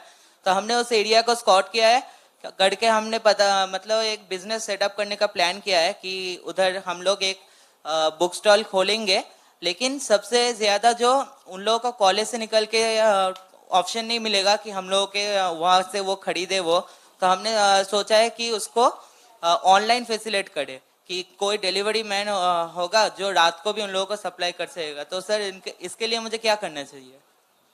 To be honest, if you don't have much money of investor, ज्यादा ऑनलाइन डिजिटल के बारे में मत जाओ, टू बी ऑनेस्ट, क्योंकि वो स्केल बहुत बड़ा है। आप यंग हो, अभी 1.5 महीना ही हुआ है सर्च करके, आप मार्केट में घूमो, 100 लोगों से फीडबैक लो, बेचो, तो अपने आप आपको कस्टमर ज्यादा ज्ञान दे देगा। हम क्या होता है कि हम लोग जब शुरू में एंटरप्रेन्योर बनते हैं 18-20 साल में, हम सबसे पहले कौन सा तड़का मारते हैं? डिजिटल और ऑनलाइन का। आई am literally telling you, it's like कि मैंने अच्छे से वो मेकअप कर लिया है। तो अभी ऑनलाइन डिजिटल इस माइथोलॉजी में या इस जंजाल में मत घुसो। अगर आप यंग एंटरप्रेन्योर और पहली जनरेशन के एंटरप्रेन्योर हो, ये आपके पास बहुत ज्यादा पैसा नहीं है जलाने को। आप मार्केट में जाओ, धूल धक्का खाओ, कॉलोनियों में जाओ, स्कूल कॉलेजों में जाओ, बुक स्टोर के मालिकों के पास जाओ, वो आपको ज्यादा बताएंगे कि डिस्काउंट क्या है, प्रॉफिट क्या है, लॉस क्या है। और ये देखो, जोमेटो स्विगी रात में डिलीवरी फूड था, इट वेंट वेरी वेल, उनका 10-12 साल का मेहनत है, करोड़ रुपए का फंडिंग है, बहुत अच्छे अच्छे लोगों का दिमाग है। We are young entrepreneurs and I don't think so कि you will be next 6 months 8 महीने बहुत ज्यादा फंडिंग के पीछे जाओगे आप। I would suggest you to work on ground, actually problem समझो, प्रोडक्ट मार्केट फिट वहीं से समझ आएगा। और हर धंधे में ऑनलाइन डिजिटल शुरू से आए इसकी कोई गारंटी नहीं है। आई am literally telling you, don't limit your self and don't ऐसा मत करो कि मेरे को टेक्नोलॉजी या डिजिटल नहीं आती तो मैं बिजनेस या एंटरप्रेन्योर नहीं बन सकता। गो आउट, मेक प्रॉफिट, 100 का चीज 120 में बेचो, 20 रुपए मिलेगा आपको। फिर एक समय पे आप रीच करोगे, आपके पास पैसा आएगा, फंडिंग लोगे, फिर डिजिटल का तड़का, डिजिटल की इफिशिएंसी अपने बिजनेस में लाना, उससे बेहतर रिजल्ट आएंगे। बट आप शुरुआत कर रहे हो तो बहुत ज्यादा डिजिटल ऑनलाइन चीजों में मत फंसो, ये मेरा पर्सनल सजेशन है। सर मैं सिर्फ एक बात बताना चाहता हूँ कि सर मैं भी जो कॉलेज स्टूडेंट हूँ, तो मेरे द्वारा तो वो पॉसिबल नहीं होगा ना कि मैं ग्राउंड में जाके सबको बेचूं। तो मैंने देखा है, आपने जो बोला कि मतलब जो बुक स्टोर होता है उन लोगों को जाके पूछो कि क्या प्रॉफिट होता है, मैंने वो भी एनालाइज कर लिया है।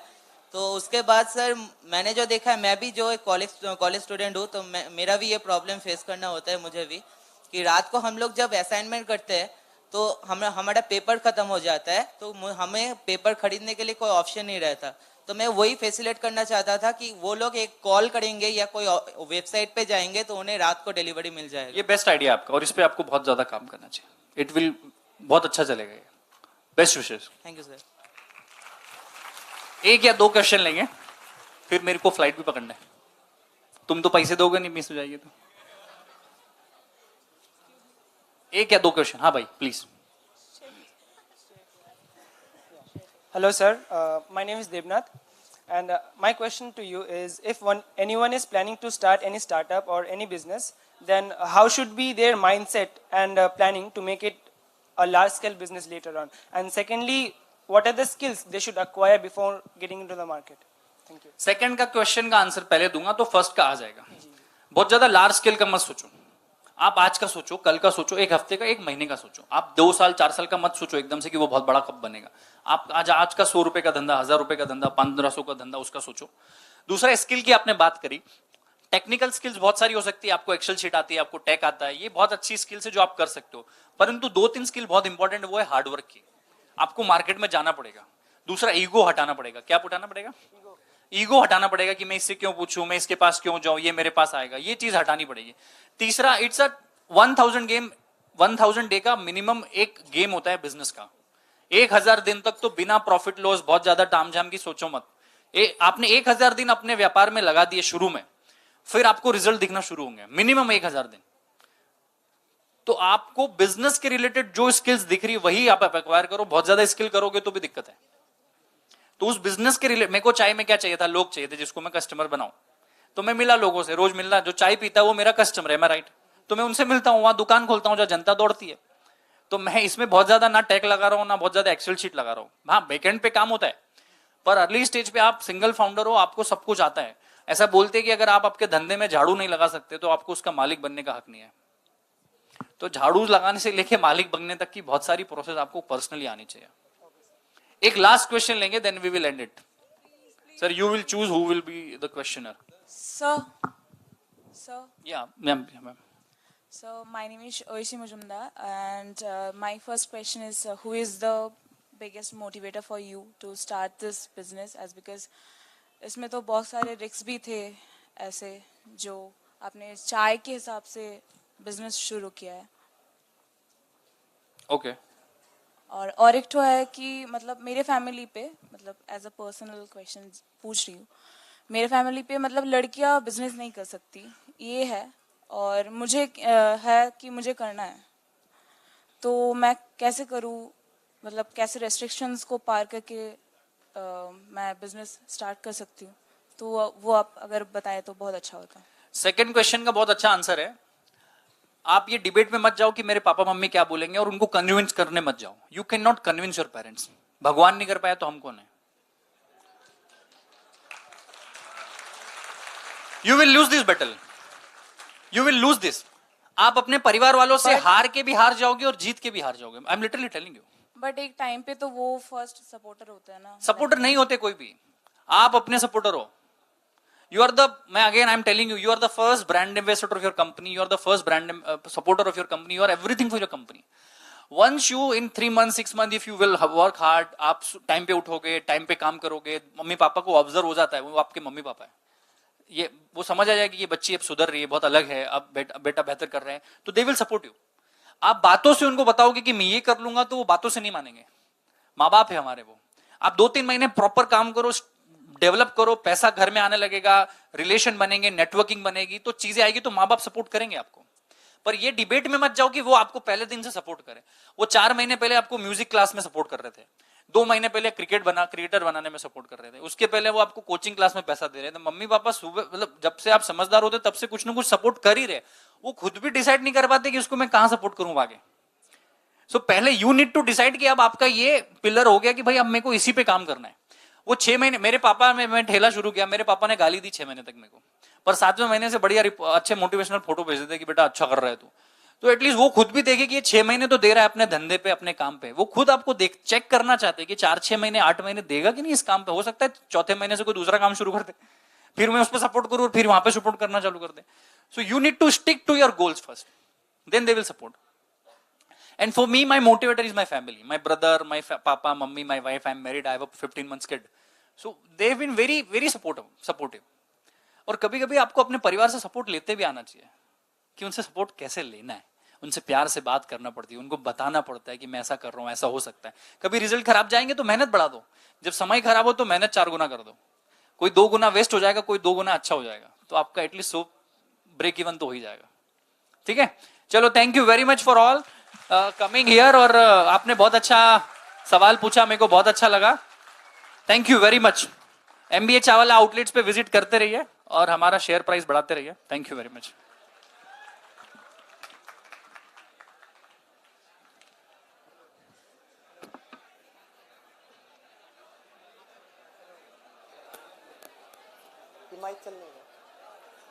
Hello.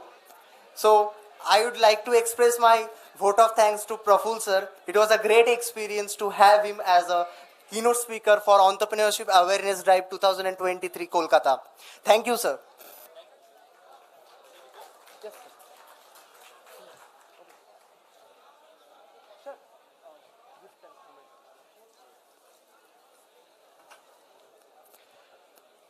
Now, I would like to tell about you about an app.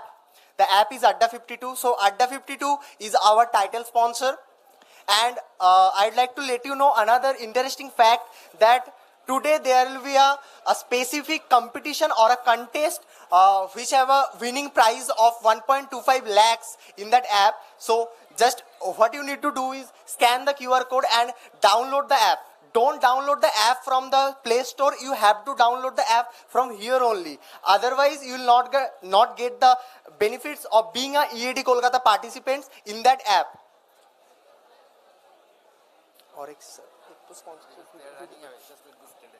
Students, you collect the food packets, have your food downstairs, and please come back after 15 minutes. There is a small dance performance, a small vote of thanks, and a small talk from the IIT people. So please come back. Hopefully you have listened to me.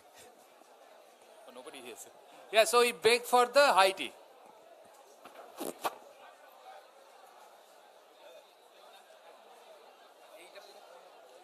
What does it take to disrupt an industry? What does it take to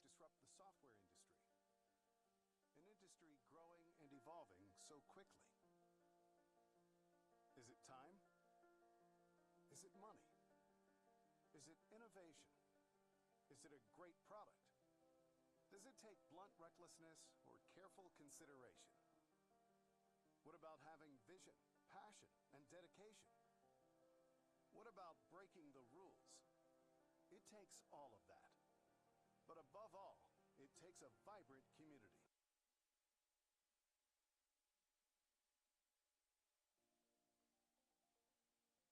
Hello, future entrepreneurs. At Odoo, we are excited to introduce our Odoo education program, which is designed specifically for the management student. It will help you to prepare you for the real business world. We believe in practical knowledge, and that's what you are going to get it. Hands-on practical will make your theoretical learning very easy. Odoo education program covers everything, starting from sales, purchase, inventory, manufacturing, or running a beautiful website or having a point of sale store. It covers all the business operation to give you a real world business challenges. Scale up your potential with Odoo education program. For more information, visit our website www.odoo.com. Hello,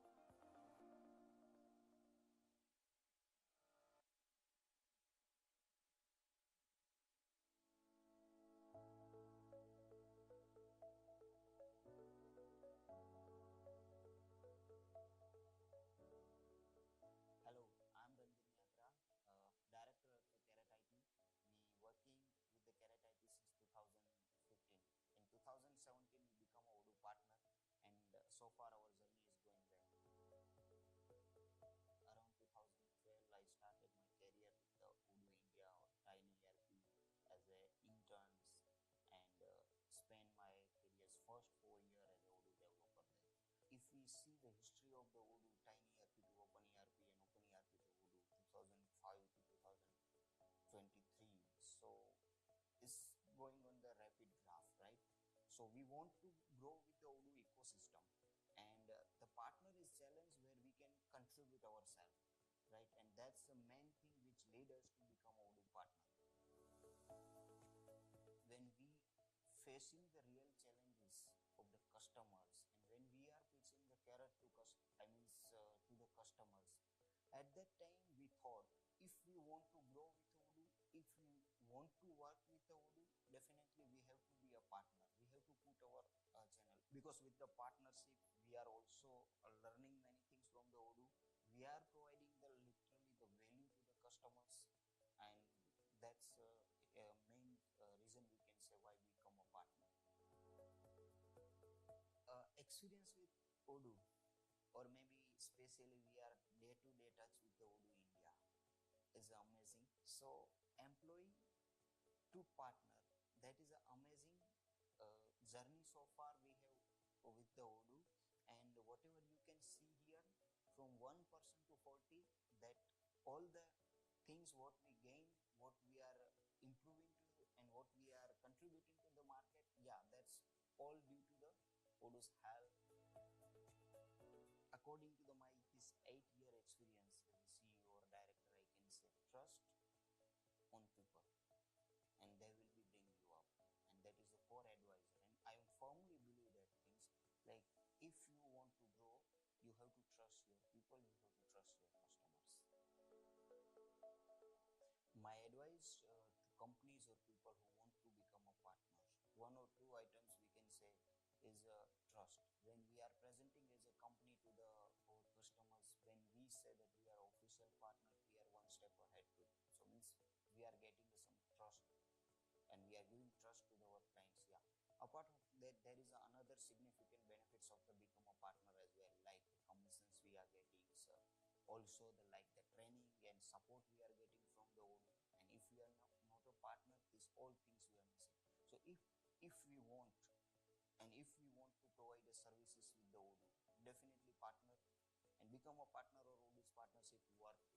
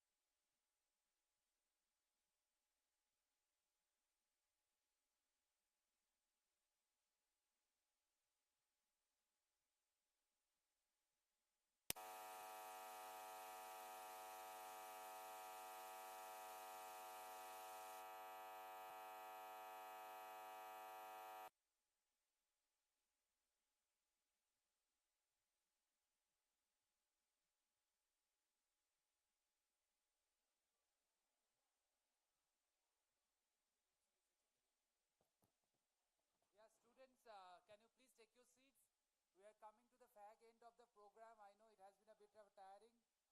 Please take your seats. And please ask your fellow students to come back to the hall. It's just the culmination of today's event. We got another 15-20 minutes, max 15. A small cultural event, so please come in.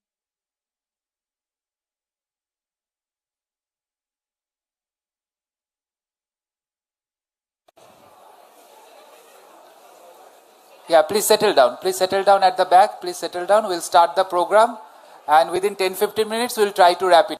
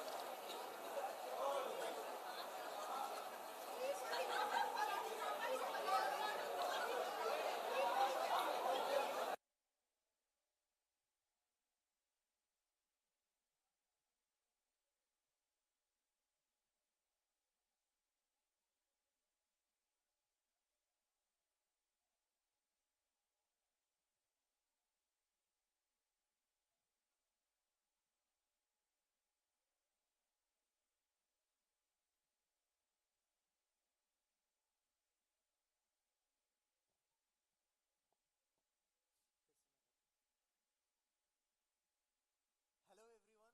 Once again, warm welcome from Entrepreneurship Cell side for attending the Entrepreneurship Awareness Drive Kolkata 2023, presented by Adda 52 and co-presented by Uru, empowered by Google for Developers and brought to you by The Hindu. So now we would like to introduce what our ECEL is, what our ECEL does for student community, how they help to start up, how they help startup ecosystem, how they help students to nurture their ideas to start up their own. So first of all, what we are. ECEL is the largest student and non-profit organization of India. It was started in 2006 with the aim of fostering entrepreneurship in campus of IIT KGP and beyond that.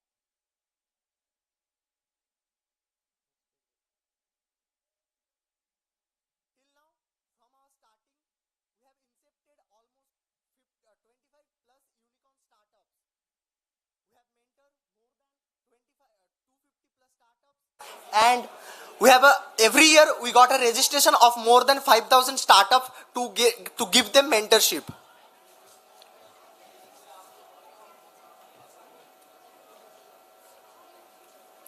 So, letting you know about our off-campus initiatives of Entrepreneurship Cell IIT Kharagpur. First of all, we will be starting with Global Entrepreneurship Summit. So, Global Entrepreneurship Summit is a 3-day corporate summit that happens in our IIT Kharagpur campus in the month of February. So, in that corporate summit, students from all over India travels to IIT Kharagpur. They build up their own networking session and they get a chance to network with the entrepreneurial minds also. And besides, they get connections to investor and other successful entrepreneurs also. So, our next initiative is Empresario. Empresario is our annual business model competition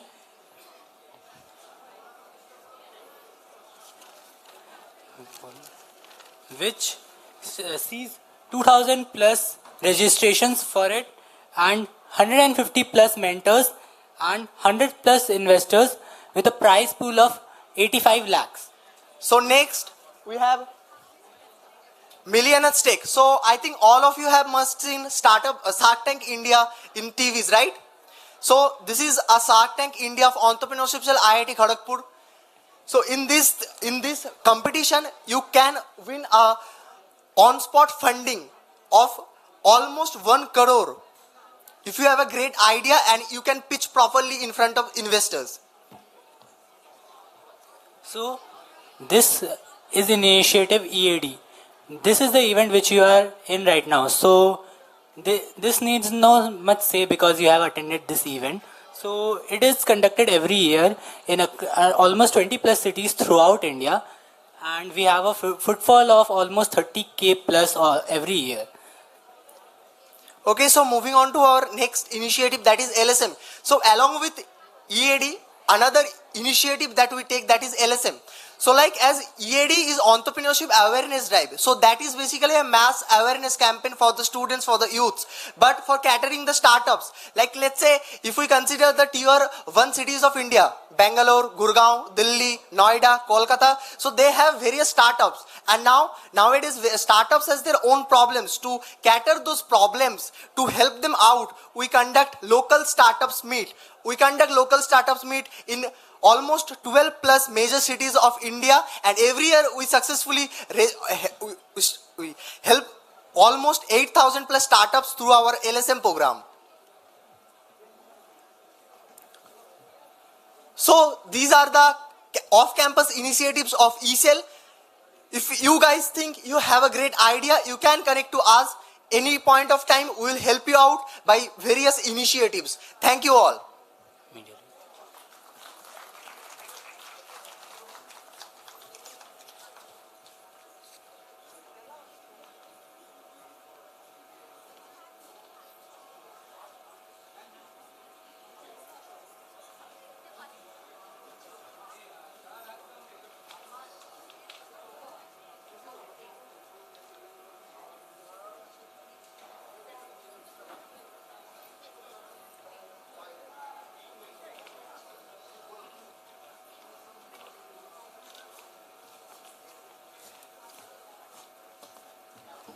Hello audience, please support the volunteers. Actually, they will pass you a QR code. Now you have to, after scanning the QR code, you have to download an app, and in that app, you will have a contest today or tonight, which has a prize pool of almost 1.25 lakhs. So please stay there and help the volunteers to scan the QR code.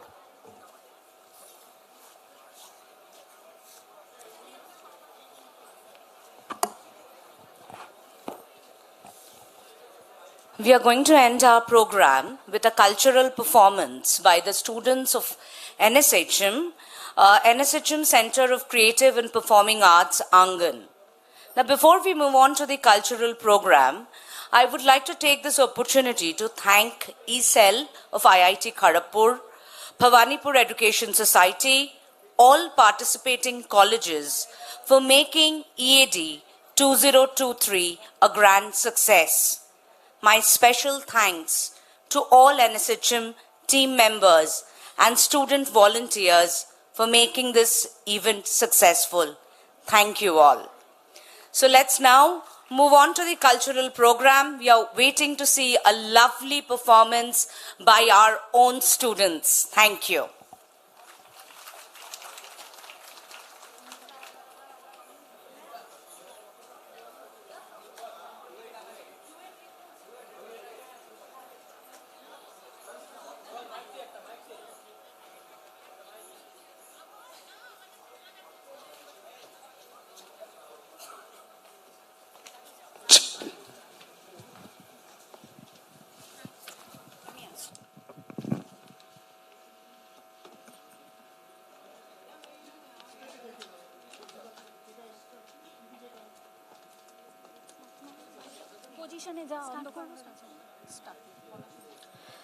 I extend my warmest greetings to everyone in attendance.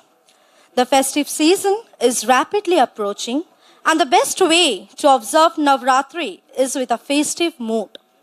For this reason, the Cultural Center of Creative and Performing Arts, Angan, at NSHM, has organized a presentation that features the 10 avatars of Lord Vishnu, representing the restoration of cosmic order and the strength of goddesses Parvati, signifying the victory of good over evil.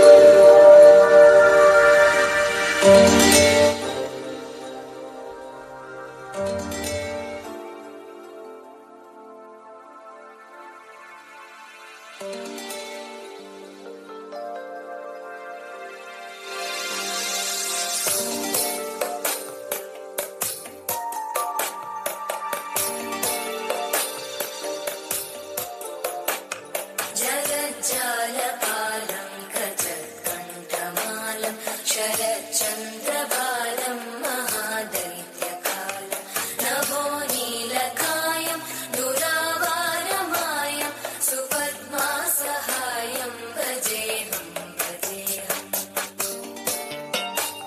सदाम्बोधिवासं गजत्पुष्पहासं जगत्सन्निवासं शतादित्यभासं गदाचक्रशस्त्र लसत्पीतवस्त्रं हसच्चारुवक्त्रं भजेऽहं भजेऽहम्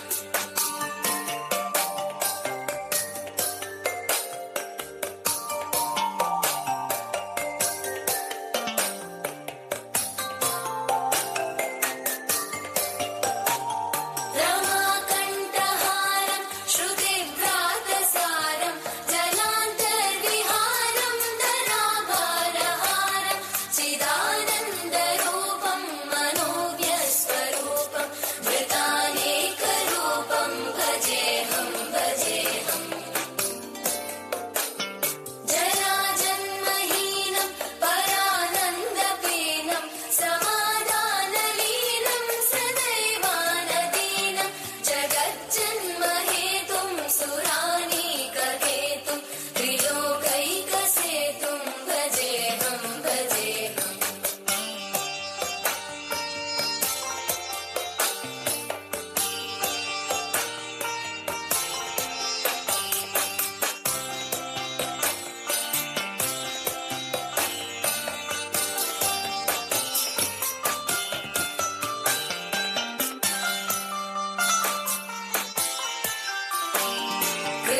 कृताम्नायगानं खगाधीशयानं विमुक्तेर्निदानं हरारातिमानं स्वभक्तानुकूलं जगद्वृक्षमूलं निरस्तार्थशूलं भजेऽहं भजेऽहम्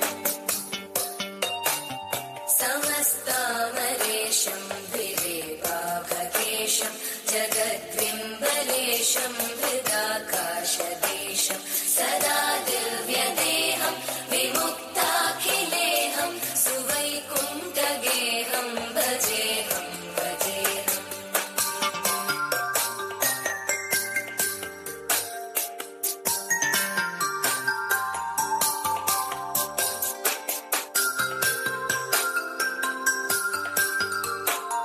सुराली बलिष्ठं Triloki वरिष्ठं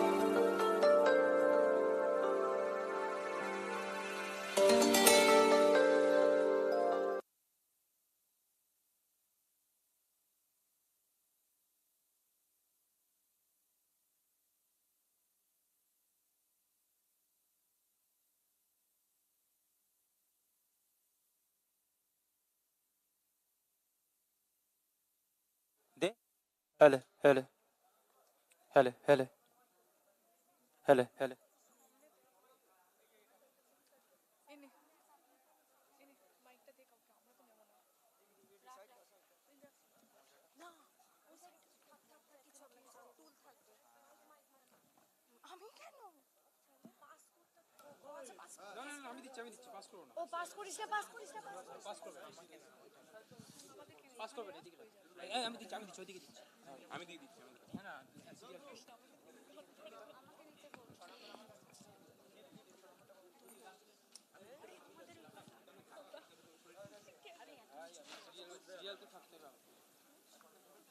Hello, hello, hello, hello, hello, hello, hello, hello.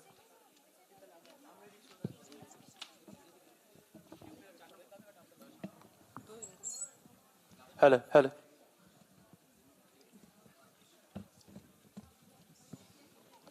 Hello, hello.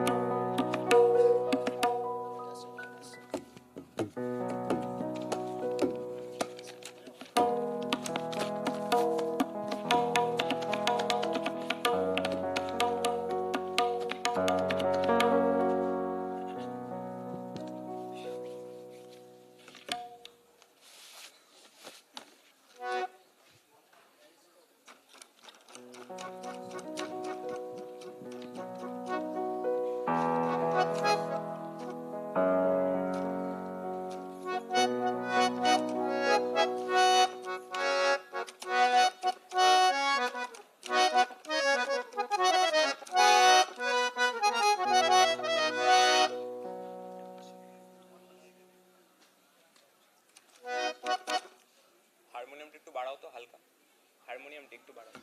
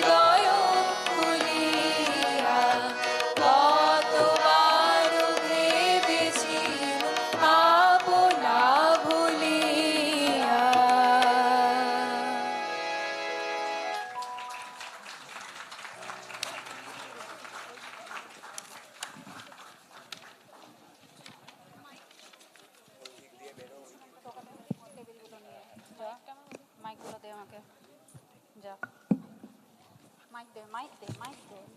Instrument ঢোকা, instrument ঢোকা, table ঢোকা।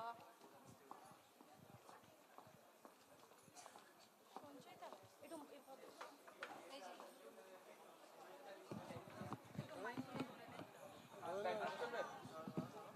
স্ক্রিনে পড়লে ভেঙে যাবে।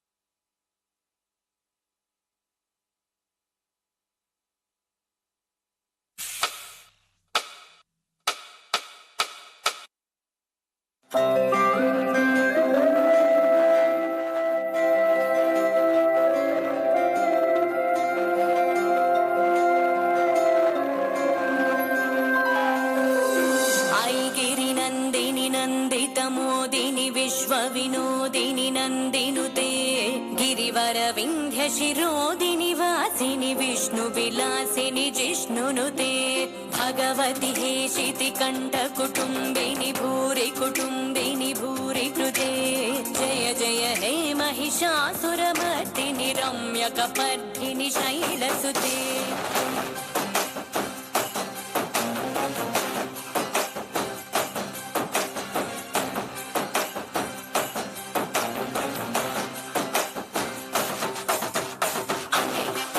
दैवम अम्मे जगद्गुरुमूलम अम्मे आदियु अर्थम अम्मे सृष्टिकी सारं सर्वम अम्मे निकु जन्मनिच्చి अम्मे నిన్ను ఒడిలో చేర్చి అమ్మే నిన్ను నీలా పెంచి తల్లయ్యక్కై చెల్లై వదిలే ప్రతి రూపం తానే నీ తోడు నీడ తానే నీ చిన్న రాత్రి నుండి నీ ఆట బొమ్మయుండి నువ్వు ఆడిన పాడిన కొట్టిన తిట్టిన నీతోనే ఉండు నిన్ను నీలా ప్రేమించే నిస్వార్థమైన ప్రేమే అమ్మ సురవరవర్షిణి దుర్ధరదర్శిణి దుర్ముఖమర్షిణి हर्षरते त्रिभुवनपोषिणि शङ्करदोषिणि कल्मषमोचनि घोररते धनुजनि रोषिणि दुर्मदशोषिणि दुःखनिवारिणि सिन्धुसुते जय जय हे महिषासुरमर्दिनि रम्यकपर्दिनि शैलसुते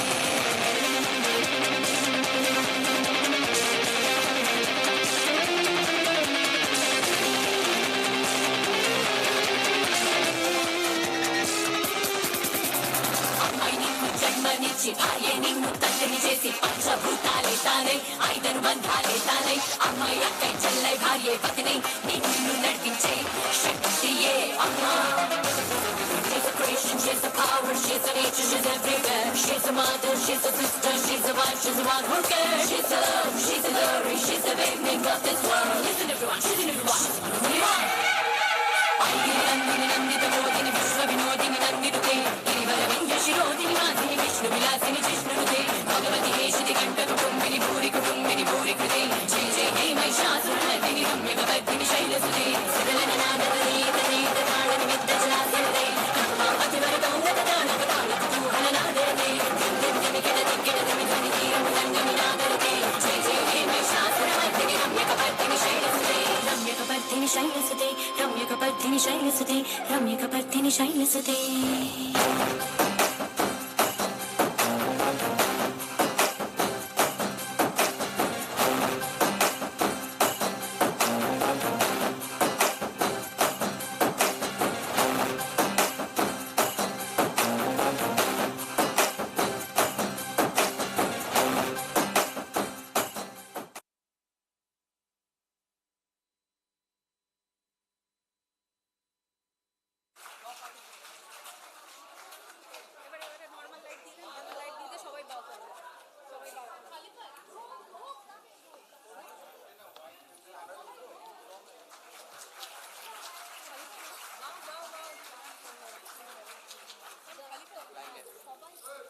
এখানে এখানে সবাই বাও তাড়াতাড়ি তাড়াতাড়ি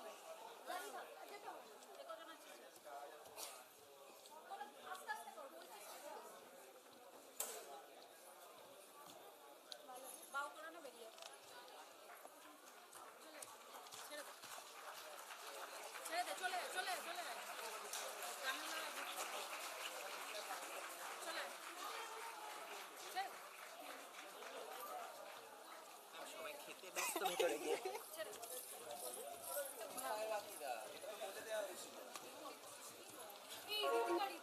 One. One holds a universal significance. One represents singularity and excellence. Odoo strives to provide a singular, integrated solution for businesses, encompassing a wide area of application from accounting to CRM, all under one roof. We have come to the end of the program. Thank you everyone for making this program a successful one. Good night.